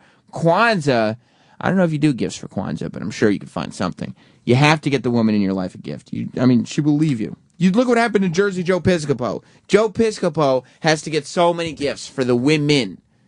Not only do you have to get the woman in your life something, you have to get the women in your life some things. And you got to have it be great. This is the one time where it's got to work. If you're like most guys, you don't have any clue what to get. The answer's easy. Steven Singer. Why? Because Steven has the best gifts for the holidays. Free shipping, 90-day money-back guarantee. You don't even have to move to check it out. You just go to IHateStevenSinger.com and see his great collections. Last year, I told you all about Steven's Super Silver Argentium with diamonds. Now, Steven's expanded that collection. Take a look at the Love Necklace. It's only $129. Steven Singer's Super Silver Argentium isn't only beautiful, but it's whiter and brighter than platinum, white gold, and traditional sterling silver. This collection simply can't get any better. Leave it to Steven to come up with these great styles at affordable prices, and that's important. When you have like 7 alimonies or whatever Joe Piscopo is paying, affordable prices are important, and Steven Singer will hook that up. Check out the Super Silver Argentium and Diamond Collection today, starting at only $129 in Philly. At the other corner of 8th and Walnut, on the phone, 1-888-I-HATE-STEVEN-SINGER, or online at IHateStevenSinger.com. Whew! Jersey Joe Piscopo. We'll go to Art. Art, you're on After Opie and Anthony Live. Hey, Sam. I just want you guys to pay attention and count down the number of days before Anthony hires an assistant. Yeah, Ant's learning tricks. Ant's learning all the tricks of the trade from Jersey Joe. And I'll say this, too. You got to give Ant credit. And I think I just mentioned this a minute ago while Opie was in here. But you got to give the dude credit. To our knowledge, he's done all these things that Joe Piscopo has done. He's got all these things in common with Joe Piscopo. Ant is not fathering children. We don't know about a whole bunch of little Kumia kids running around, do we? No. Ant has managed to do this the right way. Joe Piscopo, on the other hand, doesn't quite have all his ducks in a row the way Anthony does. So you got to give Ant that respect. Let's go to Jim. Jim in Alabama, you are on After Opie and Anthony Live. Well, thank you, Mr. Sam. Thank you, Mr. Jim. Who do you think is more likely to wind up being unmasked by the great Ron Bennington, Mr. Piscopo or Lyle Chip Chipperson? I will tell you this. I don't think there's much of a mask left with Joe Piscopo after today's show. I don't know how much more you could unmask. I think Chip, though, there's a lot that hasn't been said. You could start to chip away at the surface. So fucking home run, Robert. Thank you, Jim. Yeah, I don't know that Ron would want to unmask Chip Chipperson, though. I think he might want the illusion to be kept alive for everybody. One of my favorite things from the interview today is the Joe Piscopo interview. The Joe Piscopo interview. He goes, he said, "Oh, what do you want me to do? The rap next?" And Hope goes, "Oh, Joe listens." That was like that. Just said it all. Yeah. I wouldn't think that he subscribes, just because at this point, I don't think he needs another bill in his life. But I'm sure that he's gone on YouTube or wherever the fans post, show clips, and that he's heard. Like, you can't have that many people talking to you about what an ass raping you took on the show and not have heard it. I don't think that he was still, when he came in here, under the impression that the phone's cut out. I don't think that Roland's excuse was flying anymore.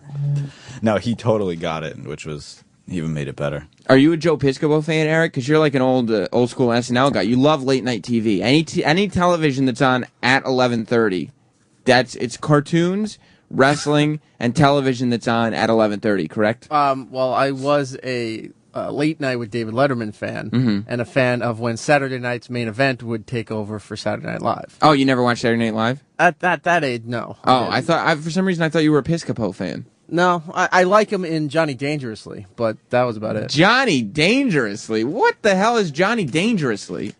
Is that a show or a movie? Michael Keaton. Oh my God, I remember this movie. You like this movie? Is this a good movie? It's very hokey by today's standards, but if you grew up in that time, it's a fun movie to watch. Is it a cult movie?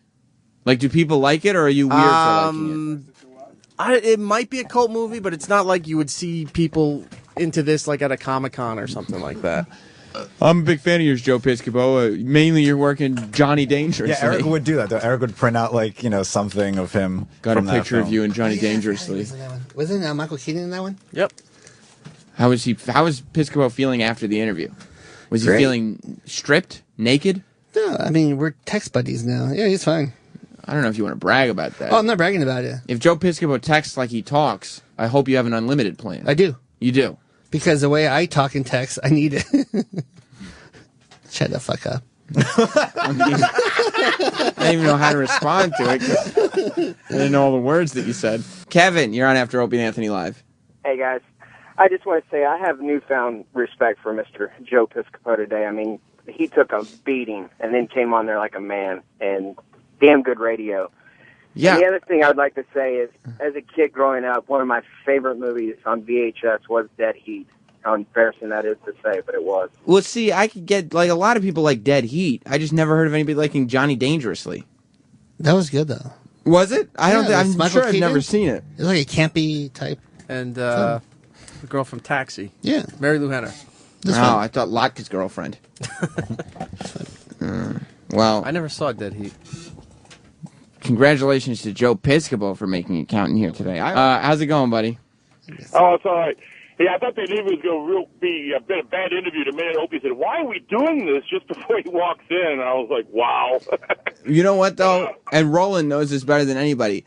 I would say 60% of the guests that we have on the show, maybe 65% of the guests we have on the show, right before they come in, somebody says, "Why are we talking to them?" And then it's always good. Or my favorite when Topher Grace goes, "Hey, I love his review. The movie wasn't bad."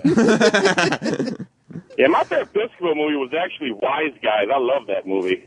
I can't believe people have favorite Piscopo movies. Thanks, buddy. I mean, if you named all three. Oh, okay. Because if somebody asked me what's your favorite Joe Piscopo movie, I'd be like, I don't know, Sinatra on SNL, I guess. What? Murph in Georgia. Hey, best of Saturday Night Live with Joe Piscopo. Funny shit ever. Like Is it? 20 years ago. I bet it. Yeah, maybe 20 years ago. It's probably not better than the Phil Hartman DVD. All right, boys. All right, bye. When he did Sinatra and Eddie Murphy did Stevie Wonder, that was a classic one. Of course, yeah. I mean, he's got a lot of... Oh, and Phil Hartman's the other guy who did Sinatra, too, isn't he? Who's a funnier Sinatra? Hartman. Hartman is, right? When he did the Sinatra group and... My favorite's Frankenlawyer. Yeah, Phil Hartman is a funny motherfucker. I was sad that when he died. I was like, oh. Frankenlawyer? Mm-hmm. Remember he was Frankenstein as a lawyer? Is that what it was called? I know what you're talking about. I thought he did the Unfrozen Caveman Lawyer. Was it? Yeah. Oh, I hope that's what it was. He used to do Frankenstein for the holiday greetings thing. Was he a lawyer? No. Was that what you were talking about? He'd do Frankenstein. All he would say was fire burn in all the Christmas carols, but then he did Unfrozen Caveman Lawyer. Whatever. It's like Frankenstein. It's he's both. got that big forehead. He was super nice, though. Square haircut. Phil, you met Phil Hartman? Yeah, a bunch of times. When did you meet him? In L.A. when I was working. Wow. Were you working with him? Or Oh, just for award shows. He always was there, and he was so nice to everybody. He was just a sweet guy? Yeah, people go, "Hey, can you get a picture autograph?" Yeah. And then he started doing characters, and he livened up the room. Really? Like he was even, and was this after he was famous? Yeah, after he was famous. Was it like people go, "I don't want to talk," and then he like mocks other people. And SNL time, or this was like deep into news radio, or this is SNL. Okay, but he's still like he's still big because most people can get very douchey. Like they could be like, "Yeah, I don't want to." Once they start doing characters on SNL and they get famous about it, they don't want to like work the room anymore. No, I mean he walked in, people were like, "Hey," and he started doing impressions. Everybody just loved it. That's awesome. I wish he is one of the funniest guys in the of that era on SNL. You can't say all time because who knows, but yeah, 'cause I remember Sandler said that he used to gather everybody. And they used to do lunches after every so often, every week. They gather for dinners or lunches. I say Phil Hartman is funnier than Will Ferrell. Yeah, I like him. And then once he passed away, everybody went on their own. And oh, really? Yeah. He was the glue for everybody. He was the glue that held brought everyone everybody. Yeah, together. He did a good Clinton too. Yeah, he did. Everyone he did was good. I don't know how some of those impressionists, like Schwarzenegger, he was funny. Every impression he did was like spot on and hilarious. Andy in Atlanta. Hey, I think Joe Piscopo's magnum opus film was Sidekicks, where he took a roundhouse kick to the face from Chuck Norris. Was that when he was in sort of his like I'm going to be a workout guy phase? Oh yeah, big juice head. Yeah. Thanks, Andy. That's when he started working out like crazy and on the cover of Muscle and Fitness. Like, he was kind of going to be an action star for a second. Like, he wanted to be like a comedy action star. Like a Bill Murray. Bill Murray's not. Is it? What are you talking about? No, like he wanted to be like a Bill Murray comedy star. No, I said comedy action star. Roland's on a roll today. I am. Woo. Kevin. Yeah, how old were you guys when Phil Hartman was doing those Frankenstein and Caveman skits? About? You guys young kids?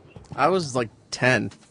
Yeah, but I mean, you know, you can go back. That was funny. Because if you watch it now, when you're older, it was just stupid. Well, what on it? What? The guy was funny, did great impressions. That was one of the worst skits.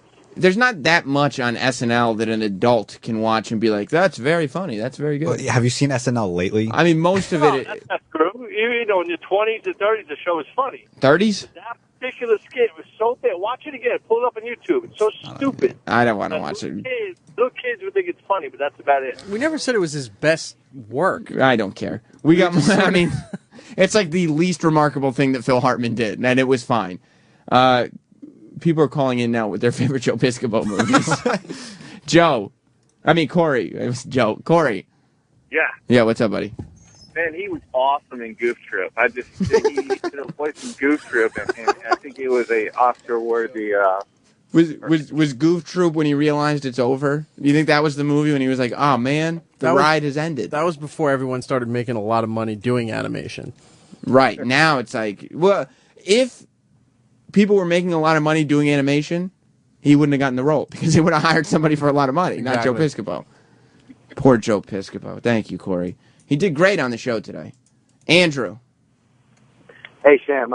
I kind of feel bad for Joe Piscopo because he's been cleaned out twice. I mean, the first one, that was SNL money. That's all gone. He had to pay child support on his first kid. Then the other girl gets all the money after that, and he had 3 kids with her. So, I mean, do you think he wants to do this shit? Of course he wants not. To be like, look at Dana Carvey. They kind of had the same career. They had some success on SNL, made a couple shitty movies.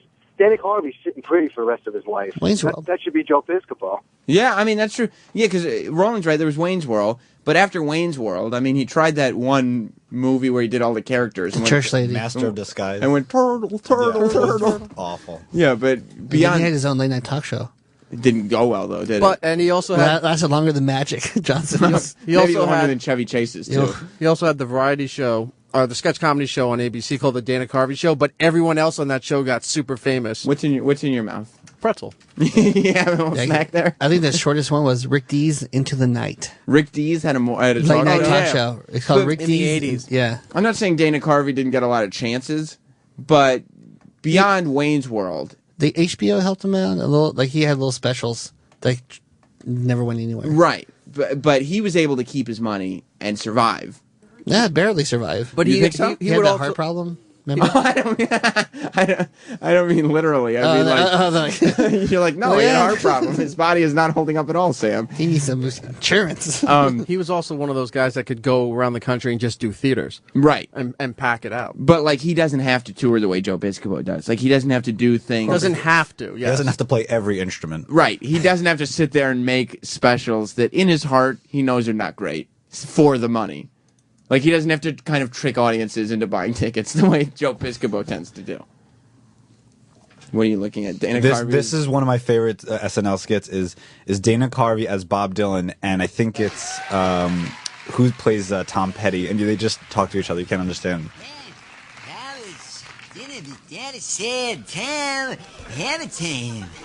Now, I'll translate. Well, it's funny because he doesn't. Like, Dana Carvey did all these characters, but you could just never do anything with him. Yeah.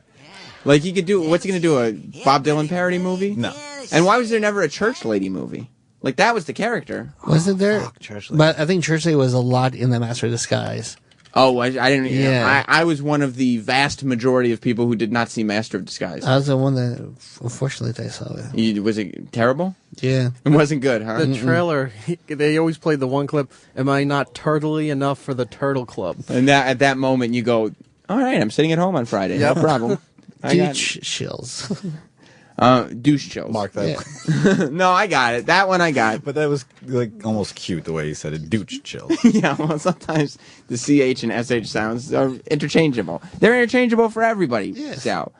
But there was never like a feature-length Church Lady movie. They make feature. I guess that's a new thing, but they make feature lengths out of everything now. Like The Ladies' Man got a movie.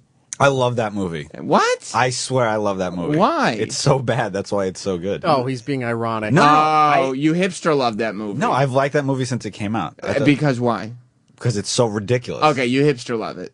I think that movie came out when I was like 10 or something. Eric, does he love the movie or does he hipster love it? I think he hipster loves it. It came out when I was 10 years old. All right, so you I wasn't liked a hipster when I was 10. You were a mini hipster. You liked it as a 10-year-old because you were 10 and you didn't have good taste. And then you got older and you started to hipster love it, correct? Yeah. There's this scene with You admitted Tiffany it. Amber Thiessen, and she's like on top of him, and you see like a little like cellulite in her ass. Oh God, it used to give me such a boner. You get wait. You get hard-ons He because likes you see fat marks on chicks. You like cellulite? That's I your didn't thing? like it. Just something so like it 'Cause kind it of was- showed like a flaw in her, you know. So it's like You like that? She became very attainable to you. Yeah. Well, no, but yeah. The way your mom looks at Barry Manilow. Barry Manilow, you I want, look at I want to book cellulite. him so she can fuck him here. You want after Sal's If you behavior book, today. dude, I would love it if you book him. How far would your mom go with Barry Manilow All the way. in the studio on the air? I don't know. If Barry Manilow would have it, would she give him a hand job on the air in front of us? We'll turn the lights down. We'll play turn this. it. Yeah, we'll make it romantic. I think I'll get some meatballs. She might. She might give him a hand She job. might. I mean, I don't know. Roland will get a nice snack for They everybody. love meatballs. Yeah. The pasta. But the only thing is, I don't think Barry Manilow is straight.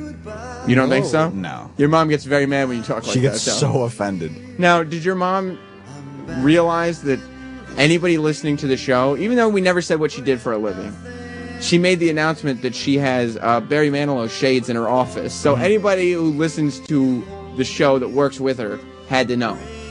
Yeah. Did anybody ever say anything to her? I don't know. I hope not. Yeah. It'd be fucking funny if they did, though. Kevin from Connecticut is coming in with this stuff. They made a Coneheads movie. Terrible. They made the It's Pat movie. The night at the Roxbury. Night at the Roxbury. I like that movie, though. Yeah, but you hipster like that movie. No, I thought that movie's like retardedly funny. It's like you watch that on like a Saturday night when you're just fucking stoned off your ass. You know, it's with like, all your it's hipster funny. friends in tight jeans. Well, Yeah. I didn't see the Roxbury movie, but I know a lot of potheads do like that movie. And hipsters? The other movie, the Loving Man, whatever that movie was. The Ladies' Man. The Loving Man? Whatever is the Ladies' Man. You thought I that couldn't think of it. That's a hipster movie. You thought that Tim Meadows called his character the Loving Man? I couldn't think of the Which title. one did Rob Schneider made? The Rob animal. Schneider Yeah. is a carrot. I wish that Eric could go into an SNL writers meeting. Because can you imagine somebody pitching? I thought of a new character. It's called the Loving Man, and it's about a man who loves things. And somebody would be like, I mean, that's an idea, but do you think maybe if we changed it, Consumption. we make it to that he's loving ladies, we'll call it the Ladies' Man. I don't like it as much. I like Loving Man, but wow, Loving Man. I misspoke. But why? I feel you. Why? Yeah, you're with them. Why would Church Lady never get a film? Is it because it was no? Because when did It's Pat come out? After Church Lady.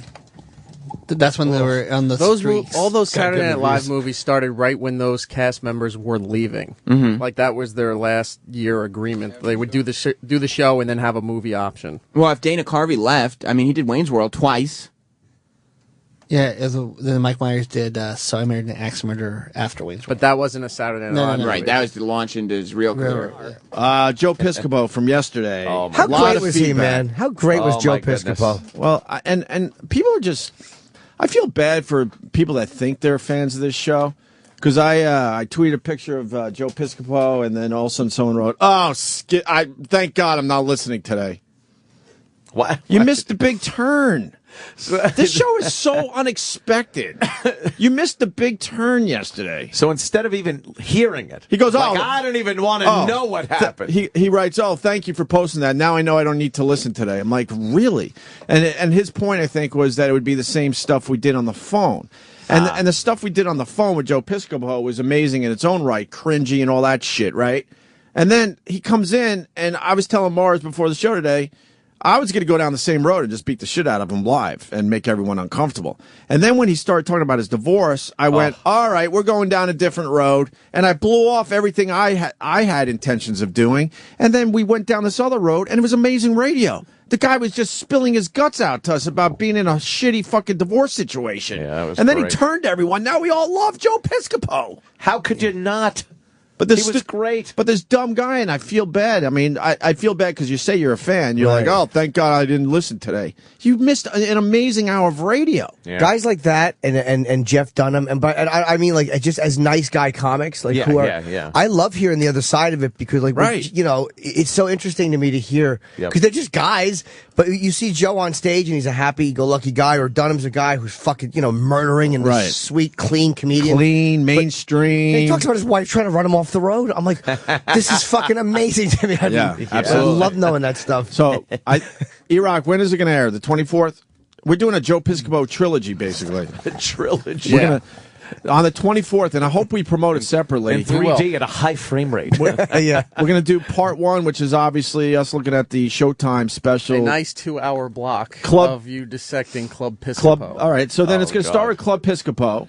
Then it's going to go into the phone call we did with the guy, which was about 20 minutes long, and then it's going to go into his appearance on the show. It's an amazing fucking piece of work. The trilogy, the Joe Piscopo trilogy. Because it started as one thing and ends as another, with a lot of twists and turns. Lord of the what? Flames. Yeah, he really is. Because he's always fucking. Wow.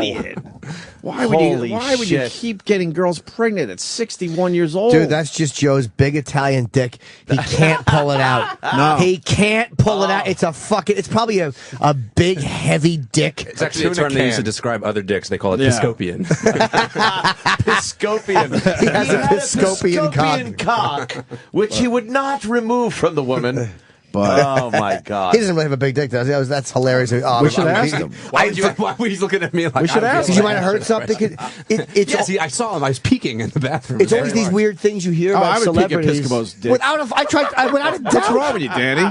It's not gay. No, that shit's not gay. It's like Joe Piscopo's close to you. He's taking it's a leak. Not gay if you're curious. Yeah. No, if it's a celebrity cock. If it's a celebrity cock, is what I'm saying. A guy in SNL. If it's Obama took a leak guy that used to do skits with Eddie. Yes, of course.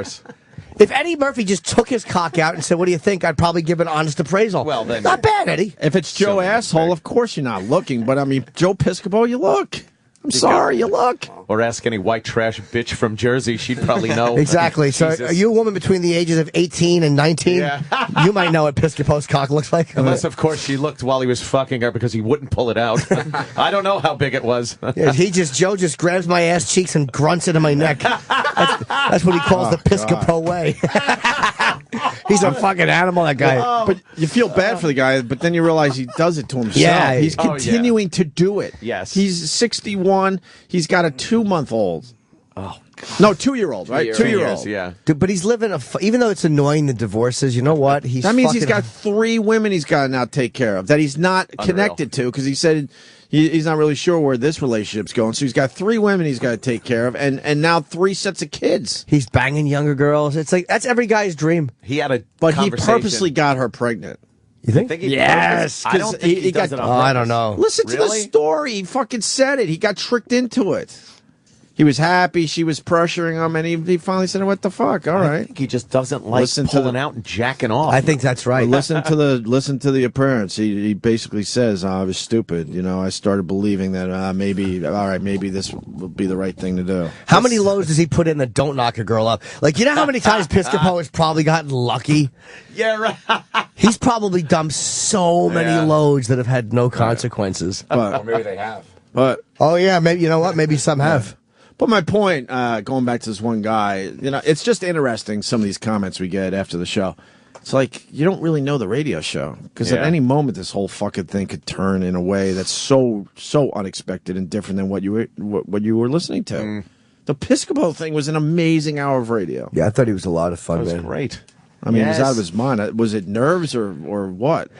He wouldn't stop talking. I think Joe talks really, like a lot of people, when we're not necessarily nervous, but like you're not sure of the situation. And I also think you could see in him that he has the ability to be very fucking angry, but he wants to be a nice guy. Like, I like to see that kind of back and forth. Like, you can see that Piscopo's not a pussy. He's just a nice guy, and he plays a nice guy, and he doesn't want to have any arguments. But, if you came at him the wrong way, he probably would fucking break your jaw. I saw it in his eyes yesterday. I saw it in his eyes. I'm like, okay, that guy, You know, he'll have some fun and he'll fuck around a little bit, but if you go too far, he will try to strangle. Yeah, you. That's odd that you bring that up because driving home, I was thinking about the whole thing and the interview we did with him, and I could absolutely picture him yelling at somebody. Oh, fuck yeah. Like you could picture him being like, "And you fucking bitch!" Yeah. Like, Fuck ooh, yeah. ooh, Joe Piscopo, angry Piscopo. Did you? I didn't believe when he said, and she comes home, and I'm like, honey, where were you? Like, no, you didn't, Joe. Fuck, were you? Yeah, he was you probably like bitch? fucking Carlo. He took his belt off. And of course, you know, I would love to hear her side of the story. Yeah. Love, because I bet you Yeah. she has a completely different fucking story. Yeah. Yeah. And then you got to think it's somewhere in the middle of the truth, obviously, that old gag, but Out in the hallway. he made it sound like he was like a fucking saint. Yeah. Trying to say that he Yeah. doesn't bang broads on the road. He probably dipped a couple times. It's hard not to, man. He probably How do you dipped not? a couple times. Like, ask me, did I ever cheat on her? And I looked at him like, come on, Joe. Like probably. Can you imagine if he said yes? Did you? Well, yeah, actually. If you're Yeah. a horn dog at 61 getting broads pregnant, I think you can't help yourself. When we were walking out, he stopped me and he couldn't resist talking about young women. He just had to. He again just bashing the shit out of women his own age. He's like, Anthony, I just can't go to 30. I can't do 30. They got to be in their 20s. Wow, really? Because there's something about the skin, the nice. He sounded like the Colonel from Boogie Nights. They're just so. They're so cute. I just look at them, Jack. Are you my friend? Are you my Joe? friend, Eddie? Are you my friend, Eddie? Are you my friend, Eddie? When I was single, I absolutely dated my age as well, and man, just fucking couldn't relate. Maybe I just ran into the wrong ones my age. I don't know.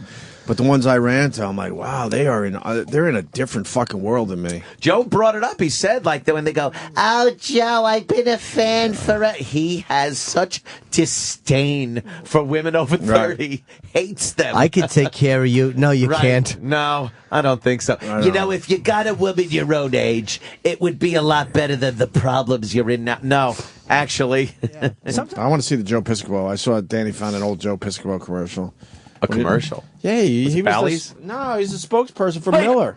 Oh, right, I remember He was this. fucking Yes. huge. He was on. Dude, you do forget how fucking He huge was Piscopo was. huge. He got to fucking do Miller Lite or Miller commercials. Yeah. Did they have Miller Lite back then? Yeah, they were the big Miller Lite. Okay. When I played hoops, I could beat anybody. Still can. Yo, cheap little one-on-one or what? Get out of town, man. You can. At least I can enjoy a Miller Lite while I'm looking for a game, right? How about you, Peanut? Wimp. Light tastes great, but these beanpoles probably drink it because it's less filling. Hey, yo, beanpole, you want to show me what you got? Spinning the ball on his head.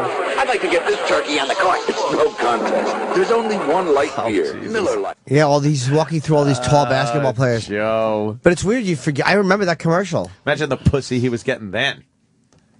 Yeah. With his mullet. I know. Yeah, he did have a fucking mullet. Joe always had a mullet. Yeah, Joe's a mulleted fool. But I remember those commercials. He is kind of a fool. Joe. A lovable one, though. You forget We how love big he was. And we goof about some of his act, as it were.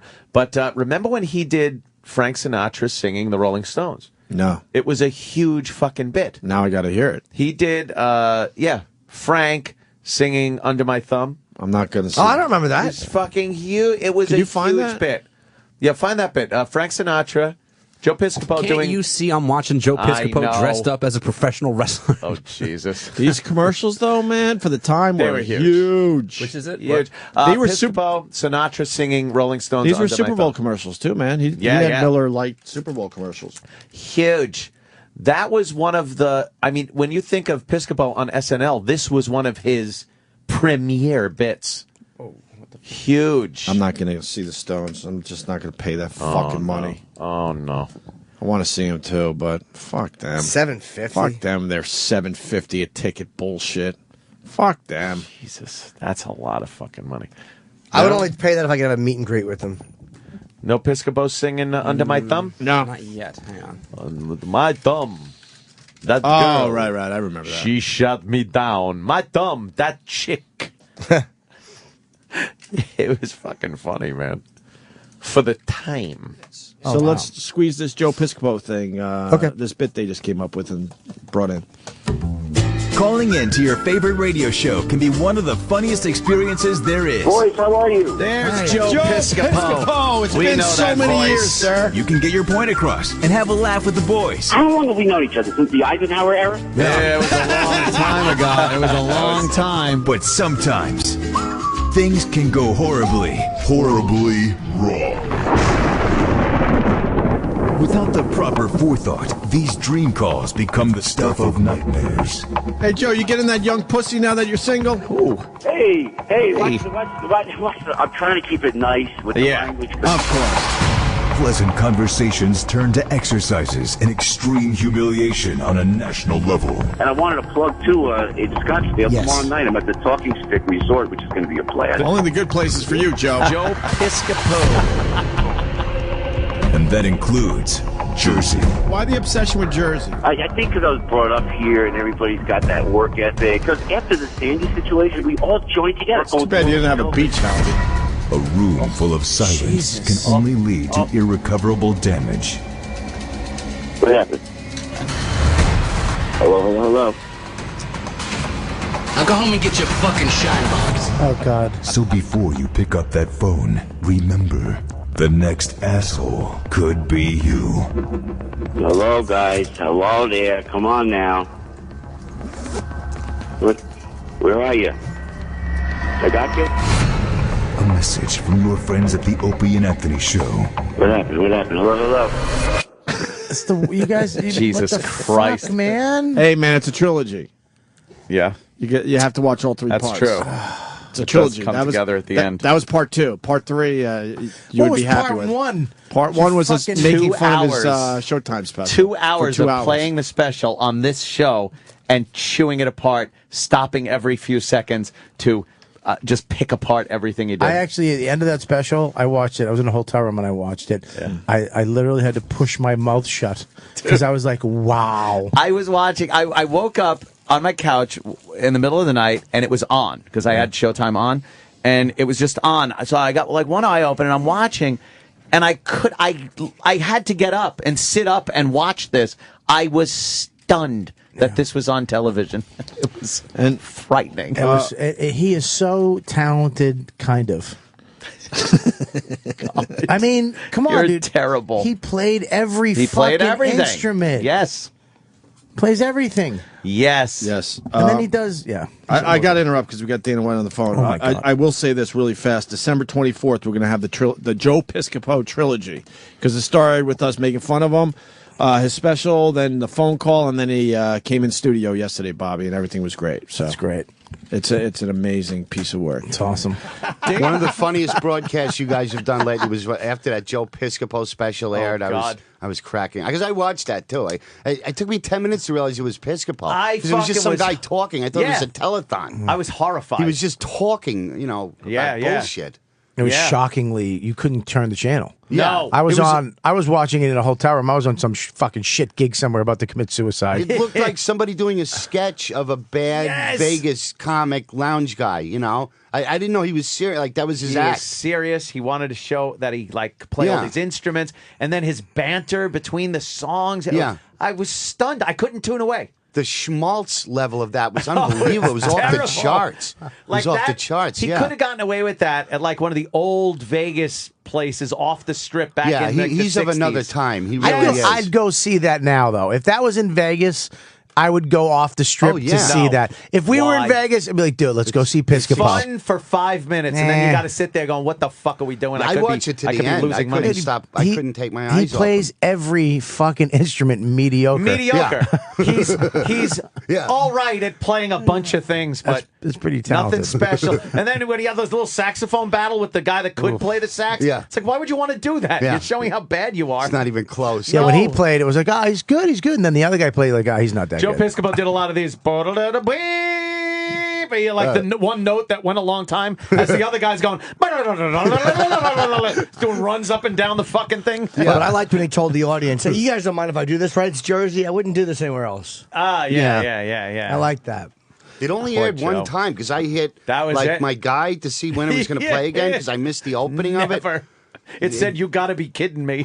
I've never seen him play a special once and never again. What the fuck? Only that one. Yeah. Only that one. Holy shit. It was unbelievable. And then to he was watch great when he came on here. We were talking about the old days, and was he on like right after that? On the heels of that? Yeah. Right after a bunch of people tweeted him about what we were saying and this. And, Yeah, because I was curious how you were going to handle that.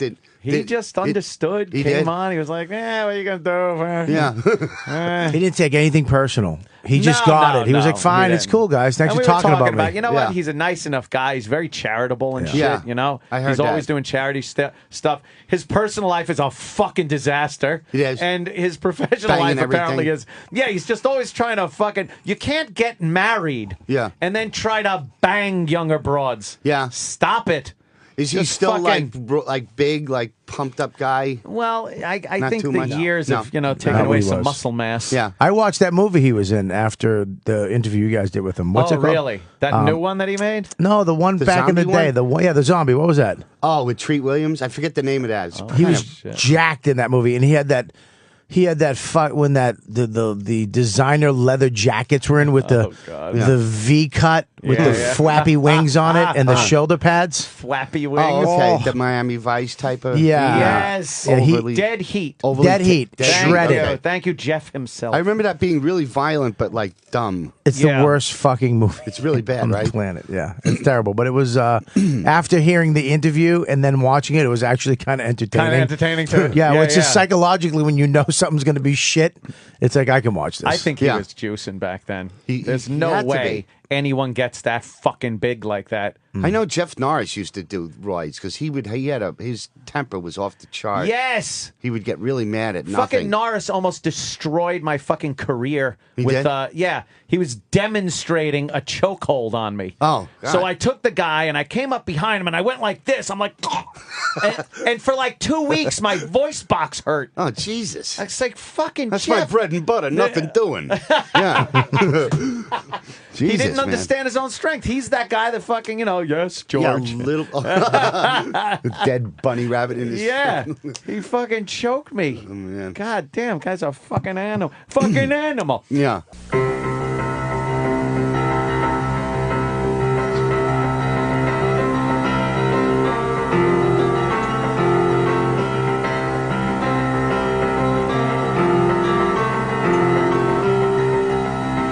I burn inside for you every day. I don't know what to do, don't know what to say. You know I need you, girl, desperately. Oh, I need you, Kimberly, Kimberly, Kimberly, Kimberly, Kimberly. They say it's all wrong, we know it's all right. Our love is so strong, we just begun to fight. I don't understand what your daddy don't see.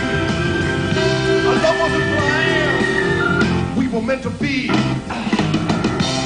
Kimberly, Kimberly, Kimberly, Kimberly.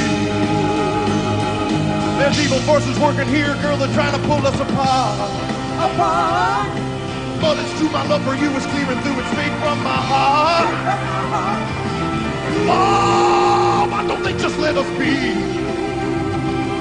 You're a woman, I'm a man, come and take my hand. Cover me, cover me, cover me. 3, 4.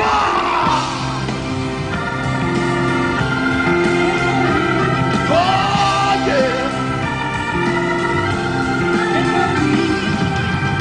I burn inside for you every day. Girl, I don't know what to do, don't know what to say. We're gonna make it, girl.